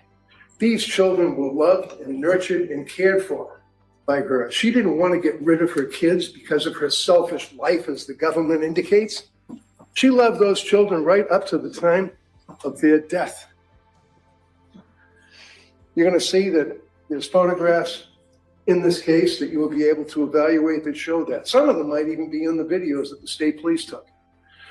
This case is a massive production by the district attorney's office. You have the district attorneys, the assistant district attorneys, the assistants to the assistant district attorneys. You have the state police crime laboratory. You have the detectives. You have the state police, the armed men that will go out and interview witnesses and will investigate this case. You have the victim witness advocate, very nice lady, by the way, that deals with witnesses and people in a case such as this. It's a massive operation, and that's great. We should have that. But when you're considering the evidence, you consider the fact that you have two young people that were living this life, that were working, and Patrick, not because of COVID, not because of he just didn't want to work in an office anymore. He worked out of his basement. He worked in an office in the basement. He was there because of what Lindsay was going through. He was there. He lived it. And he will testify to it. This is no fake suicide. This is her when she was brought to the hospital. When she was in the hospital. That's what her appearance was at the South Shore Hospital. When she's at the South Shore Hospital, she had wonderful care and treatment that was able, against her will, to save her life. Fake suicide, little scratches, dinky little scratches. This is a photograph that was taken at the South Shore Hospital of her neck.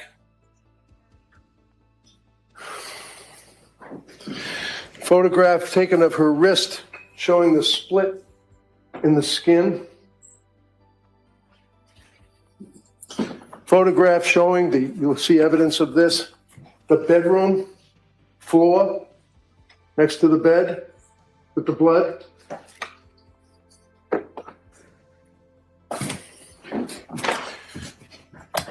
knife next to the cup.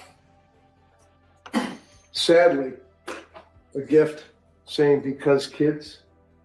You see the white residue inside the cup? That's where the pills were crushed up with leftover lemonade from the night before, and she consumed that. That's the knife. This here you'll see is sleep aids. See this here, deep sleep pillow spray. She couldn't sleep. She couldn't sleep for months.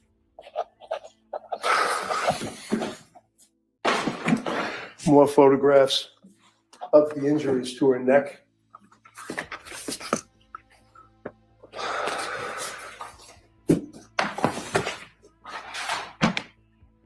And then, in the course of the fake suicide speculation by the police, you'll see the evidence that she hung on the window ledge and, like Spider-Man, I guess, slid down the wall of the house. You're going to hear evidence that she flung and threw herself out the window, striking her head on the ground, full ground, causing what's known as a Jefferson fracture of her neck. She shattered, exploded her thoracic spine, shattered her cervical spine, the first disc, broke every rib. And the Jefferson fracture, you'll hear evidence, is not consistent with a fake suicide by any means.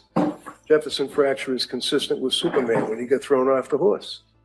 It's consistent with people that have the tragedy where they dive into a swimming pool, as a result of which they get that fracture in their neck and they're paralyzed. She's paralyzed. Did you notice any changes in her emotionally during that time when she was on it, but you weren't aware she was on it? She wasn't really improving. She just kind of seems to be gradually becoming more in like a depressed state. And how was that manifesting? What were you noticing? It was just small things. I was planning a trip with Cora to San Francisco, and she was nervous about us going. And I remember we went to a Halloween event, and just leading up to it, I remember it just kind of seemed like she didn't want to go for some reason. Did you notice any changes in her sleep during that time when she was on the medication, but you weren't aware she was on it?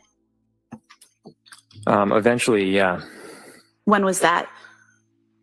I don't remember the exact dates. But she just, one night she said, do you mind? She started by saying, I'm not mad or anything, but do you mind sleeping in the basement?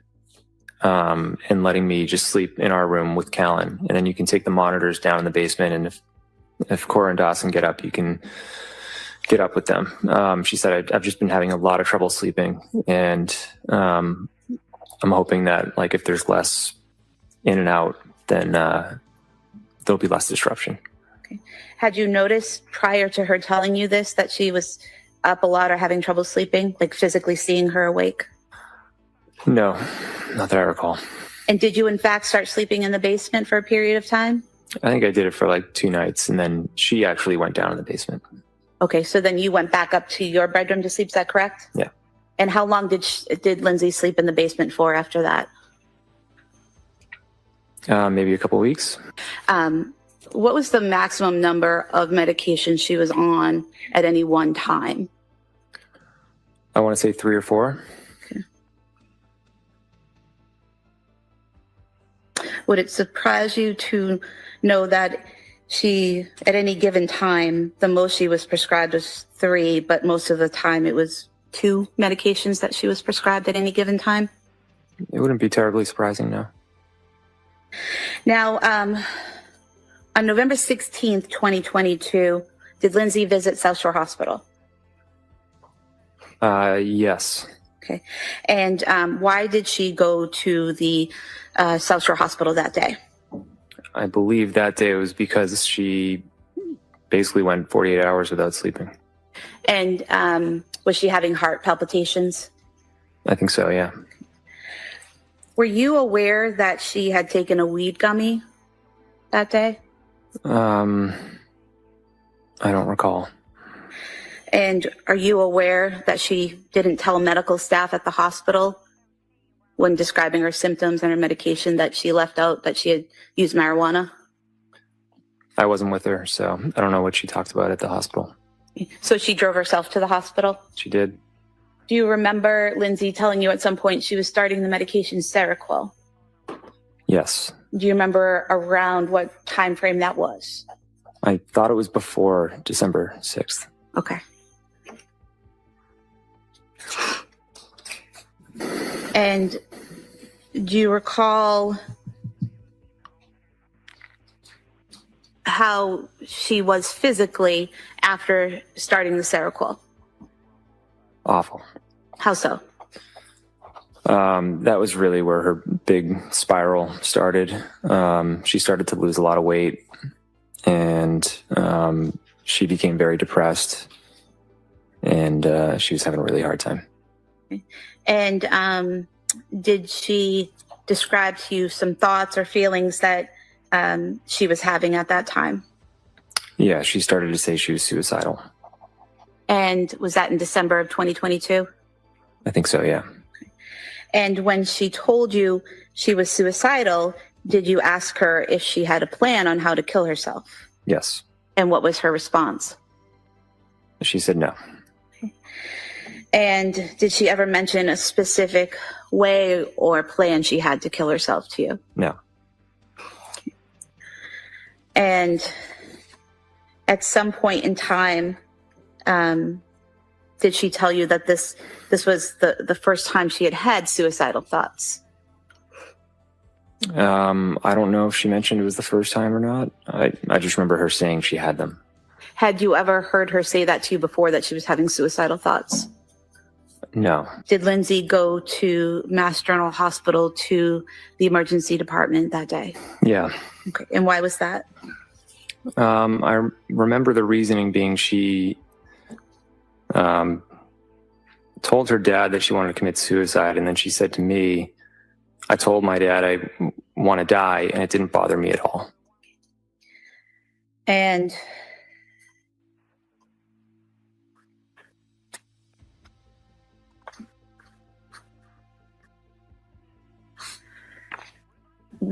as a result of those statements, you brought her, or did she bring herself to Mass General? I think I brought her that time. And at Mass General, she saw medical staff, correct? Yeah. Okay. And did they recommend to her some type of admission to McLean Hospital? I remember there was one doctor who was in favor of that, and there were two others who were more in favor of a day program. Okay. And did they give you information about a specific day program? Yeah, it was Women and Infants in Providence. And at that time, when Lindsay was saying that she was suicidal, was she asked if she had a plan? By the doctors? Or by you? I was always checking with her, and she never told me that she had a plan. I'm not sure what the doctors asked her. You returned to Mass General Hospital, the emergency department, on December 31st. Is that correct? Yes. And why did you go back on the 31st? Because she was still talking about thoughts of suicide, and I was exhausted. I said, I think it's time to go to McLean. And we didn't have a diagnosis, so we just didn't. Thank you all for being here. Please hit the like, subscribe if you're not. The court is in recess. We're just waiting for it to resume. In the meantime, we are checking out some of the highlights from this last week.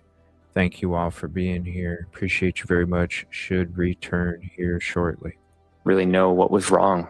And I think for me, I was hoping that McLean could really evaluate her and try to figure out the best path forward. Okay, so the path to getting to McLean was to go to the emergency department at Mass General and be referred to McLean. Is that correct? Yes.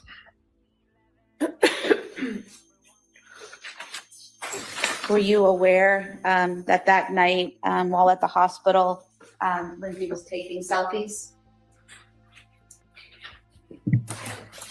No. Cora was into princesses.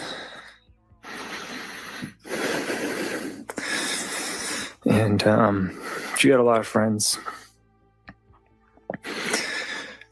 And she just liked taking care of people. And showing you Dawson, correct? Yes. What kind of things was Dawson interested in 2023? He was into firefighters and trucks. And he liked Paw Patrol. Exhibit 11, Alan. He was only 8 months old, correct? Correct. Did he have any interest or? He was just a happy baby. When you did come up to interact with them, how was Lindsay's mood? She seemed happy. Happy. And how could you tell that? What was she doing? She was playing with the kids, and she seemed in a good mood. At any point during that day when you came up or while she's texting you, did she tell you she was having suicidal thoughts? No. Did she tell you she was having thoughts of harming the kids? No. Did she ask for help or anything that caused concern?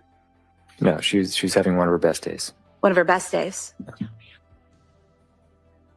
And did you go to her? Yeah. And did you observe any injuries? Yes. And what did you see?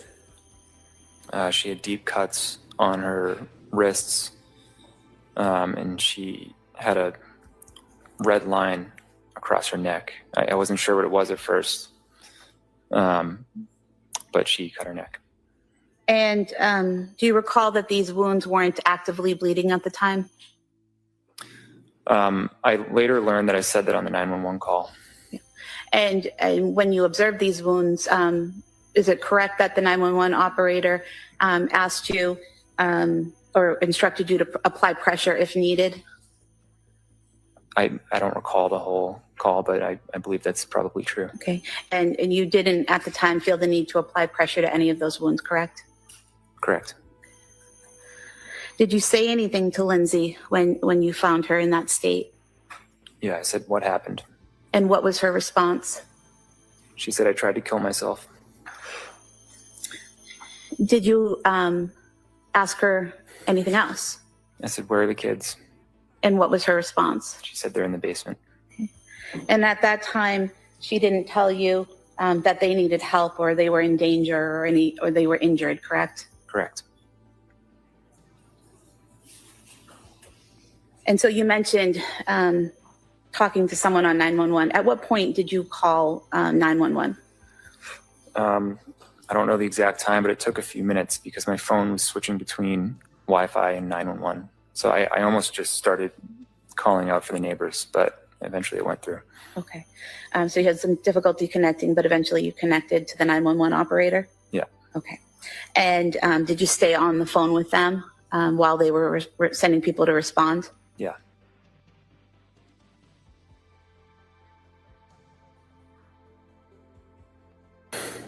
And when you went left, what did you see? I saw Cora. And how did she look? She had a band around her neck. And was that an exercise band? Yeah. And do you recall whether she was, what position she was in, whether face up or face down? She's face down. And when you saw her in that condition, what did you do? I immediately ran over and tried to take the band off. Were you able to get the band off? Yeah. And do you recall how you got the band off? I think I untied it. And when you say untied it, was it in a knot that you had to, put everything down and unknot it, or how was it tied? I'm not sure I fully remember.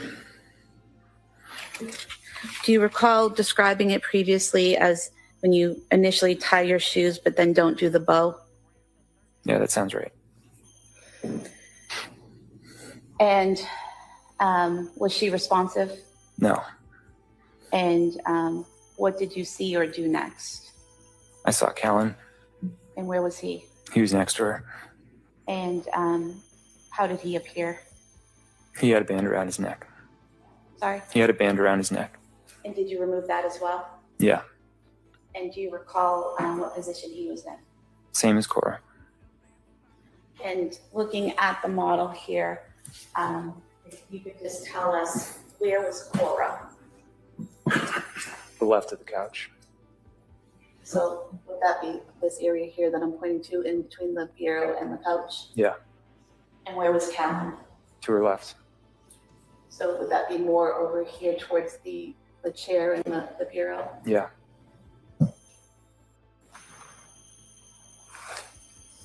After you removed the band from Callan's neck, what did you do next? I tried to find Dawson.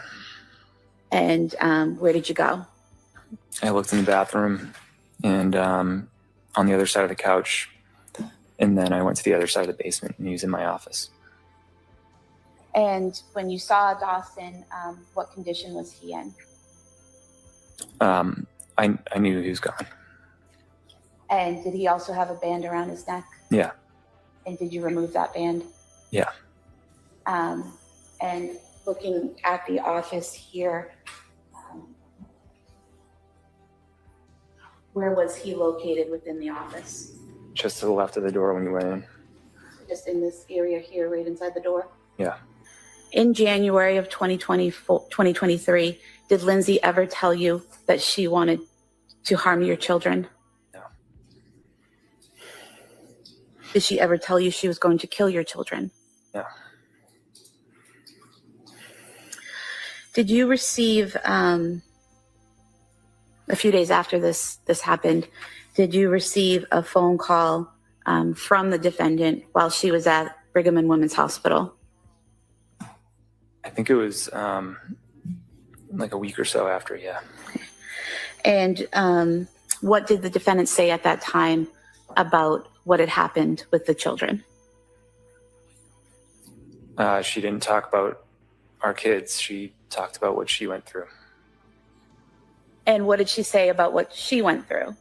She said she heard a man's voice telling her that if she didn't do it now, she would lose her chance or something like that. And did she also tell you that she had had a moment of psychosis? I don't recall.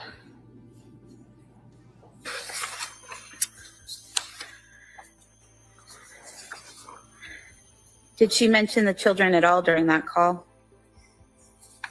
I don't think so. I mean, not directly. Had she ever mentioned psychosis to you before? No, I didn't know what psychosis was until after this happened. Did she ever tell you she was hearing a man's voice before? No.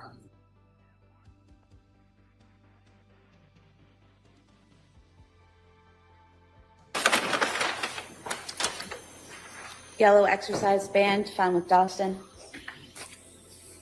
Can I have this as the next exhibit, please? That may be admitted.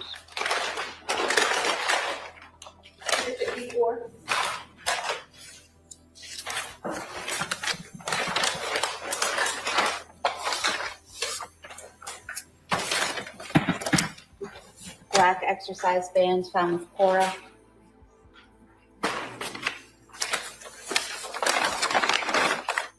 Grab this as the next exhibit, please. That may.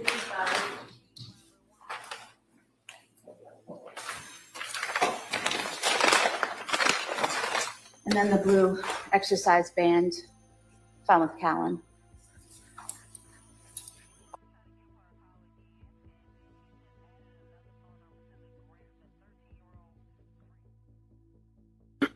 Living with Lindsay over the years, what kind of a mother was she? She was very dedicated. She did everything. She started reading them books at 3 months. And she made up songs for them. I remember she used to make green eggs and ham for Cora because she liked that book. Is that one of the Dr. Seuss books? Yeah. She brought them to music classes. You're quite the musician yourself, isn't that right? I play a few instruments, yeah. You play guitar? Yep. In your home, one of the things that appears to be striking is that almost every room, other than maybe a bed, well, actually a bedroom, but was dedicated to children. Would you agree with that? Yeah. Like you didn't have a fancy dining room, right? We did not, no. What did you have in the dining room? We had the table that I grew up with. How about stuff on the wall in the different rooms? Did she put things, wall hangings on the walls for the kids? There was a lot of art projects, stickers, things like that.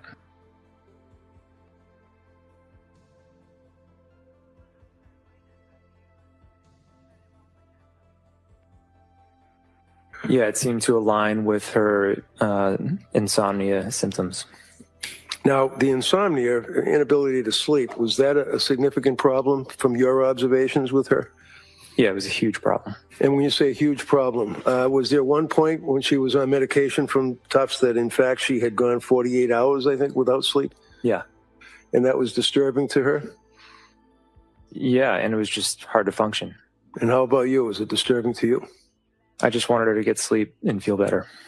Now, during that period of time, she then went and saw the next doctor, a nurse practitioner, which we talked about, which would be nurse practitioner Paul at South Shore, right? Right. Now, after seeing nurse practitioner Paul, if you remember, or no, did you observe, did she seem to get better or did she seem to get worse? It would be hard to say. I think it was a week at most. So it's really hard to say in that short a time frame. Sure. And when you say a week at most, you mean that's like she was seeing nurse practitioner Paul for about a week? Yeah, and I mean, she may have only seen her once. It was very brief, and then she got reassigned somewhere, so. And the reason, if you know, that she got reassigned somewhere would be nurse practitioner Gelada, right? Right. Same practice, right? Right. And the reason was because Paul moved on to another job, right? Right. So Lindsay wasn't out doctor hunting. She was referred by the nurse practitioner that was referred to you guys by your mom because Paul was leaving, right? Yeah, she just switched doctors in the same practice. All right. Now she sees Dr. Gelada, right? Right. Did Dr. Gelada, to your knowledge, put her on medication? Yeah. And what was the medication, if you know? Mainly Seroquel and benzodiazepines, Ativan. No, benzodiazepines, they're addictive, right? Apparently. Objection. I'll allow it. And a benzo would be, for example, Ativan, correct? Correct. Now, Seroquel, she was placed on Seroquel as well. Is that correct? Right. And to your observation, again, you're not a doctor, what you saw of your wife, was she affected positively or negatively by the Seroquel that she was on? It appeared that she was affected very negatively, and she's reporting that that she was getting worse on the Seroquel. In early December of 2022, can you tell the jury from your observations, how did Lindsay appear? How was she acting? How was she faring? She was extremely sleep deprived and just highly anxious. Was there a number of occasions that you would actually see her on the sofa rocking back and forth with her head under a pillow? Yeah. Did you report that and other symptoms to Dr. Gelada? Lindsay did. So when was it, if you recall, that you went and saw Dr. Gelada with your wife, person to person? When was it? Yep. Early December. I think it was December 6th. And do you remember, you have a pretty good memory about this, do you remember what medication she was prescribed by Gelada? Coming out of that meeting? Yep. Yeah, she increased the Seroquel significantly. And then she prescribed her Valium to help taper off of the benzos. Taper off the benzos? Yeah. To your knowledge, did Lindsay go to doctors to seek out benzodiazepines or drugs just because she was a drug addict? No. Lindsay, I think, wanted to, she definitely didn't want to take any more benzodiazepines and definitely didn't want to take any more Seroquel. I think that it wasn't really a matter of trying to get off the medication. It was just trying to get on the right medication. Okay. Let's say mid-December, what observations, if any, heading up towards Christmas, did you guys endure? She seemed to get worse. The Seroquel was increased to 400 milligrams. 400? Yeah. And, by Dr. Gelada? Yeah. And the idea behind that was it would help with sleep, but she didn't get better. She got worse.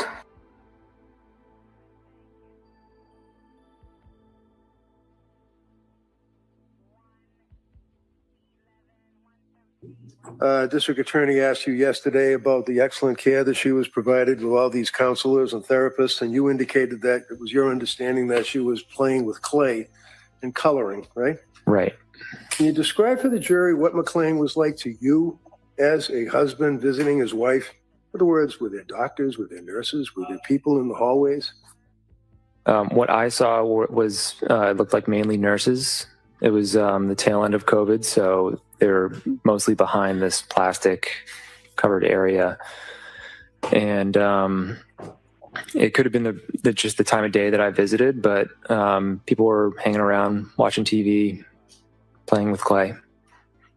Do you know whether or not she saw a doctor, or psychiatrist, ultimately from McLean Hospital? I was not aware of that. The only one I was aware of it was the doctor on the second to last or final day. And what was that, Dr. Goodhart? Yeah.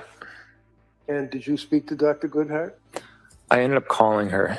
Let's call I wanted to see what her evaluation was. So I gave her a call and we spoke, and she said, she's clearly depressed. Sustained. Okay. So you spoke to Dr. Goodhart. Yeah. Did Dr. Goodhart, to your knowledge, prescribe any medication? I think she recommended medication, and then how many medications did she recommend? I don't know if she recommended multiple. I want to say it was Cymbalta, but she said, check with your doctor and make a decision. So when Lindsay left, it was because she wanted to leave one day early because of Cora's birthday. Is that right? I didn't think it was. I don't think it was one day early. I think she had a 5-day stay, which at the time was my understanding was that was pretty standard.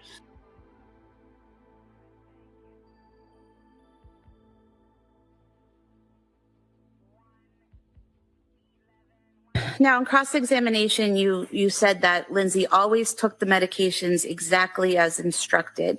Mm-hmm. But in direct, you said you weren't always with her every time she took the pills. Is that correct? That's correct. But the understanding was that she took it as directed. Because she told you she did? Yeah. And because you trusted her to do so? Yeah. Okay. But you can't sit here and say definitively that she took every pill exactly as instructed every single time, because you didn't watch her every time, correct? I was not standing next to her every time she took pills. And you were asked about the Facebook search in August 23rd, 2022. And you were asked about being on the Surface Pro and looking up the country singer who had killed himself. Is that right? Right. Okay. So I think that what you said when you were asked by defense counsel about whether or not you accidentally went to this site on methods of suicide, you said that could be likely, that might have happened. You're not sure, correct? It's so subtle that I don't remember specifically, but I do remember listening to Tom T. Hall. Okay. How often did you listen to him? It was like for a week. Okay. And so were you aware that on 8/23, August 23rd, 2020. Thank you all for being here. Please hit the like. If you're just joining, the court is in recess. Should be starting back up here very, very shortly. We've been checking out highlights from the trial over the last week. In the meantime, and thanks for checking, Rosie. Is it possible to change your vote? I can't make up her mind. She did switch her vote to 4, but unfortunately with the StreamYard poll, I guess you're not able to change your vote. Number 1, type in chat number 1, 100% guilty. Type in chat number 2, guilty by insanity. Type in chat number 3, 100% innocent. Type in chat number 4, undecided. Again, court should resume here very, very, very soon. Thank you for being here. 22 at 9:40 a.m. Someone signed into Lindsay's Facebook account on the Surface Pro. No. And then at 9:43 p.m. is when the Tom Hall site was accessed. Do you recall that? Yeah. And at 9:45 a.m. is when a person not just hit a link by accident, but actually had to click on a link to go to suicide methods. Are you aware of that? No. Okay. Is there any reason why you would have been going in and logging on to Lindsay's Facebook account while going on Wikipedia and looking at suicide methods all in that same 5 minutes? I didn't log into Lindsay's Facebook ever. It's very possible that I looked at Tom Hall's Wikipedia page, but At some point? yeah. Do you remember spending 3 minutes on the methods of suicide site, scrolling through and reading the methods of suicide site for 3 minutes? No, I don't remember something I did for 3 minutes almost 4 years ago. Do you remember being on that site, the methods of suicide, and clicking on a link to a bridge in Australia that people use to commit suicide? No. No. So in this 5 minutes or so where someone's using the Surface Pro, using Lindsay's Facebook while doing that, and then clicking on these links you don't remember, you think it might have been you? I have no idea.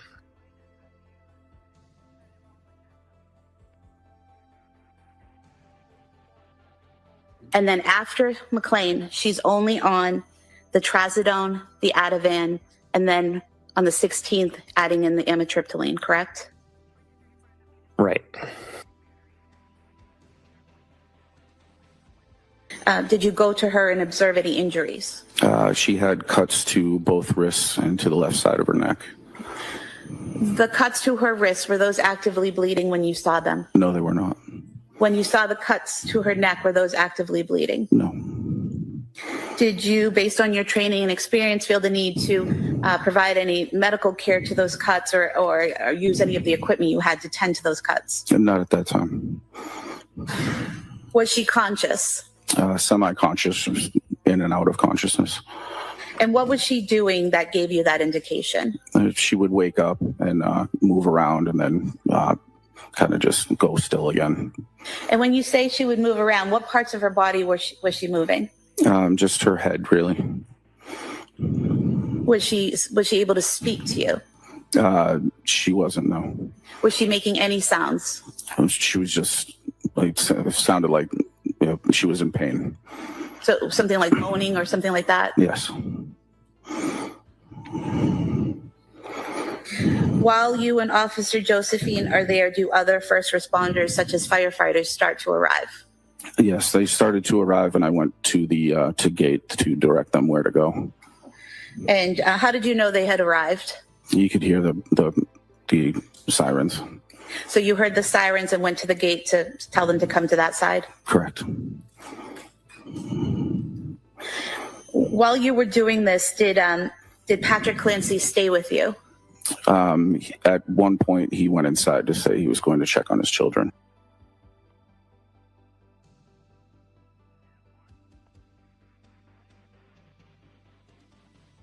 Just past the door on the left side, there was a body of a young child. And do you remember what position the child was in? He had his feet towards the door and his head towards the wall. And was he on his back or his stomach? Or... He was on his back. And do you recall what he was wearing? He was shirtless. I believe he was just in a diaper or underwear of some sort. And showing you Thank you. Exhibit 93, if you wouldn't mind just pointing out where you saw his body. Just in this area. Record reflect he's pointed to the area of the yellow exercise band. It may reflect that. And sir, that yellow exercise band, did you see that in that position when you saw the body of the child on the floor? Yes. Exhibit 94 was of that position.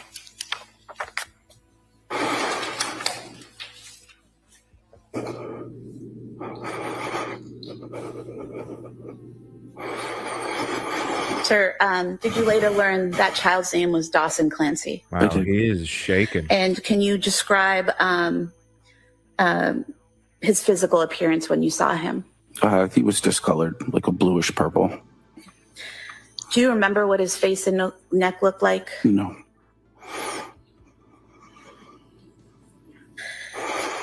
What happened next? I called for paramedics to come to the basement. I also called for a supervisor, and Officer Josephine picked up the child, and we ran him outside through the front door to the ambulance. And did you do anything after that, after giving Dawson to EMTs? We ran back down into the basement to check to see if we could find other children. And what made you think there were other children to find?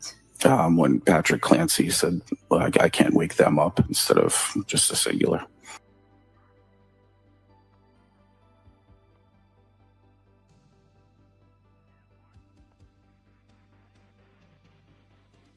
There were 2 children on the floor, motionless, and EMTs and paramedics were working on them. And did you later learn that those children were Cora Clancy and Callan Clancy? Yes.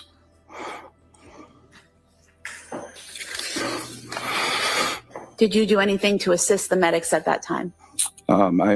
Excuse me. I asked if they needed any equipment. And did they ask you to get some equipment? They asked me to grab a heart monitor. And did you do that? I went and found the fire captain to ask where I could grab one. And he was pretty upset. So I ended up going back downstairs.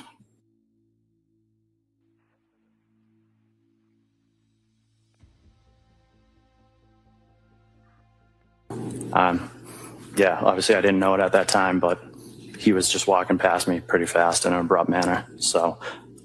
And did he say anything to you as he passed? No, he did not. And after you crossed paths with Patrick, where did you go? I went to the female party. And did you speak to her? I attempted to. And what did you say? I just was trying to get basic information, where she was hurt, where she needed attention, anything I could do to kind of help her until fire arrived. And did she respond to your questions? She mumbled, and it wasn't a definitive answer. Did you observe any injuries? Yes, she was laying on the ground. There was cuts to her right wrist, I believe, and to the right side of her neck. And were those cuts actively bleeding at that time? They were bleeding, but not profusely. Did you, are you trained in first aid? Yes. Did you feel the need to put pressure on those wounds immediately? No. We also carry medical equipment such as tourniquet, gauze, stuff like that. And I believe due to the circumstances that I didn't need to utilize those tools. And the tourniquet that you carry, is that in case someone has some type of cut where an artery has been damaged or cut?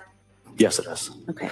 And you're trained to recognize when it's something serious like an artery spraying blood everywhere versus a cut that doesn't need a tourniquet? Yes, we are. Okay. And you didn't see the need for a tourniquet? I did not know.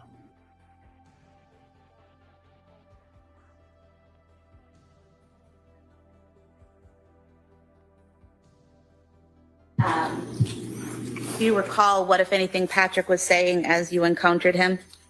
Upon his observation of us, myself and Officer Hall. He proceeded to head in our direction, leaving that room. And at that point, he looked up and he screamed, "She killed the fucking kids." And after he said that, where did you go? Once he cleared himself from the door frame, we were able to look inside the room where we observed what appeared to be a child laying motionless on the floor. And did you later learn his name was Dawson Clancy? Yes, I did. And how was he positioned? He was laying on his back, kind of close to the gym bag for reference of that. Based on my observations, I knew there wasn't really much I could do.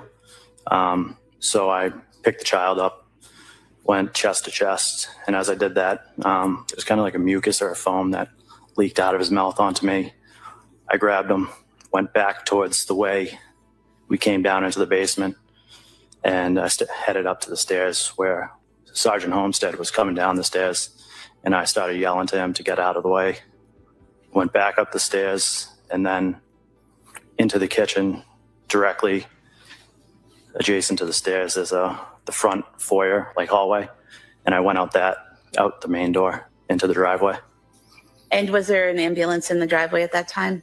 Yes, the ambulance was backing up and had pretty much just parked, and one of the fire was walking around to the stretcher out back. So I rushed over with Dawson and I put him on the stretcher, and that's when Sergeant Homestead and fire personnel started working further on him.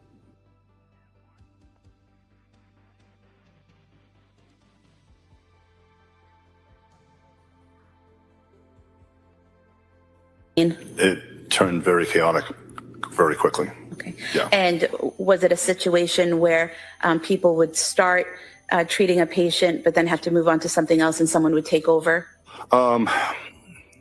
Sort of. I had myself as a shift commander. I had an EMT with me, but there's also 4 paramedics. So the way it ended up working, all the initial paramedics were with Miss Clancy in the beginning. And then when we found the other patients, we left a paramedic with Miss Clancy, a paramedic with Dawson, and then 2 paramedics were with the 2 other kids in the other room. As you were pulling the stretcher out of the back of the ambulance, did you observe somebody coming from the house? Yes. What did you see? One of the police officers was carrying a child. And so what did you do when you saw him carrying the child out of the house? So at that point, the stretcher was almost out of the vehicle, and I said, "Over here." And he placed him on the stretcher. Were you able to make observations of the child as he's being placed on the stretcher? I was. What did he look like? So his face was blue. He had marks around his neck, and his body was pale. And in this circumstance, what kinds of medication were you trying to deliver through the IO to Dawson? Epinephrine. What's the purpose of epinephrine? Basically kind of helps to restart the heart. And at this point, he had no heart activity? Correct. You also mentioned attempts to intubate. Can you tell us what that means? So intubation is an advanced airway where you put a tube into the airway to secure it to deliver high flow oxygen. Were you able to intubate Dawson? Yes, Kevin Heath did. And what do you do when you enter the tool to intubate? You go into the mouth and you do a motion of pulling up to see the vocal cords so you can pass the tube through. And what do you attach to the tube to try to increase breath? Oxygen and BVM, which is basically you're squeezing a bag. So BVM would stand for bag valve mask? Correct. While you were treating Dawson and doing the airway, intubating him, giving him the medicines, were you able to observe anything about the area of his neck? Yes. What did you observe about his neck? Dark red marks around his neck.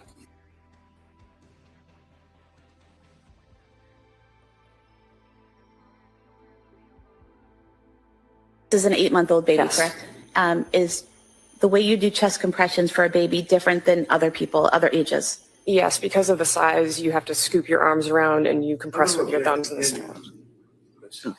I'll allow it. So you said you have to put your hands underneath on the back of the child and then use your thumbs to do compressions? Yes. And is that what you did for Callan? Yes. And what did you do next? Continued CPR on him until more help and hands started to arrive on scene. We had an off-duty firefighter, Tom Brandt, come in, and he started to assist me. He took over compressions briefly while more help started to arrive. When Brandt took over chest compressions, what did you do? At that point, someone had brought down a bag valve mask to help us deliver oxygen to the child, and we started delivering oxygen to the child. And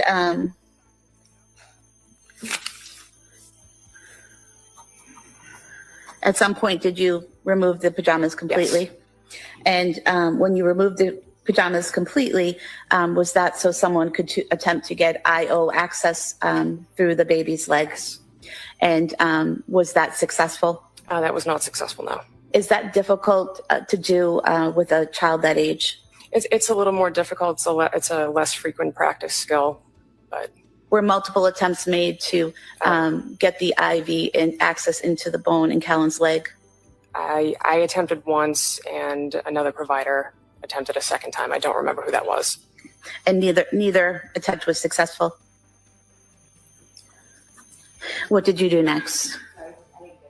Oh, what was your answer? For which I'm sorry. Was either attempt successful? No. What did you do next? Eventually, Kingston Fire arrived on scene to provide the ambulance for transport for Callan. I don't know how long we were in the basement for, but we did make the decision eventually it was time to get moving to the truck and start going to the hospital. While you were working on Callan, did you notice any injuries on him? Yes, he had deep strangulation marks around the entire circumference of his neck. And throughout the entire time that you're in the basement, are chest compressions being done, and you're trying to assist him with breathing? Yes. Did he, in the home, ever gain a pulse or the ability to breathe? No, he did not. Was he eventually taken to the ambulance? Yes. And how was he removed from the basement and brought to the ambulance? I scooped him up in my arms and carried him outside to the truck. And we are still waiting for court to resume. It was supposed to resume 6 minutes ago. As they always do, they're fashionably late over there in Massachusetts court. So as soon as it goes live, we are going to go straight to it. In the meantime, as we've been waiting for the court hearing to resume, we've been checking out the highlights from the trial through the last week. So as soon as it pops up, we'll be going straight to it, even if it's mid-word, whatever they're saying on these highlights. Thank you all for being here. Please hit the like, subscribe if you're not. And if you are a member or are considering becoming a member, there is a link in the description you can tap on. And if you're into the Idaho 4 case, we just dropped a huge 4.5-hour compilation of some of my boots on the ground footage from the trip on November 13th, 2023, the year anniversary. Thank you all for being here. As soon as we're back in the court, we will go live.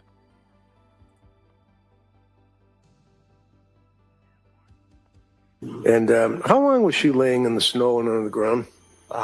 We got the call at 6-ish or whatever time it was. We And the call responded. came because her husband came home from picking up food and found her on the ground, right? Correct.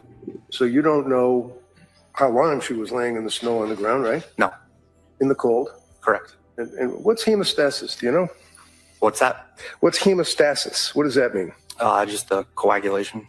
And you know what the effect of hypothermia? Let me ask you, what's hypothermia? It's just the body under temperature of the body. Under temperature of the body? Or your body is not at temperature that it should be. Right, because of the environment, right? Cold, right? Yes. Sometimes it can be medically induced, right? Mm-hmm. Hypothermia affects the blood flow, doesn't it? Yes. In fact, you actually have a thing called therapeutic hypothermia, right? Mm-hmm. Like if they have to restrict the blood flow to either a heart or a brain or something, that a person can be induced medically to be cold, and it would restrict blood flow, right? Mm-hmm.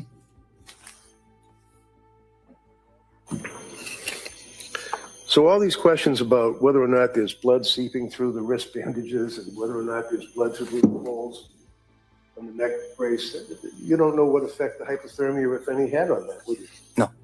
Thank you, sir. That's all I have. Redirect. Sir, there's typically heat in a hospital, correct? Usually, yes. And were you aware that, Ms. Clancy went to South Shore Hospital, correct? Yes. And are you aware that the wounds on her wrist did not have to be sutured until the following day? I didn't get any of that information after. Were you aware that the wound on her neck never had to be sutured? Same answer. Thank you. I'm showing you now what's been marked as Exhibit 110, and it was the individual depicted in this photograph. Lindsay Clancy. And it's those are the injuries that you observed that day of her on her neck. Correct. And showing you on the screen what's been marked as Exhibit number 111. Again, is that Lindsay Clancy? Yes. And the injuries that you observed on January 24th on her neck. Correct. And 112, Exhibit 112.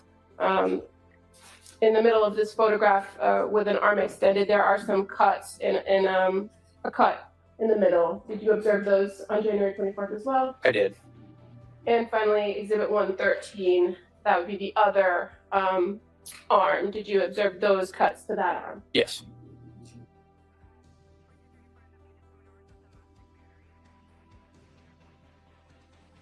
The state police went and got a search warrant, right? Correct. And you were there when they were searching. Correct. You guys were helping out. Obviously, it was a group effort to search the house. Counsel, we ready for the jury? Sure, yeah.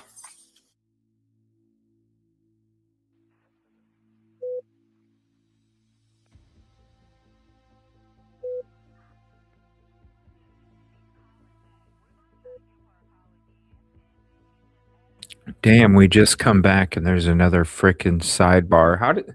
How many times has that happened where we just come back and all of a sudden there's a sidebar? It's like every time.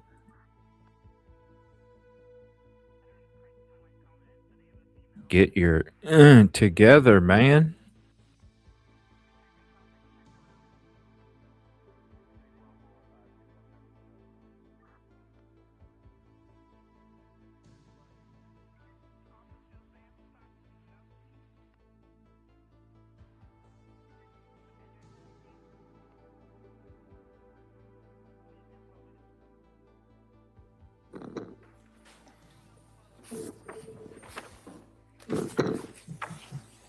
All right, and with that, you ready for the jury? Yes, Your Honor. All right.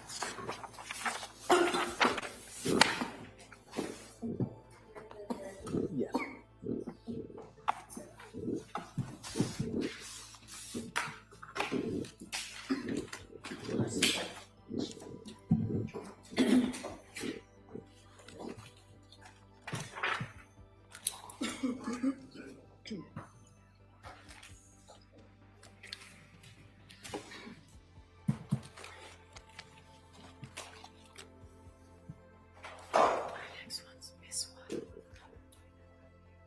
Court, all rise. Jurors entering.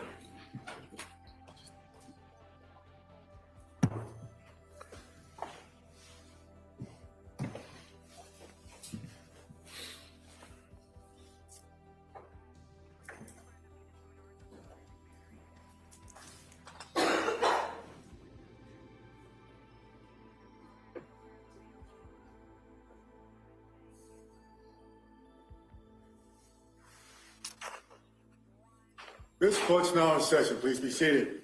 Your Honor, for the purpose of the record, we return back to the trial of Commonwealth versus Lindsay Clancy. All parties are present, including the defendant and including the 18 jurors. All right, thank you, Madam Clerk. Commonwealth, ready to call your next witness? Yes, Your Honor. The Commonwealth calls Dr. Biswas.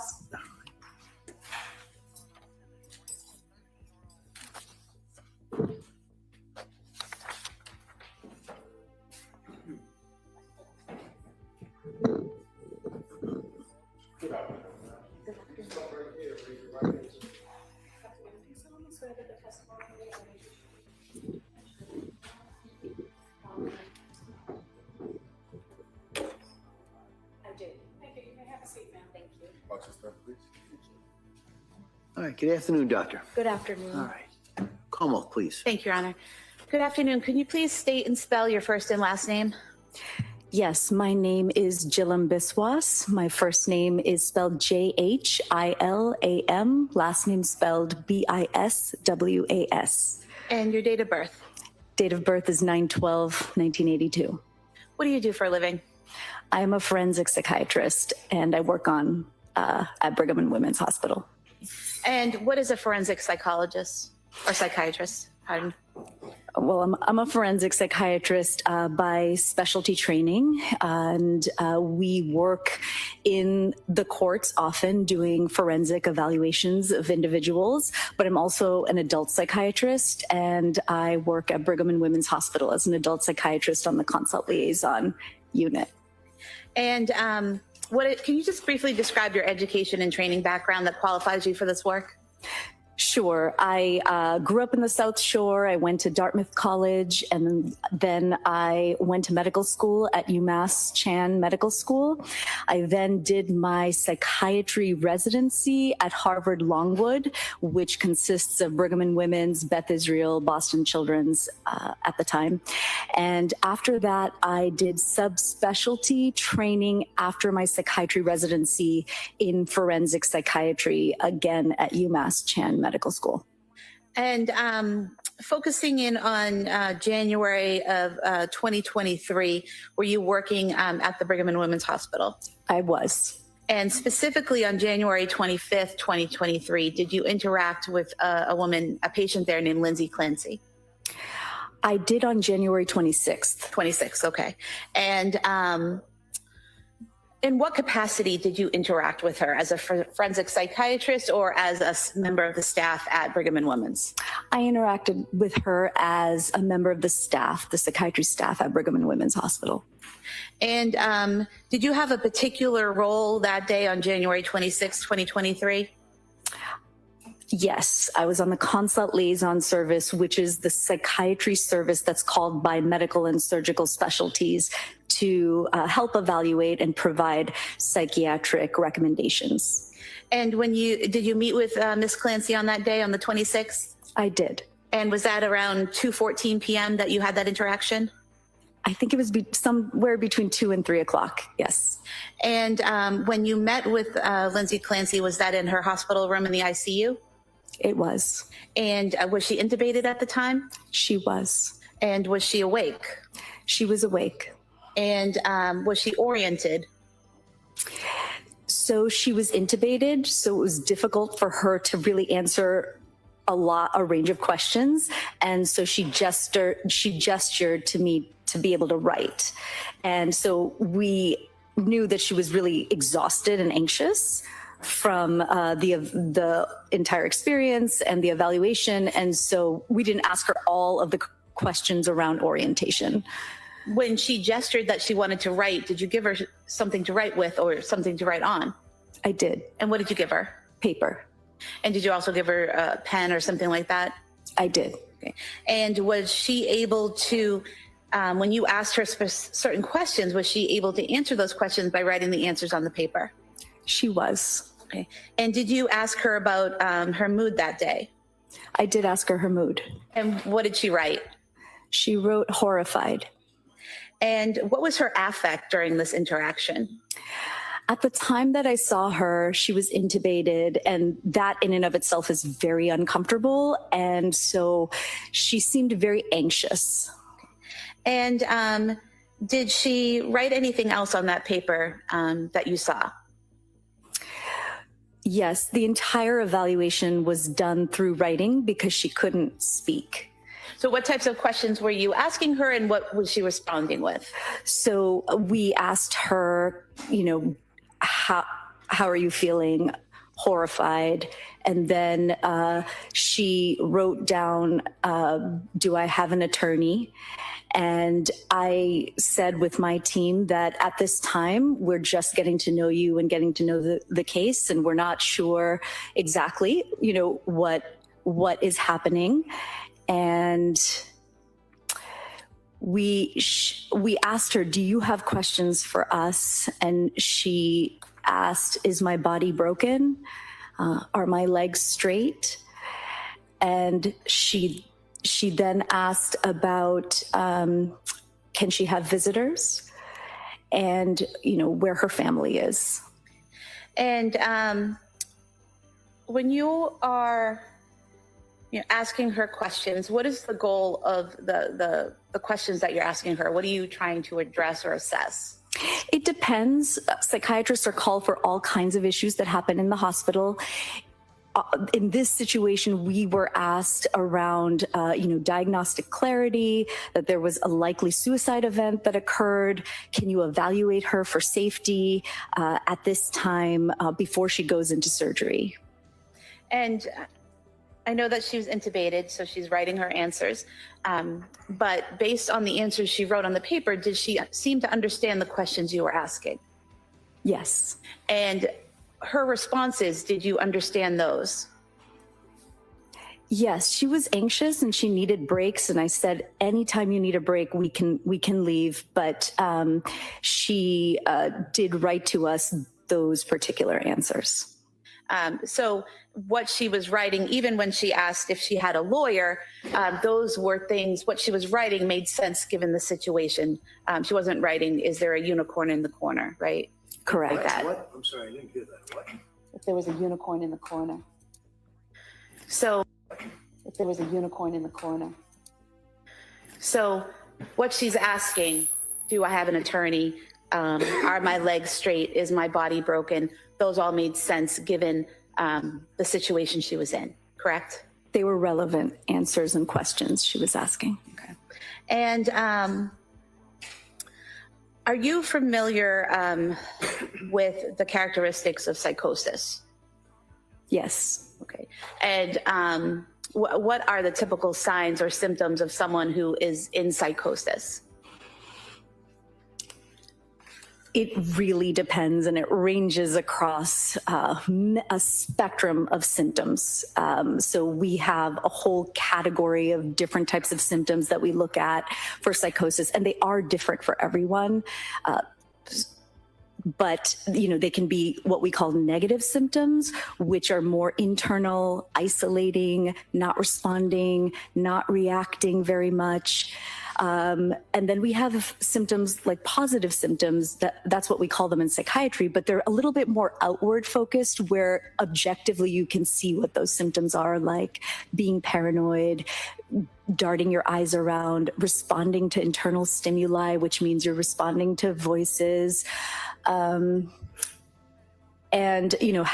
being within a delusion. So there's all kinds of symptoms, and they look different for each and every person. In your conversation with Ms. Clancy, did you notice any internal or external signs of psychosis? At the time, I documented that I did not note those. And did you also note that, she was, her thinking was linear, goal-oriented, thoughtful, and she didn't appear to be responding to internal stimuli? Yes, that is typical language in psychiatric mental statuses, and I did document that. What is Thank you for the gifted stimuli? membership, Rosie. Oftentimes, it's very difficult for our patients to be able to articulate what they're hearing. They may have perceptual disturbances like hallucinations or auditory hallucinations, and maybe hearing voices. When it's really active, we often see those individuals interacting with those voices. I didn't see that in that particular moment. So, for example, you could see someone engaging in a looks like they're engaging in a conversation with someone, or looks like they're looking over at something, thinking something or someone is there when they're not. Is that correct? That's what responding to internal stimuli is. Yes. And you didn't see any of that present with Ms. Clancy? Correct. Okay. And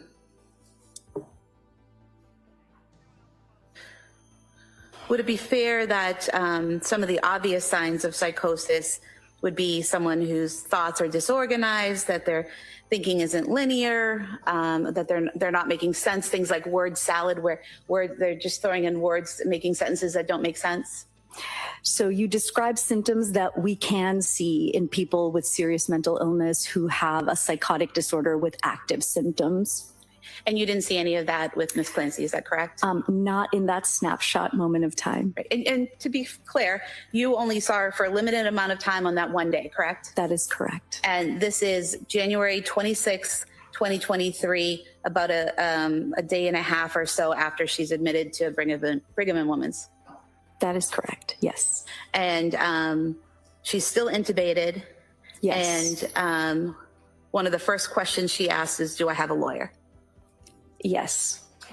And did you have any, based on your training experience, did you have any thoughts about her awareness or thoughtfulness about the questions she asked or the answers she gave? I don't know what that means, objection. Jeff, you can rephrase that. Did you have any assessment professionally of the responses and awareness that she had? Yes, at that time, I was trying to assess, is she confused or oriented? Is she completely disorganized? Is she so anxious that she won't be able to sleep? I was assessing suicidality mostly. I was being called into the room for that. And so there were a lot of things that I was assessing all at the same time before the surgical intervention that was going to happen. And did I answer your question? Yes. Okay. All right. And so in doing that, in evaluating all of those things, did you have any concerns at that point in time that she couldn't make a decision to have the surgery, or that there was some cause for concern there in her behavior? I felt she had the capability to make the decision for surgery at that time.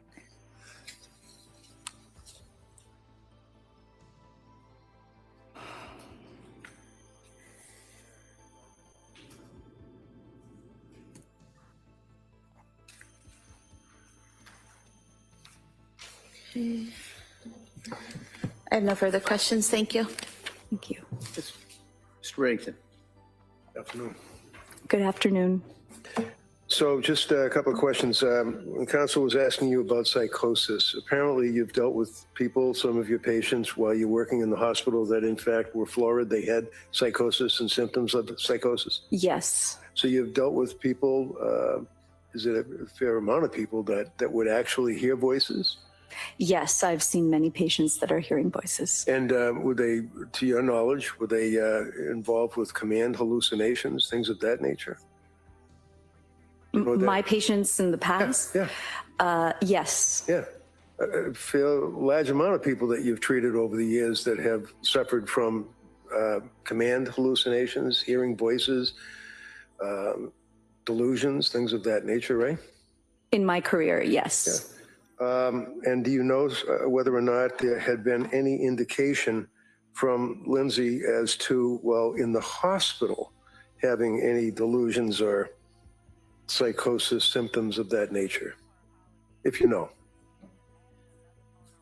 So I saw her, she had only been in the hospital for a day and a half. Right. And I hadn't heard about any psychotic delusions And that's from anybody. what you saw, though. I mean, as far as you, like, how often would you see her? I see. I saw her one time. Once. Okay. How long were you evaluating her? Probably because she was intubated, it was just asking how long? About 20 to 30 minutes. 20 minutes, 30 minutes? And a psychosis, is a psychosis, to your knowledge, something that has to continue, or does it stop? It absolutely depends on the patient. It depends on their age, how many episodes of psychosis they have had. It depends on the type of psychosis we're seeing. For some people, they can have moments of clarity, absolutely. And for some, it can be more continuous. It really depends on the patient and their illness. Okay. So basically, you're saying that it would be case specific? Yes. All right. And in the 20 minutes or so that you had when you're dealing with Lindsay, were you aware of her prior medical and psychiatric history? When we get consulted on a case, we... I'm sorry, I didn't mean to interrupt you. I'm asking, were you aware of her medical and psychiatric history? I was aware of the portion that was in the medical record before I saw her. Okay, so that would deal with, as far as postpartum psychosis?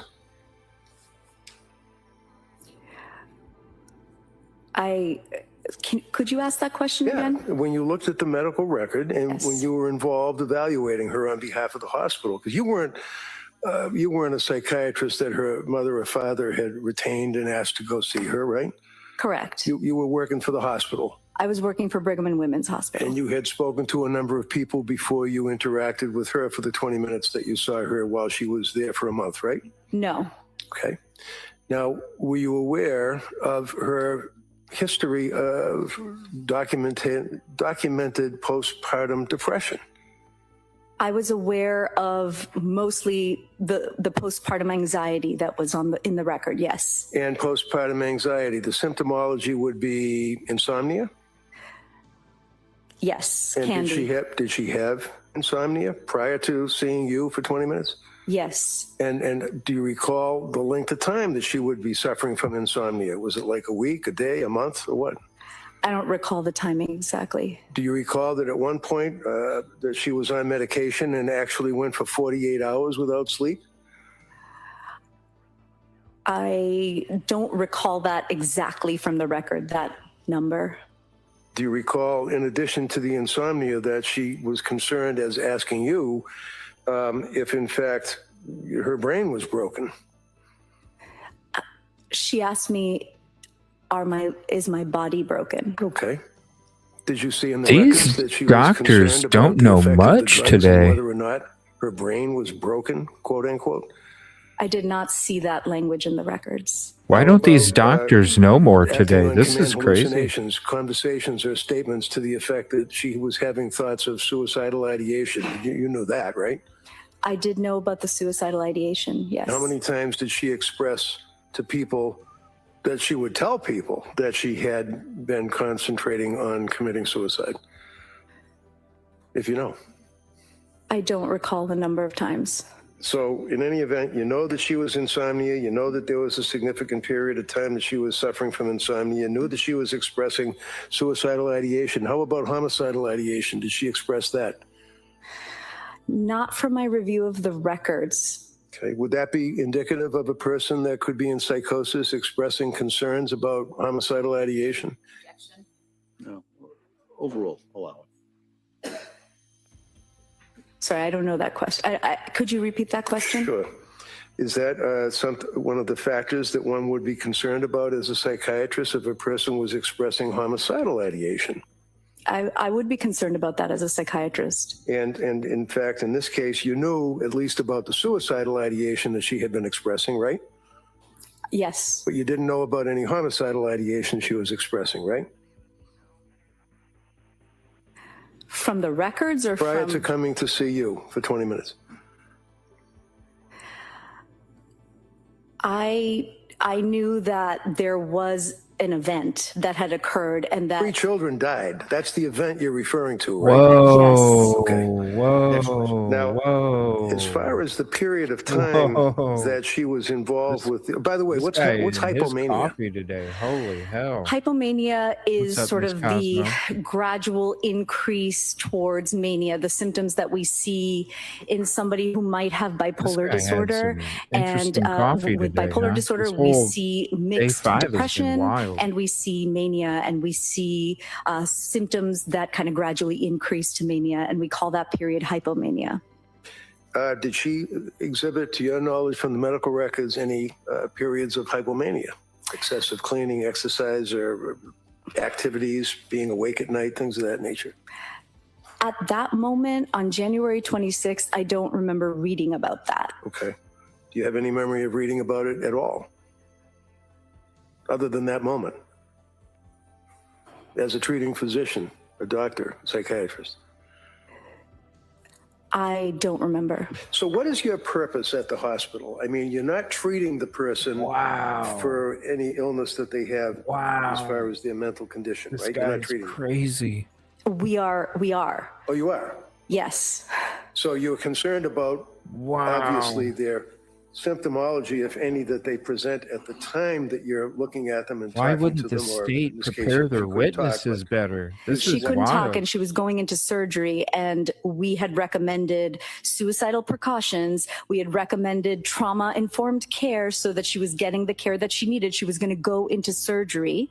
And then after that, we were going to continue to follow her and assess her and make sure that we were evaluating her appropriately and making recommendations to the surgical team for the care that she needed. Oh, he just set her up. All set? He just set her up. So when you're dealing with this person that's going into surgery, did you know what type of surgery she was going in for? At the time, we knew that she was going into surgery for her spine. Did you know what happened to her spine? He is destroying this witness. I knew that she had injuries to her spine. Did you know that there was a transection injury, that the spine was basically exploded in T5, T6, other thoracic vertebrae fractured, including the cervical vertebrae up by her throat? You knew all that? We were reading about it. It was all actively happening at that time. Was she in pain? Yes, I'm sure she was. Was she on medication? He asked her a bunch of questions she couldn't recall. She was on a few medications Then he related asked, to what do you do with the pain hospital? and blood pressure. We So take she's care brought of into them, the we hospital. follow You them, we knew from assess reviewing them. her records Like- as a psychiatrist that in But fact she yet she coded doesn't the day recall before, anything. right? Oh, wow. He is destroying her. I don't recall her coding the day before I saw her. I do recall from the records that she had a coding event after, I think on the 27th or 28th. Okay, so Who is this guy? you were This not guy's involved with good. her when she coded. Did you know that she had any events of that nature right after she was brought from the South Shore Hospital? I don't know what you're referring to. You know what a code is, right? Yes. Did she almost die before you saw her? I think it was after. Okay. How about perfusion, blood in the body and tubes being inserted into her chest? Did you know that from looking at the records? I think that happened after, but I was don't after. recall because I don't have the records on me. Okay. So did you know that she had massive transfusions? Not at the... On this jury that it Oh was my after she saw you that she coded, had transfusions, had double tubes put into her both Look at sides that of breath. her lungs? She's like, Did she I have am. testimony that it was after she saw knows, you? she knows what's happening to her. You don't know, do you? My understanding is the surgery happened after I saw her. Oh, the surgery did. I'm asking you about the massive transfusions. I'm asking you about the tubes being inserted so that the 300 milligrams or whatever it is of blood can be perfused or taken out of her chest cavity. I'm asking about whether or not Thank you, knew that Rosie. she had coded. I'm not asking about Kevin the surgery. Reddington. Obviously, that took place after you saw her, right? Objection asked and answered. No, overruled. Because that's why you were talking to her, right? To see if she could make an informed consent to a surgery, I guess. No, I was called for the suicidal ideation. Okay, I'm sorry. I thought you said that you wanted to talk to her about the surgery as well. No. The suicidal ideation continues to this day, does it not? Objection. Sustained. Did the suicidal ideation that you were concerned about continue the time that she was in Brigham and Women's Hospital for a month?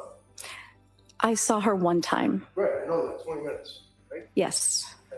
Oh, So she's you the know one who nothing she about saw suicidal for ideation after you saw her 19 minutes. intubated and then laying in the bed, and then Oh, you that's who talked to this her as is. you've discussed with the jury, right? That's correct. That's it. That's correct. She How about was the cops? used How many in the cops were there? trial from the husband. I don't recall. There were some, right? You think There on were the second armed men program, in she'd that be like, room, you know were what, there I need not? to do better. Wow. I don't recall. I think they were outside the room, if I remember correctly, from 3 years ago. Okay, I know it's been a while. Do you recall armed police officers being outside the room? I think I don't recall. Do you have any memory of any police officers being outside the room where she was laying in that bed? I knew she was in custody, and generally in custody. No, not generally. Let's talk about Lindsay Clancy. I can't recall. Okay. Did you know that she couldn't even have visitors in the sense that the police would not even let her mother or father visit with her?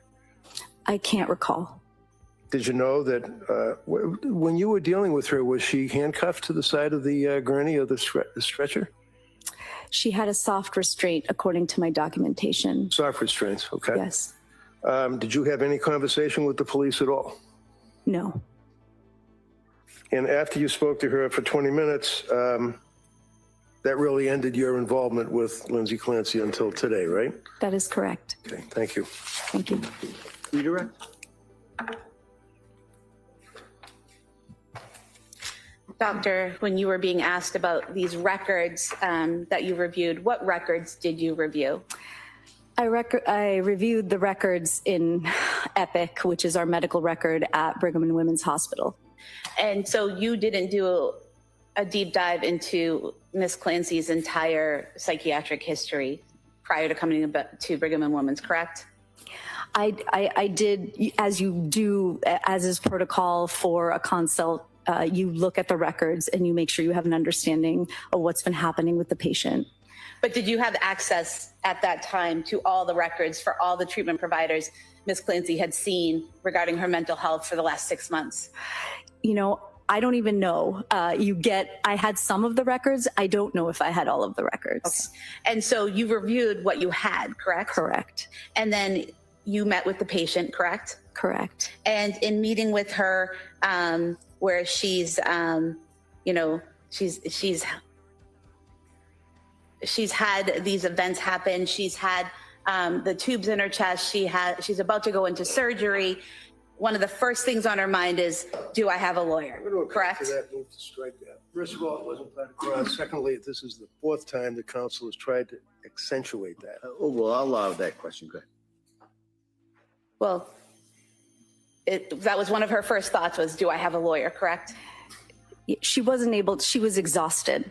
She was intubated. She could barely talk. She was writing and she was getting ready for surgery. And so those were the few questions that came up. Right. She's exhausted. She's anxious. She's in pain. She's about to go in for surgery. And she wants to know, do I have a lawyer?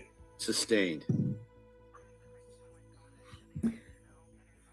So given the condition she was in at that time, the defense counsel asked you about the pain she was in. Defense counsel asked you about the surgery she was about to go into. Those are the issues that she was focused on. Yes. In your conversation with her, am I broken? Are my legs straight? Yes. Do I have a lawyer? Yes. Thank you. She wasn't focused on much while she was exhausted, in pain, anxious, and concerned about the future surgery that she was imminent, was she? If you could speak up, ask that question. Sorry. She wasn't focused on much of anything while she was exhausted, in pain, unable to talk, and anticipating imminent surgery, right? That's correct. Thank you. That's all I have. Anything, Kamal? No. All right, thank you, Doctor. Thank you. Thank you.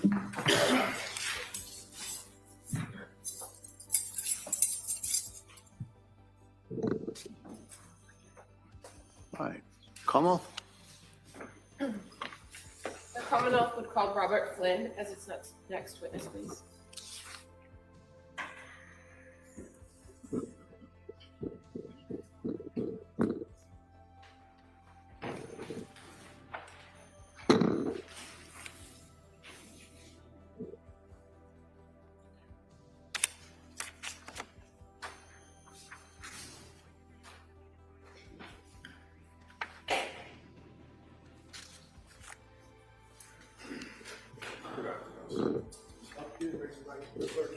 Afternoon, do you solemnly swear that the testimony in the evidence you shall give to the court?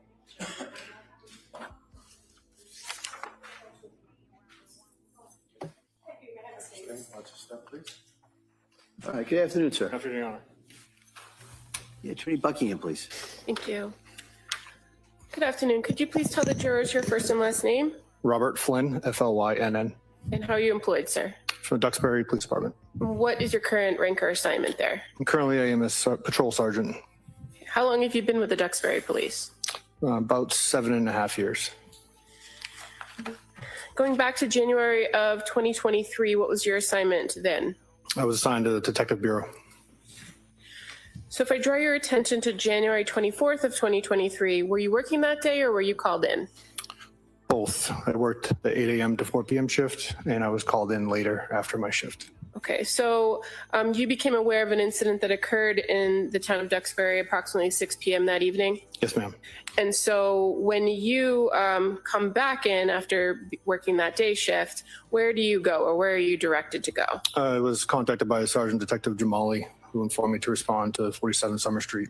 And so while you're en route to that location, are you monitoring the radio? Yes, ma'am. And are you monitoring communications with other Duxbury officers? Yes, ma'am. I had a department-issued vehicle that I took home, and I responded to it in that vehicle. And I had scan on, which is getting all surrounding agencies, including fire, Pembroke, Kingston, Marshfield.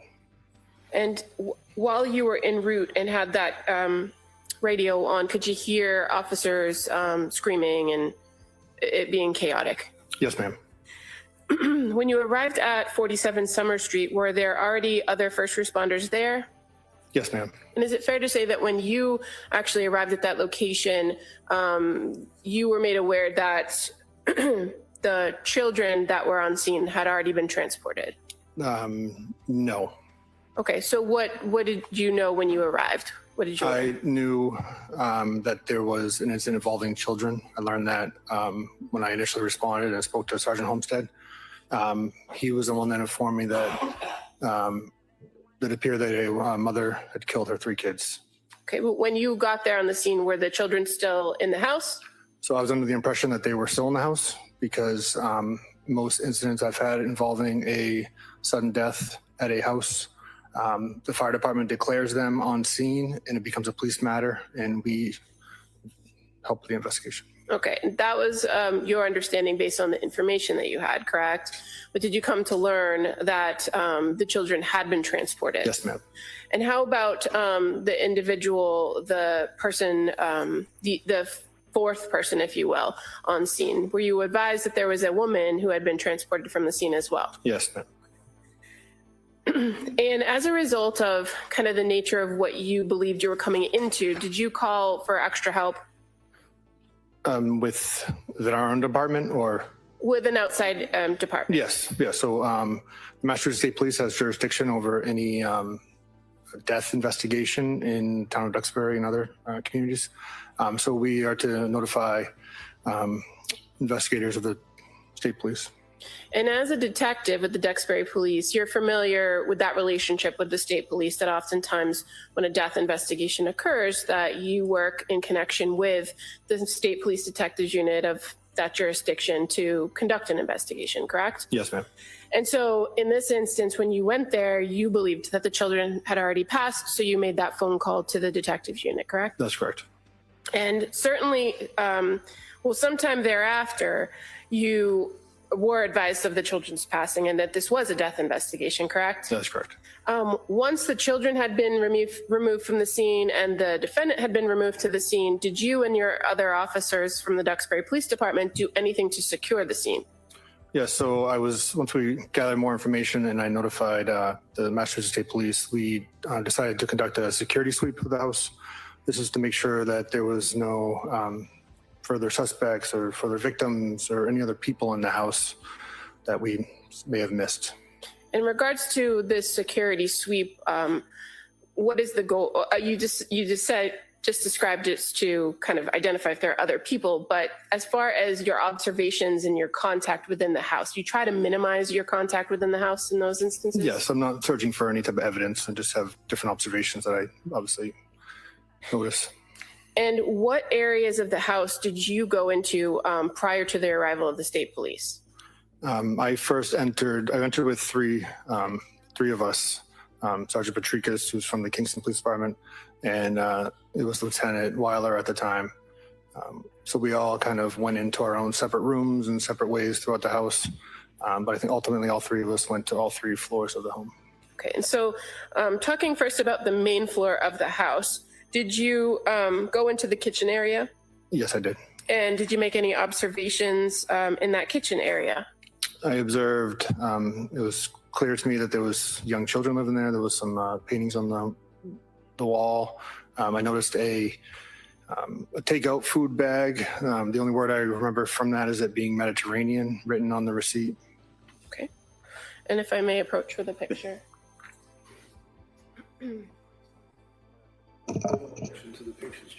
Showing you the pictures just accurately depict the kitchen area that you observed.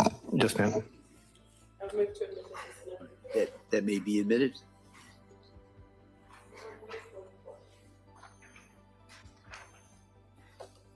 Just kind of showing you on the screen what's now been marked as Exhibit 44. This is the kitchen at 47 Summer Street, and in the middle of the photograph is a takeout bag, correct? Yes, ma'am. And you're aware that in the background here of the photograph where there's a kitchen table, there's kind of a door next to it. Yes, ma'am. And then there's, on the other opposite side, there's a slider door, correct? Correct. And in addition to making those general observations about the kitchen area, did you go in other areas of the main floor of the house? Yes, I did. And in the living room area, I'll show you what's been marked already as Exhibit 25. Is that familiar to you as well? Yes, ma'am. And again, upon your kind of sweep of this house, what stood out to you about the living room area? There appeared a young child lived there, and there was food on the couch, a snack. And in this photograph, can you see a couple bowls, a bowl here on the bottom of the photo and a bowl further up on the couch? Yes, ma'am. Now, in that main area of the house, you didn't find any other individuals, correct? Negative. And had you been made aware that the husband, Patrick Clancy, had been on scene and he had also been transported from the area? Patrick Clancy was on scene when I was there. Okay. At some point, did he go in an ambulance? Yes. Now, in that second floor of the house, or well, let me ask you, what's the next area of the house that you recall going through in this sweep? Into the basement. Now, were you advised that things had occurred in the basement? I think so. I'm not really. Okay. And fair to say, this was still, upon your arrival, a pretty chaotic scene. Correct. There was a lot of firefighters around, a lot of equipment going around. Correct. Okay. In that basement, did you do a full sweep of every room in the basement?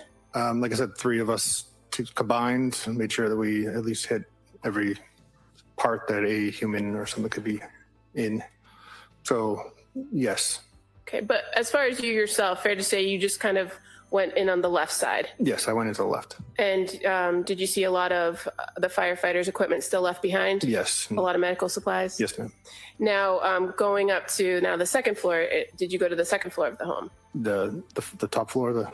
Yes. Yes. And did you enter into the master bedroom? Yes.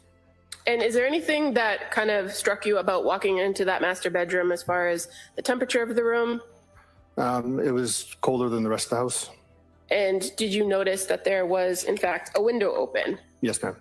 So I'm just going to show you what's been marked as Exhibit 43. Is that familiar to you as the window that you observed open? Yes, ma'am. And as far as the furniture in that bedroom, did you make any observations of a bed in the room? Yes, ma'am. Was there anything that stood out to you on the bedding or in the area of the bed? The bedding itself? If it stood out to you? Not necessarily, no. How about the items on the bed? Yeah, so Sergeant Patrikas pointed out that there was a cell phone on the bed. Okay, I'm just going to show you. It's already been marked as Exhibit 42. See, is an object. Is that how it appeared when you first entered into the bedroom? Yes, ma'am. The phone.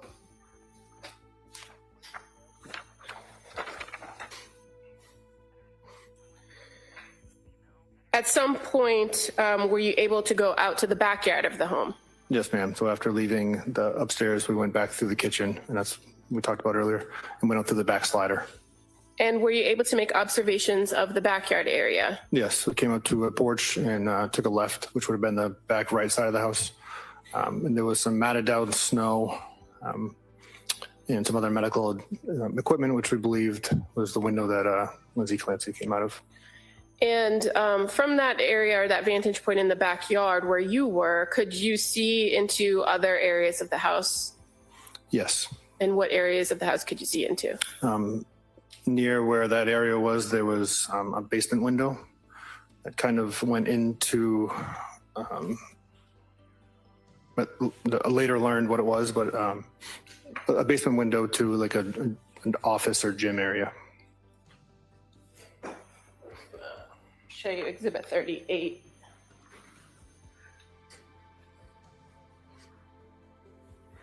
Is that familiar as the backyard view? Yes, ma'am. And fair to say there's an area here of the photo that I'm pointing to with my pen, which is kind of on my right. That is a window well. Is that the window you could see into? Correct. And then again, in this photograph, do you see the open window that you observed when you went into the bedroom? Yes, ma'am. As far as that open window, when you were in the backyard, did you see any screens or anything around the property that would give you any indication of how that window was open or the condition of the window? No, to me, it appeared that the screen was just pushed up.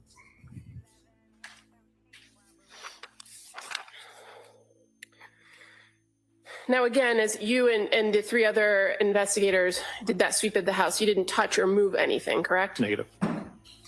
And once you did that security sweep, is there a protocol in place to make sure that the scene remains as it is until the state police arrive? Yeah, so there was one of the officers was logging individuals that were in and out of the house. Crime scene tape was put up around the property. The doors were secured, and around this time is when I received a phone call from Trooper McKellican. Okay. And did you remain on scene? We remained on scene until some troopers showed up to the area. Okay. And while you were on scene, did you attempt to help coordinate other members of the Duxbury Police Department to take care of other things like going to the hospitals and securing coverage? The decision for who was going to the hospital was made by our command staff, but I met some of the troopers back at the station to coordinate further. Okay, and when you were back at the station, were you aware or advised that a search warrant was sought for the residence? Yes, ma'am. Did you go back to 47 Summer Street with the team when the search warrant was received? Yes, ma'am. And did you participate in the execution of that warrant? I was present during it. Okay. Fair to say, though, you didn't, you weren't responsible for searching any particular location or collecting any evidence? No, ma'am. That was reserved for the state police? For the most part, yes. At the conclusion of that search warrant, were you asked to go back into the house? Yes, ma'am. And what were you asked to go back in the house to do? Once the search warrant was completed, my lieutenant told me to go back up into the house and close the window in the upstairs bedroom. And when you went back and got closer to that window, did you make any observations of damage to the window or the window screen? No. And were you able to close it and secure the window? Eventually, yes. Fair to say there was blood in that area that kind of was in the way? Yes, and the bed was kind of pushed in front of it. So did you have to move the bed in order to get to the window? Yes, ma'am. As far as anything removed from the home, did you go back into the basement at somebody's direction? No, ma'am. At some point, had you helped to remove some medical equipment that the fire department had left behind? That was during the search warrant. Okay. And is that the only items that you yourself removed from the home? Correct. As part of the follow-up investigation, did you work with Trooper McGilligan and some of the other troopers from the State Police Detectives Unit to conduct follow-up interviews and gather more information? Yes, ma'am. Is it fair to say that the state police were the primary investigators and they took over pretty much everything from that point on? That's correct.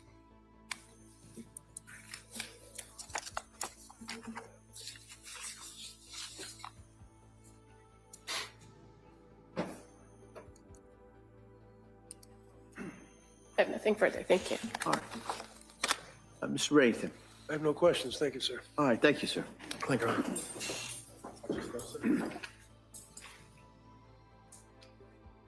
Commonwealth calls Mark Farioli.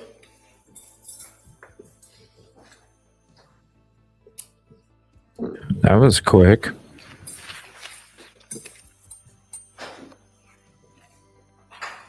If anybody's just checking this trial out for the first time, you definitely want to watch this whole day all over again. This defense lawyer had some kind of crazy coffee. I don't know what he had today, but it got a fire lit under him. Holy hell. It's been wild today. Thank you all for being here. Please hit the like, subscribe if you're not.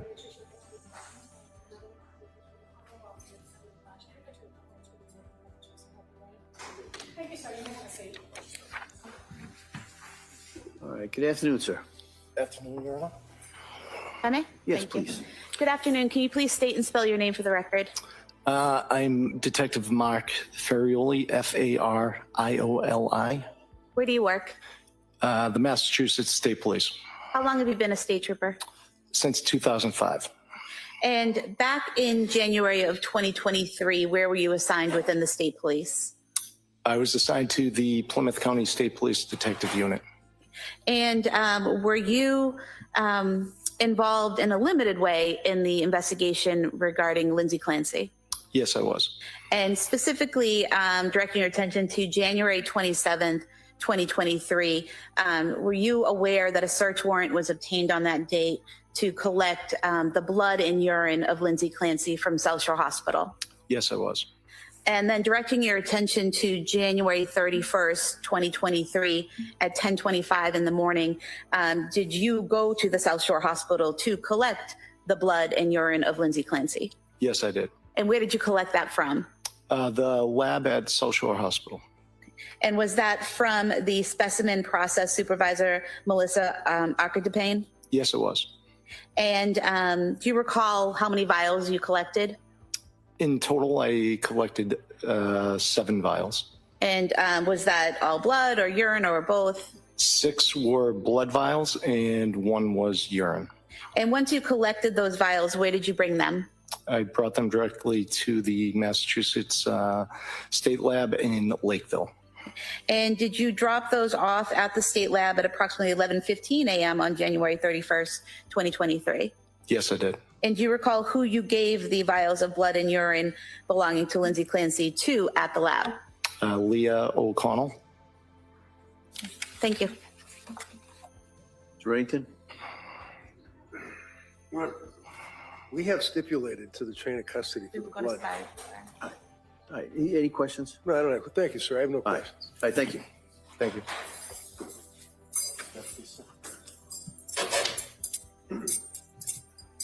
Leah O'Connell.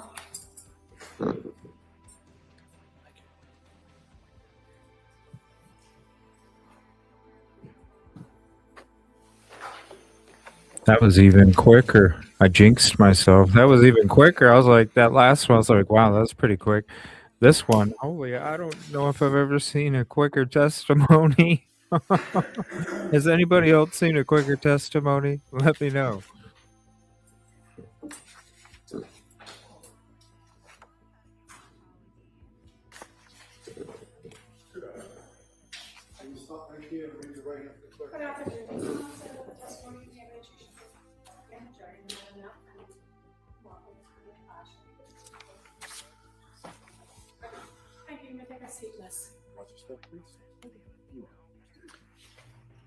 Hi, good afternoon. Good afternoon, sir. All right. Counsel? Thank you. Good afternoon. Can you please state and spell your name for the record? My name is Leah O'Connell, Leahoconnell. Where do you work? Currently, I'm employed with the Massachusetts State Police as a trooper. Back in January of 2023, were you also employed with the state police? I was at the crime lab. And what were your responsibilities at the crime lab at that time? So I was a forensic evidence technician, so we would receive evidence submitted to the lab for testing. And once you received that evidence at the lab, well, first of all, who would you receive that from? Would that be chemists? Would that be troopers? Who would it be from? It was local, state, sometimes federal agencies, but there was also scene evidence gathered by chemists that we would have to log into the system. And so would it be your responsibility to take that evidence, log it into the system, and move it along for a process through the lab? Yes. And were there tracking numbers or lab numbers that you would assign to evidence in order to keep track of it as it progressed through the lab? Yes, every case gets its own number. And directing your attention to January 31st, 2023 at 11:15 a.m., do you recall receiving 6 vials of blood and 1 vial of urine belonging to Lindsay Clancy from Trooper Mark Farioli? I did. And when you received those items, did you log them appropriately into the system with her case number? I did. And how were they stored after that point? So they go into a heat sealed pack. So it's like a plastic bag that gets heat sealed, initial and dated, and then it goes right into a fridge. Thank you. Attorney Reddington? Dang, I just got her name up there. Questions, we stipulate to the blood, so. Okay.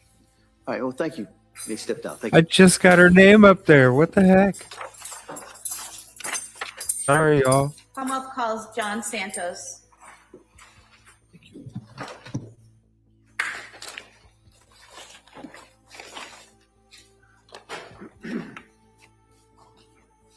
See if the same thing happens.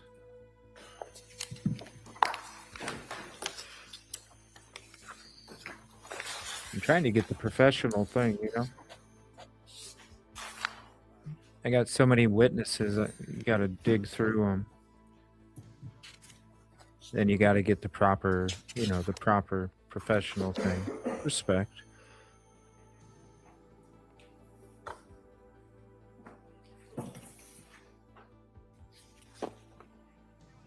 While we're waiting, please hit the like, subscribe if you're not.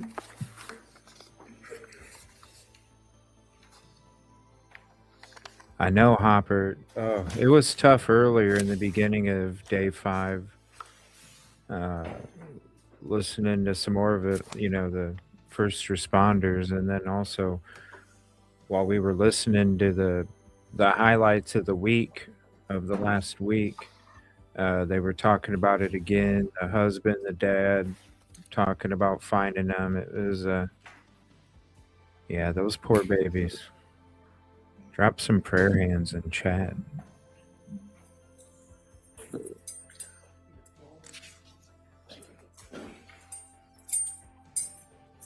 Good afternoon. Raise your right hand for the clerk. Good afternoon. Do you solemnly swear that the testimony you give answers shall be to the jury and the matter not having to do with Commonwealth and the fashion and the I do. Thank you, sir. You may have a seat. Want to start, please? All right, good afternoon, sir. Good afternoon, Your Honor. Attorney Sprague, please. Thank you. Good afternoon. Can you please state and spell your name for the record? Good afternoon. My name is John Santos, JOHN-SANTOS. Where do you work? The Massachusetts State Police. And what department are you currently in? I'm assigned to the Division of Investigative Services. And back in January of 2023, what was your assignment? I was assigned to the State Police Detective Unit in Plymouth County. And were you, specifically on January 24th, 2023, were you part of a search warrant team at 47 Summer Street in Duxbury? Yes, I was. And what was your role in terms of where you were assigned to search within the home?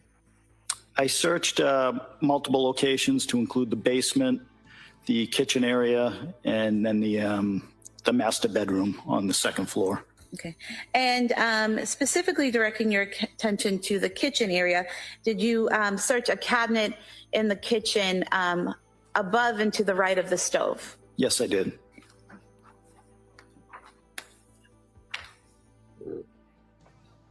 Showing you a photograph. Is this a clear and accurate depiction of the items you found in that cabinet on January 24th, 2023? Yes, it is. You could have this photo marked as the next exhibit. That may be admitted. Maybe admitted.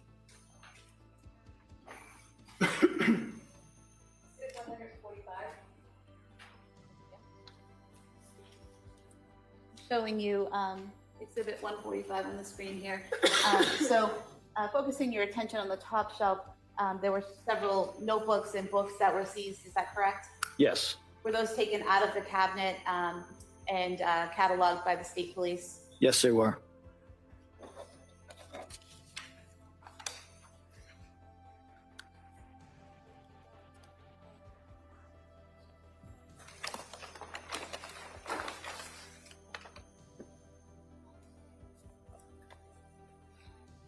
Show you 5 items. If you could just look through these and let me know if these were the items that were taken. We'll stipulate that those are the items that were in her kitchen. If I could have these marked as the next 5 exhibits, please. Do you want the 5 separate, 5A, 3? 5 separate, Okay. please.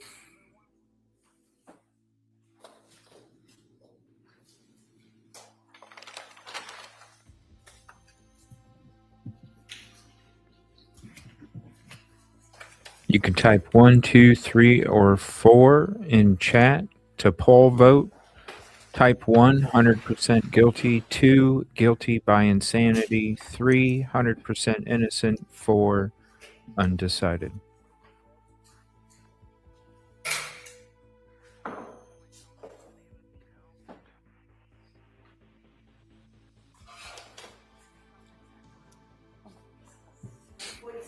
Exhibits 146 through 150. All right, thank you. And sir, showing you what's been marked 146. Those appear to be discharge paperwork from McLean Hospital for Lindsay Clancy. Yes.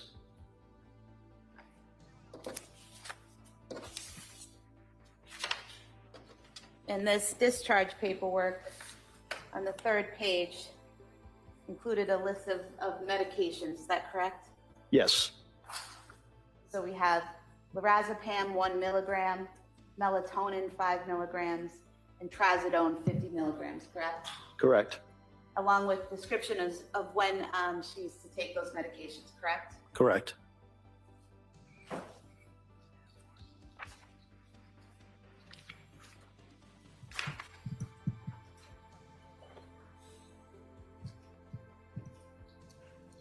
There's also instructions on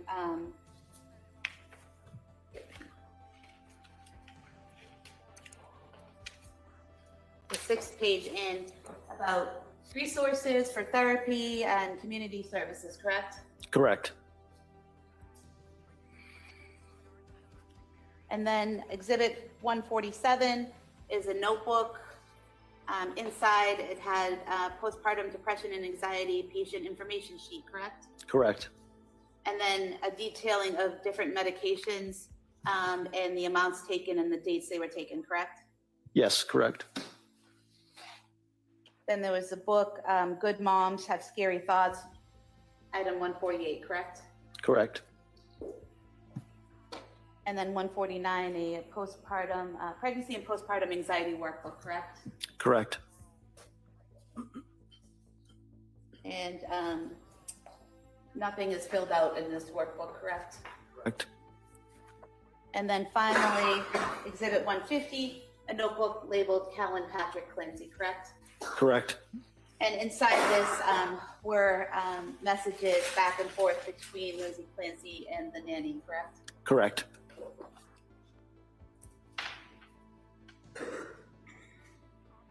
Now you mentioned that you searched several rooms in the home, correct?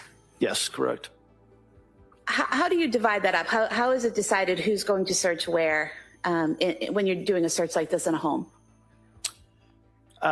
It's somewhat fluid.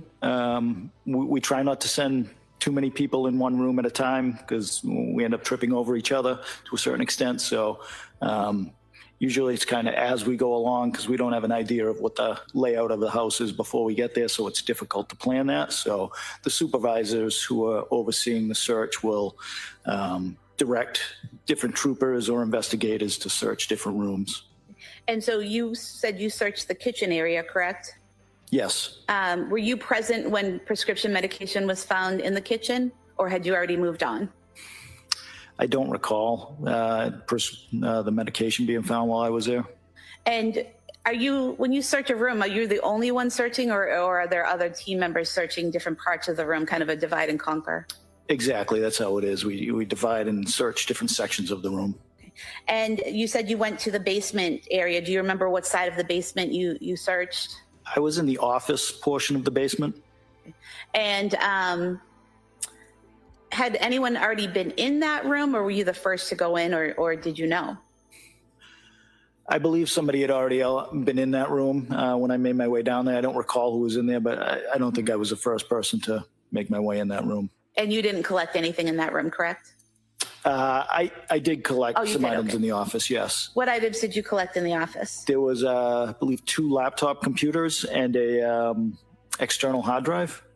And so you collected those items from the office. And when you do a search warrant, is there one trooper assigned to keep track of everything that's found, where it's found, who found it? Yes, there is. Okay. And so do you recall who that person was in this case? I don't recall, no. But when you do find something, is it you bring it to that person and they kind of log it and then you move on and keep looking for other things?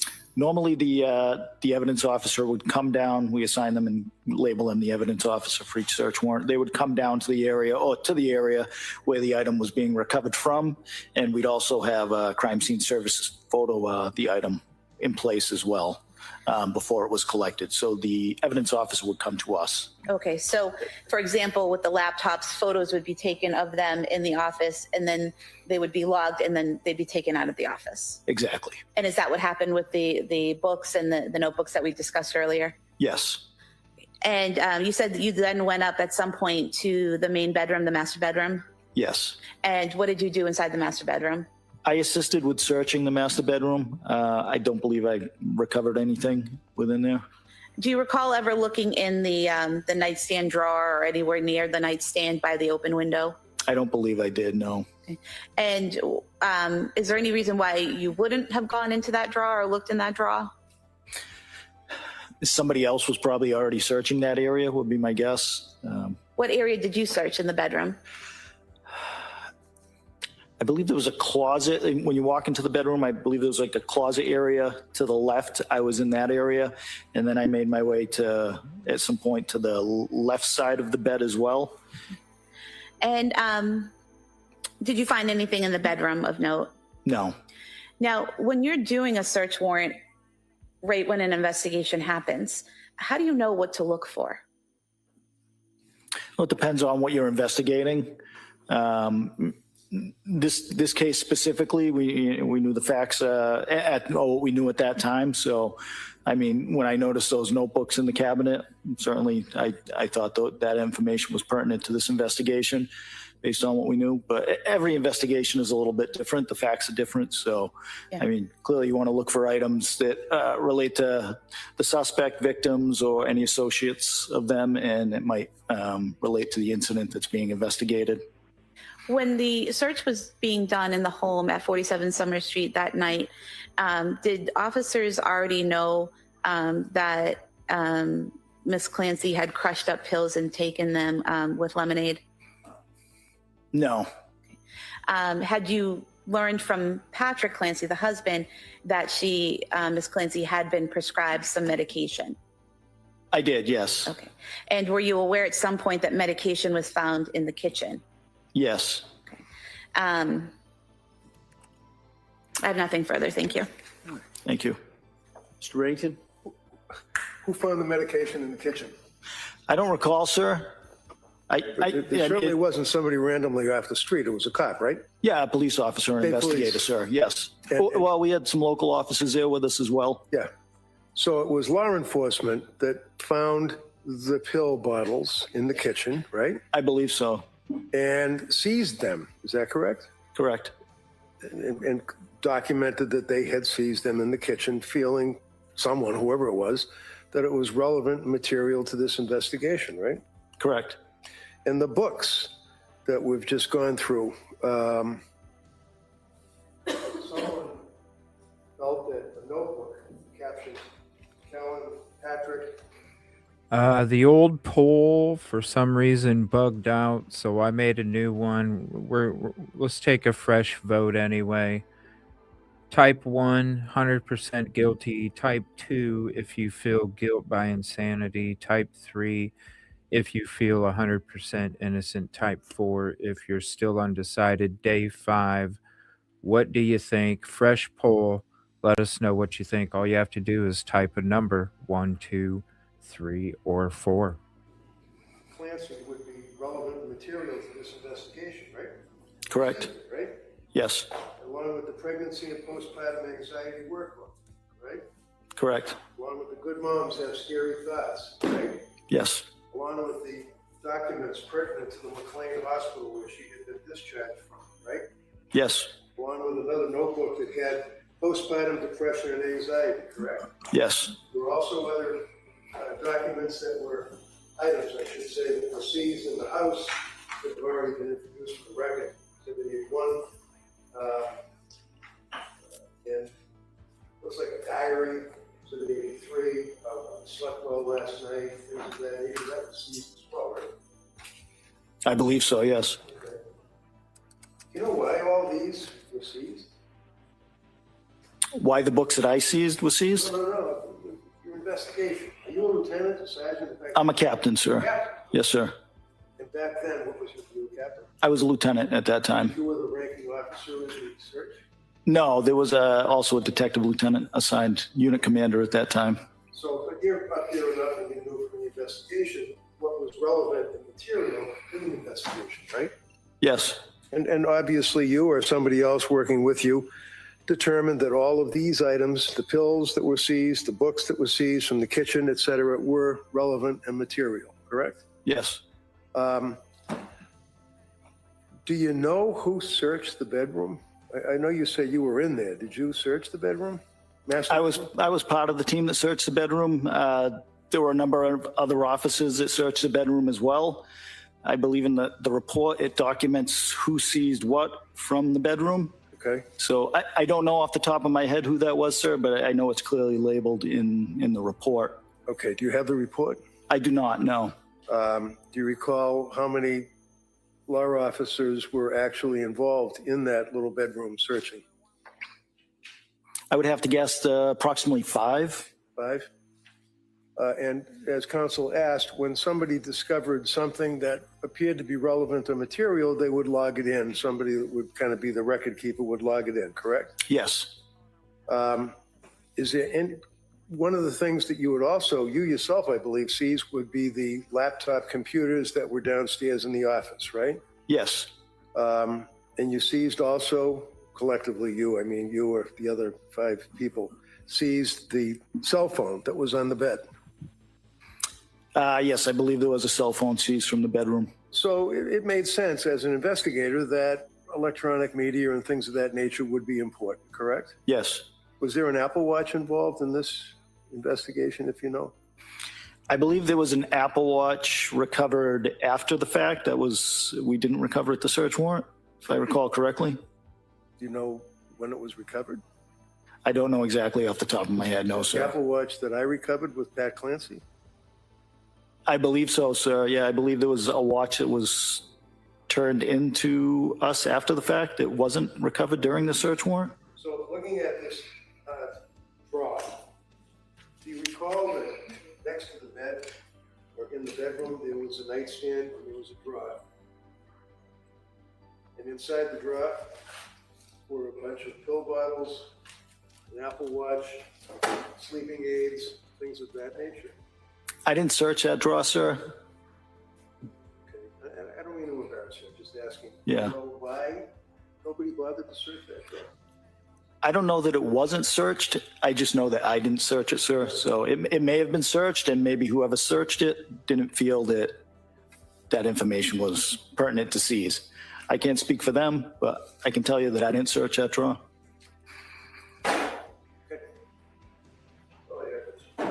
Redirect. No, Your Honor. All right, thank you, sir. Thank you, Your Honor.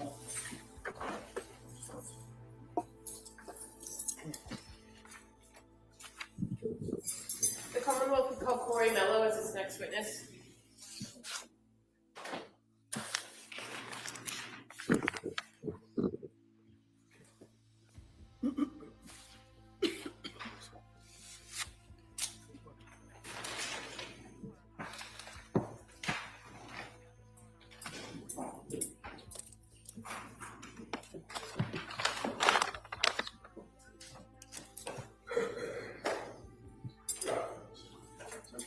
Raise your right hand to the clerk, please.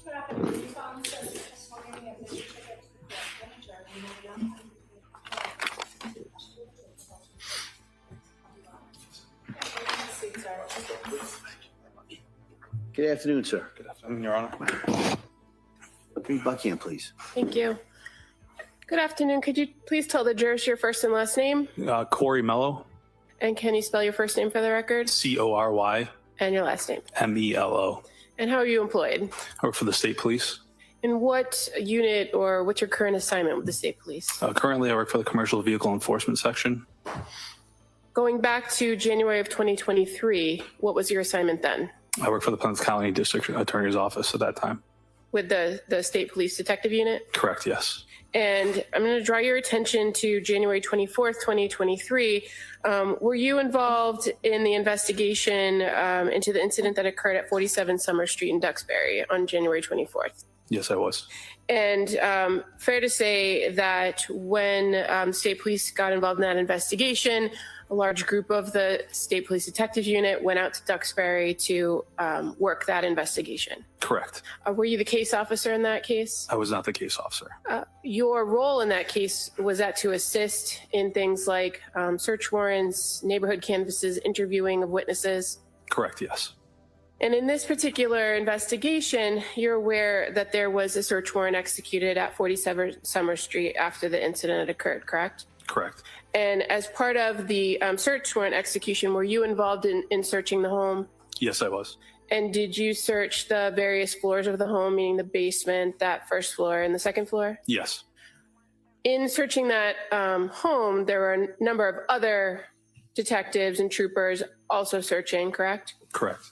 Do you recall locating a phone in the upstairs bedroom, a laptop, some workout bands in the basement that were hanging on the door? Yes, I do.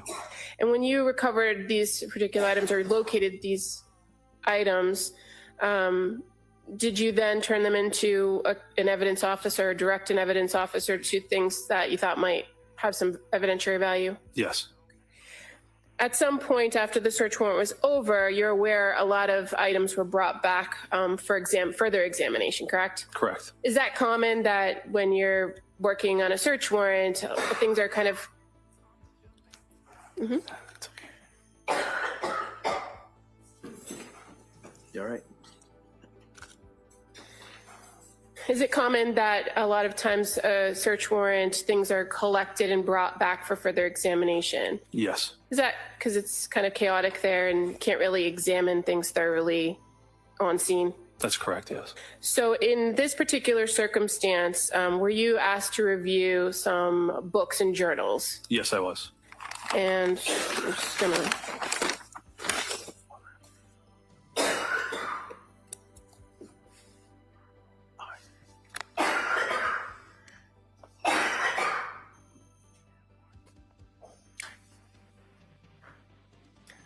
If I may approach the witness. Sure.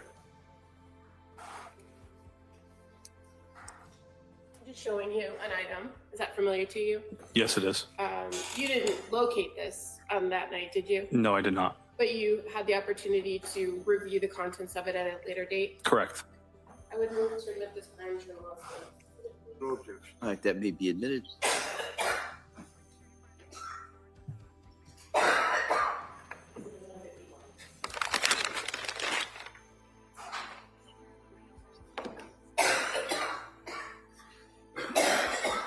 Counsel, can I see you sidebar just for a second?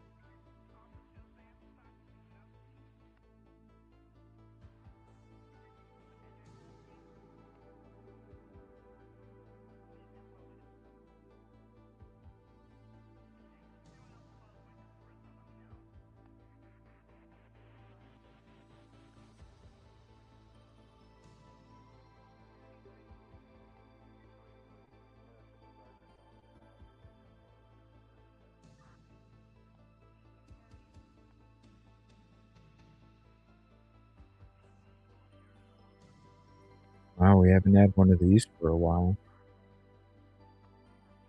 I figured they'd be coming right back. Shouldn't be much longer. Thanks for the votes already. Day 5. As of day 5 is Lindsay Clancy to you.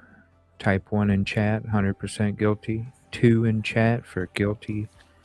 Guilt by insanity. Thank you. 3 is Trooper Mello, innocent. 4 just is in undecided. relation to now what's been marked as Exhibit 151, the Brown Journal, and just noting that when the journal opens to the first page, there's no dates on it, correct? Correct. And in those first few pages, just highlighting page 1, you reviewed these handwritten entries, and at some point in this paragraph, it says, obsessed with his sleep and nap schedule like to the minute. It says, hearing him cry for 1+ hours and not intervening just about killed me. I even said the words, "I want to die" to Pat while he was crying. After that, I became obsessed with his sleep and nap schedule like to the minute. That's one of the entries you reviewed and noted. Yes. Page 2 says, I also feel like I did it wrong because I did it when he was overtired, so it made it harder. Now I have horrible insomnia and anxiety. You recall reviewing that in the journal? Correct, yes. Page 4 of the journal says, why else I feel guilty? He's not really hitting his milestones. Again, that's a page that's not dated in this journal, correct? Correct. Page 8.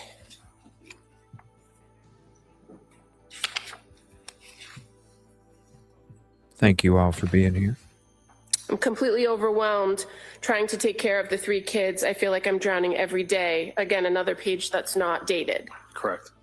At some point, there are some dated pages in this journal, fair to say, right? Yes. And there's one on November 18th. And November 18th, that page reads, it's like I'm so desperate to get a mental break from taking care of everyone that my mind is trying to make something physically wrong with me. You recall reviewing that in the journal? Yes.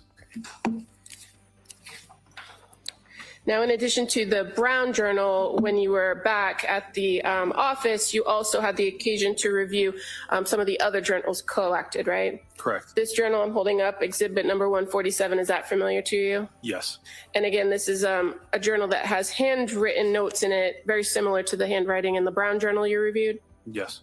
And fair to say, the entries in this notebook only span a few pages and only go from October 13th as the first entry and the last one being January 18th, correct? Correct. Okay. And this third journal that you reviewed after the search warrant, exhibit number 50, the yellow journal with Callan Clancy's name on it. You recall that? Yes, I do. And you are aware Callan Clancy was one of the children? Yes. Okay. And in this instance, did you see similar handwriting from the other 2 journals that you reviewed? Yes, I believe there was 2 separate. Okay. At some point in this, these entries, you began to notice there were other handwriting. Correct. At the time you were looking at this, did you know who the other handwriting was? At the time, no. Who it belonged to? Okay. And fair to say, reviewing the contents of it, it's a pretty detailed list of a schedule for the baby. Correct.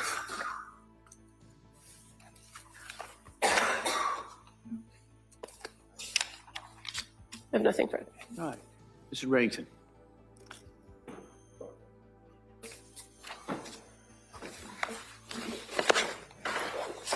So one of the things that the district attorney did was read to you certain entries from what is referred to in your report as the Tree of Life Artisan Journal, correct? Correct.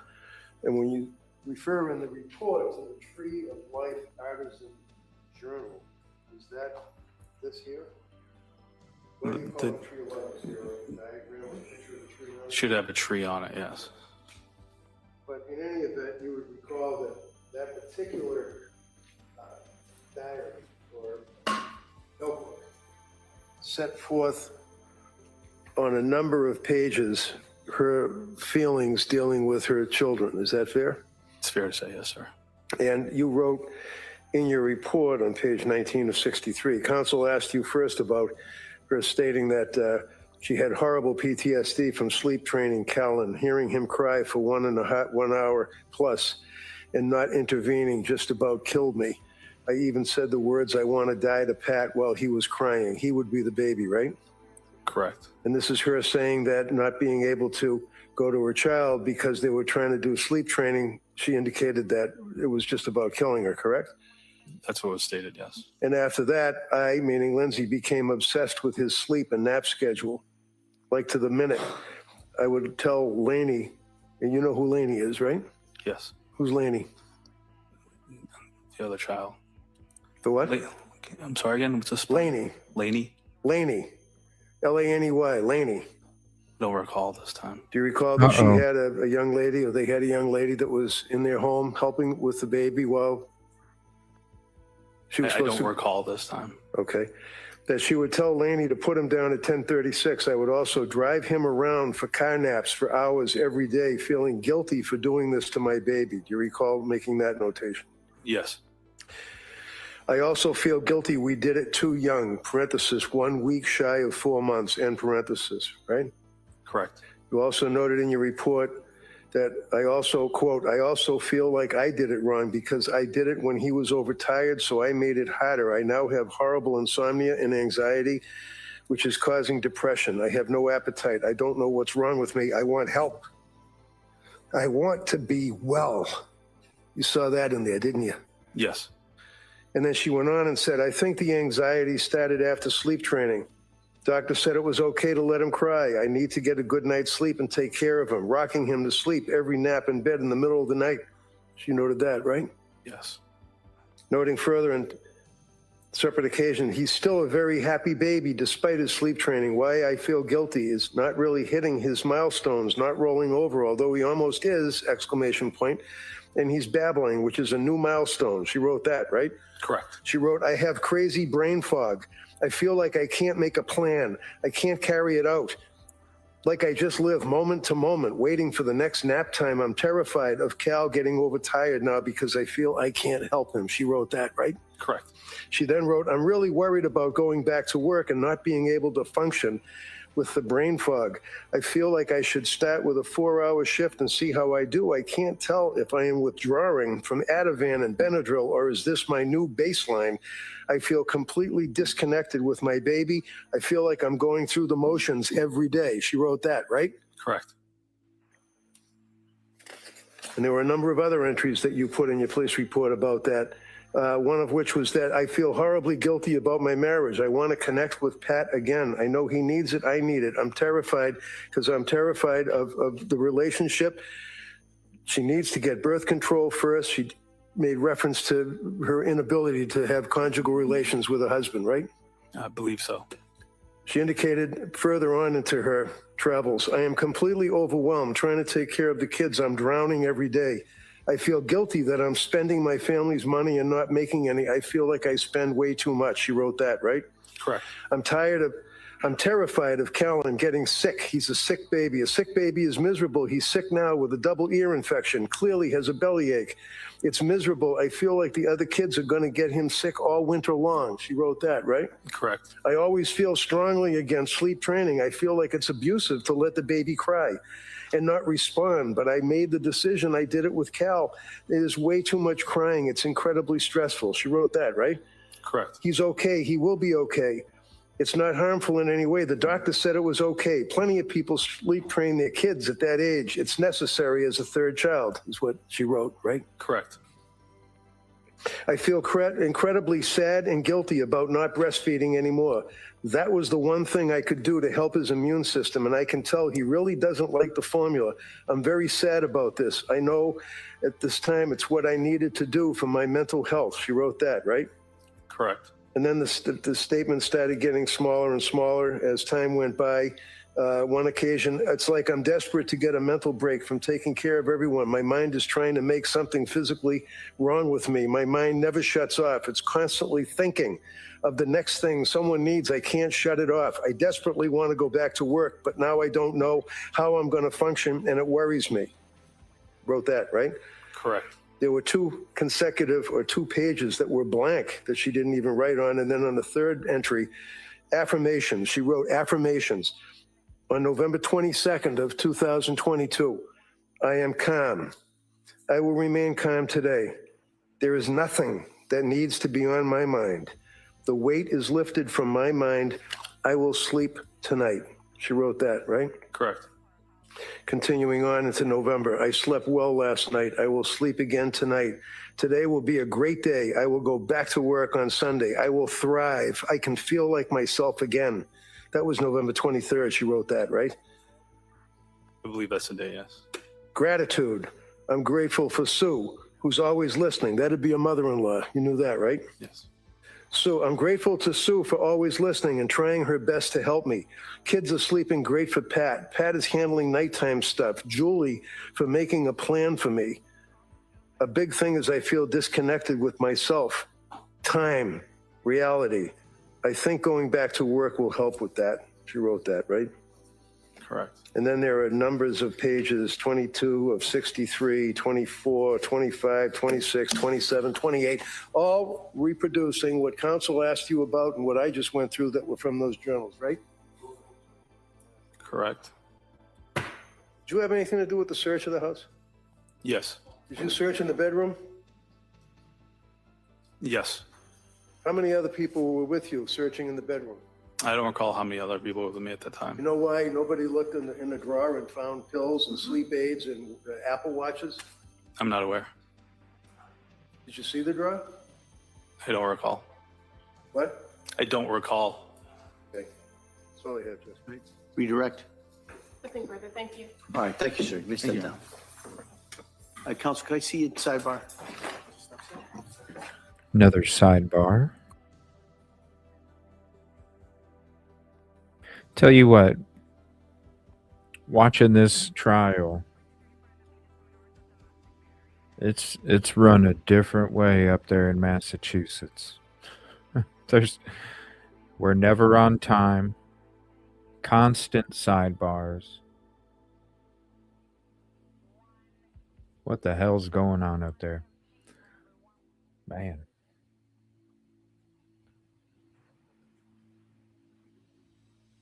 Please hit the like, subscribe if you're not. Make sure to vote. Day 5, and what a day for trial. Holy hell. It's been a hot one. Somebody put Tabasco sauce in that defense lawyer's coffee. He's fiery today. But so far in day 5 is Lindsay Clancy. Type 1 in chat for 100% guilty. Type 2 in chat for guilt by insanity. Type 3 in chat for 100% innocent. And type 4 in chat for still undecided. Let us know. Got quite a bit of difference in the votes there.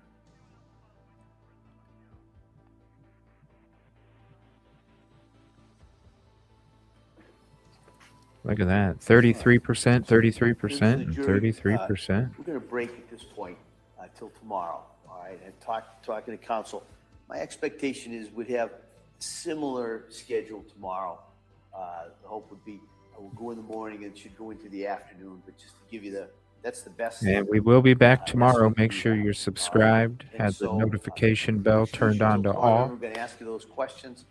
Don't listen to anything. Don't talk about this. We'll be back streaming day 6 of the trial. Or do any research on this. Put this out of your head. 8:55 a.m. Eastern. Hopefully the rain has stopped. And we'll see everybody tomorrow. Thank you so much for all your work. What a day. Thank you. What a day. All right. Sure. Please close your notebooks, place them on your chairs. Follow me.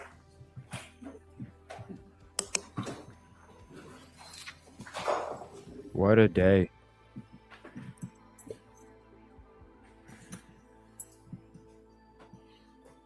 This guy was on fire today. We'll be back later with an Idaho 4 show. If you're a member, there's a new video that's dropped for you. 4.5 hours. 4.5 hours of footage. Some of the footage from my boots on All the right, so ground we'll be trip. in recess on this until tomorrow morning at 9. Thank you. Thank you. There's the link if you're a member. Definitely check it out. 4.5 hours. Some of my footage there from my trip, the year anniversary. We'll be talking about, will BK get a new trial? We're going to discuss some of that and also go through some of this footage and have some calls. We'll take your StreamYard live calls later as well. Come join for that later on. Sub, turn the notifications to all. Hit the like. And we'll be back tomorrow with day 6 of the Lindsay Clancy trial. It's getting interesting, isn't it? Love you guys. Stay safe.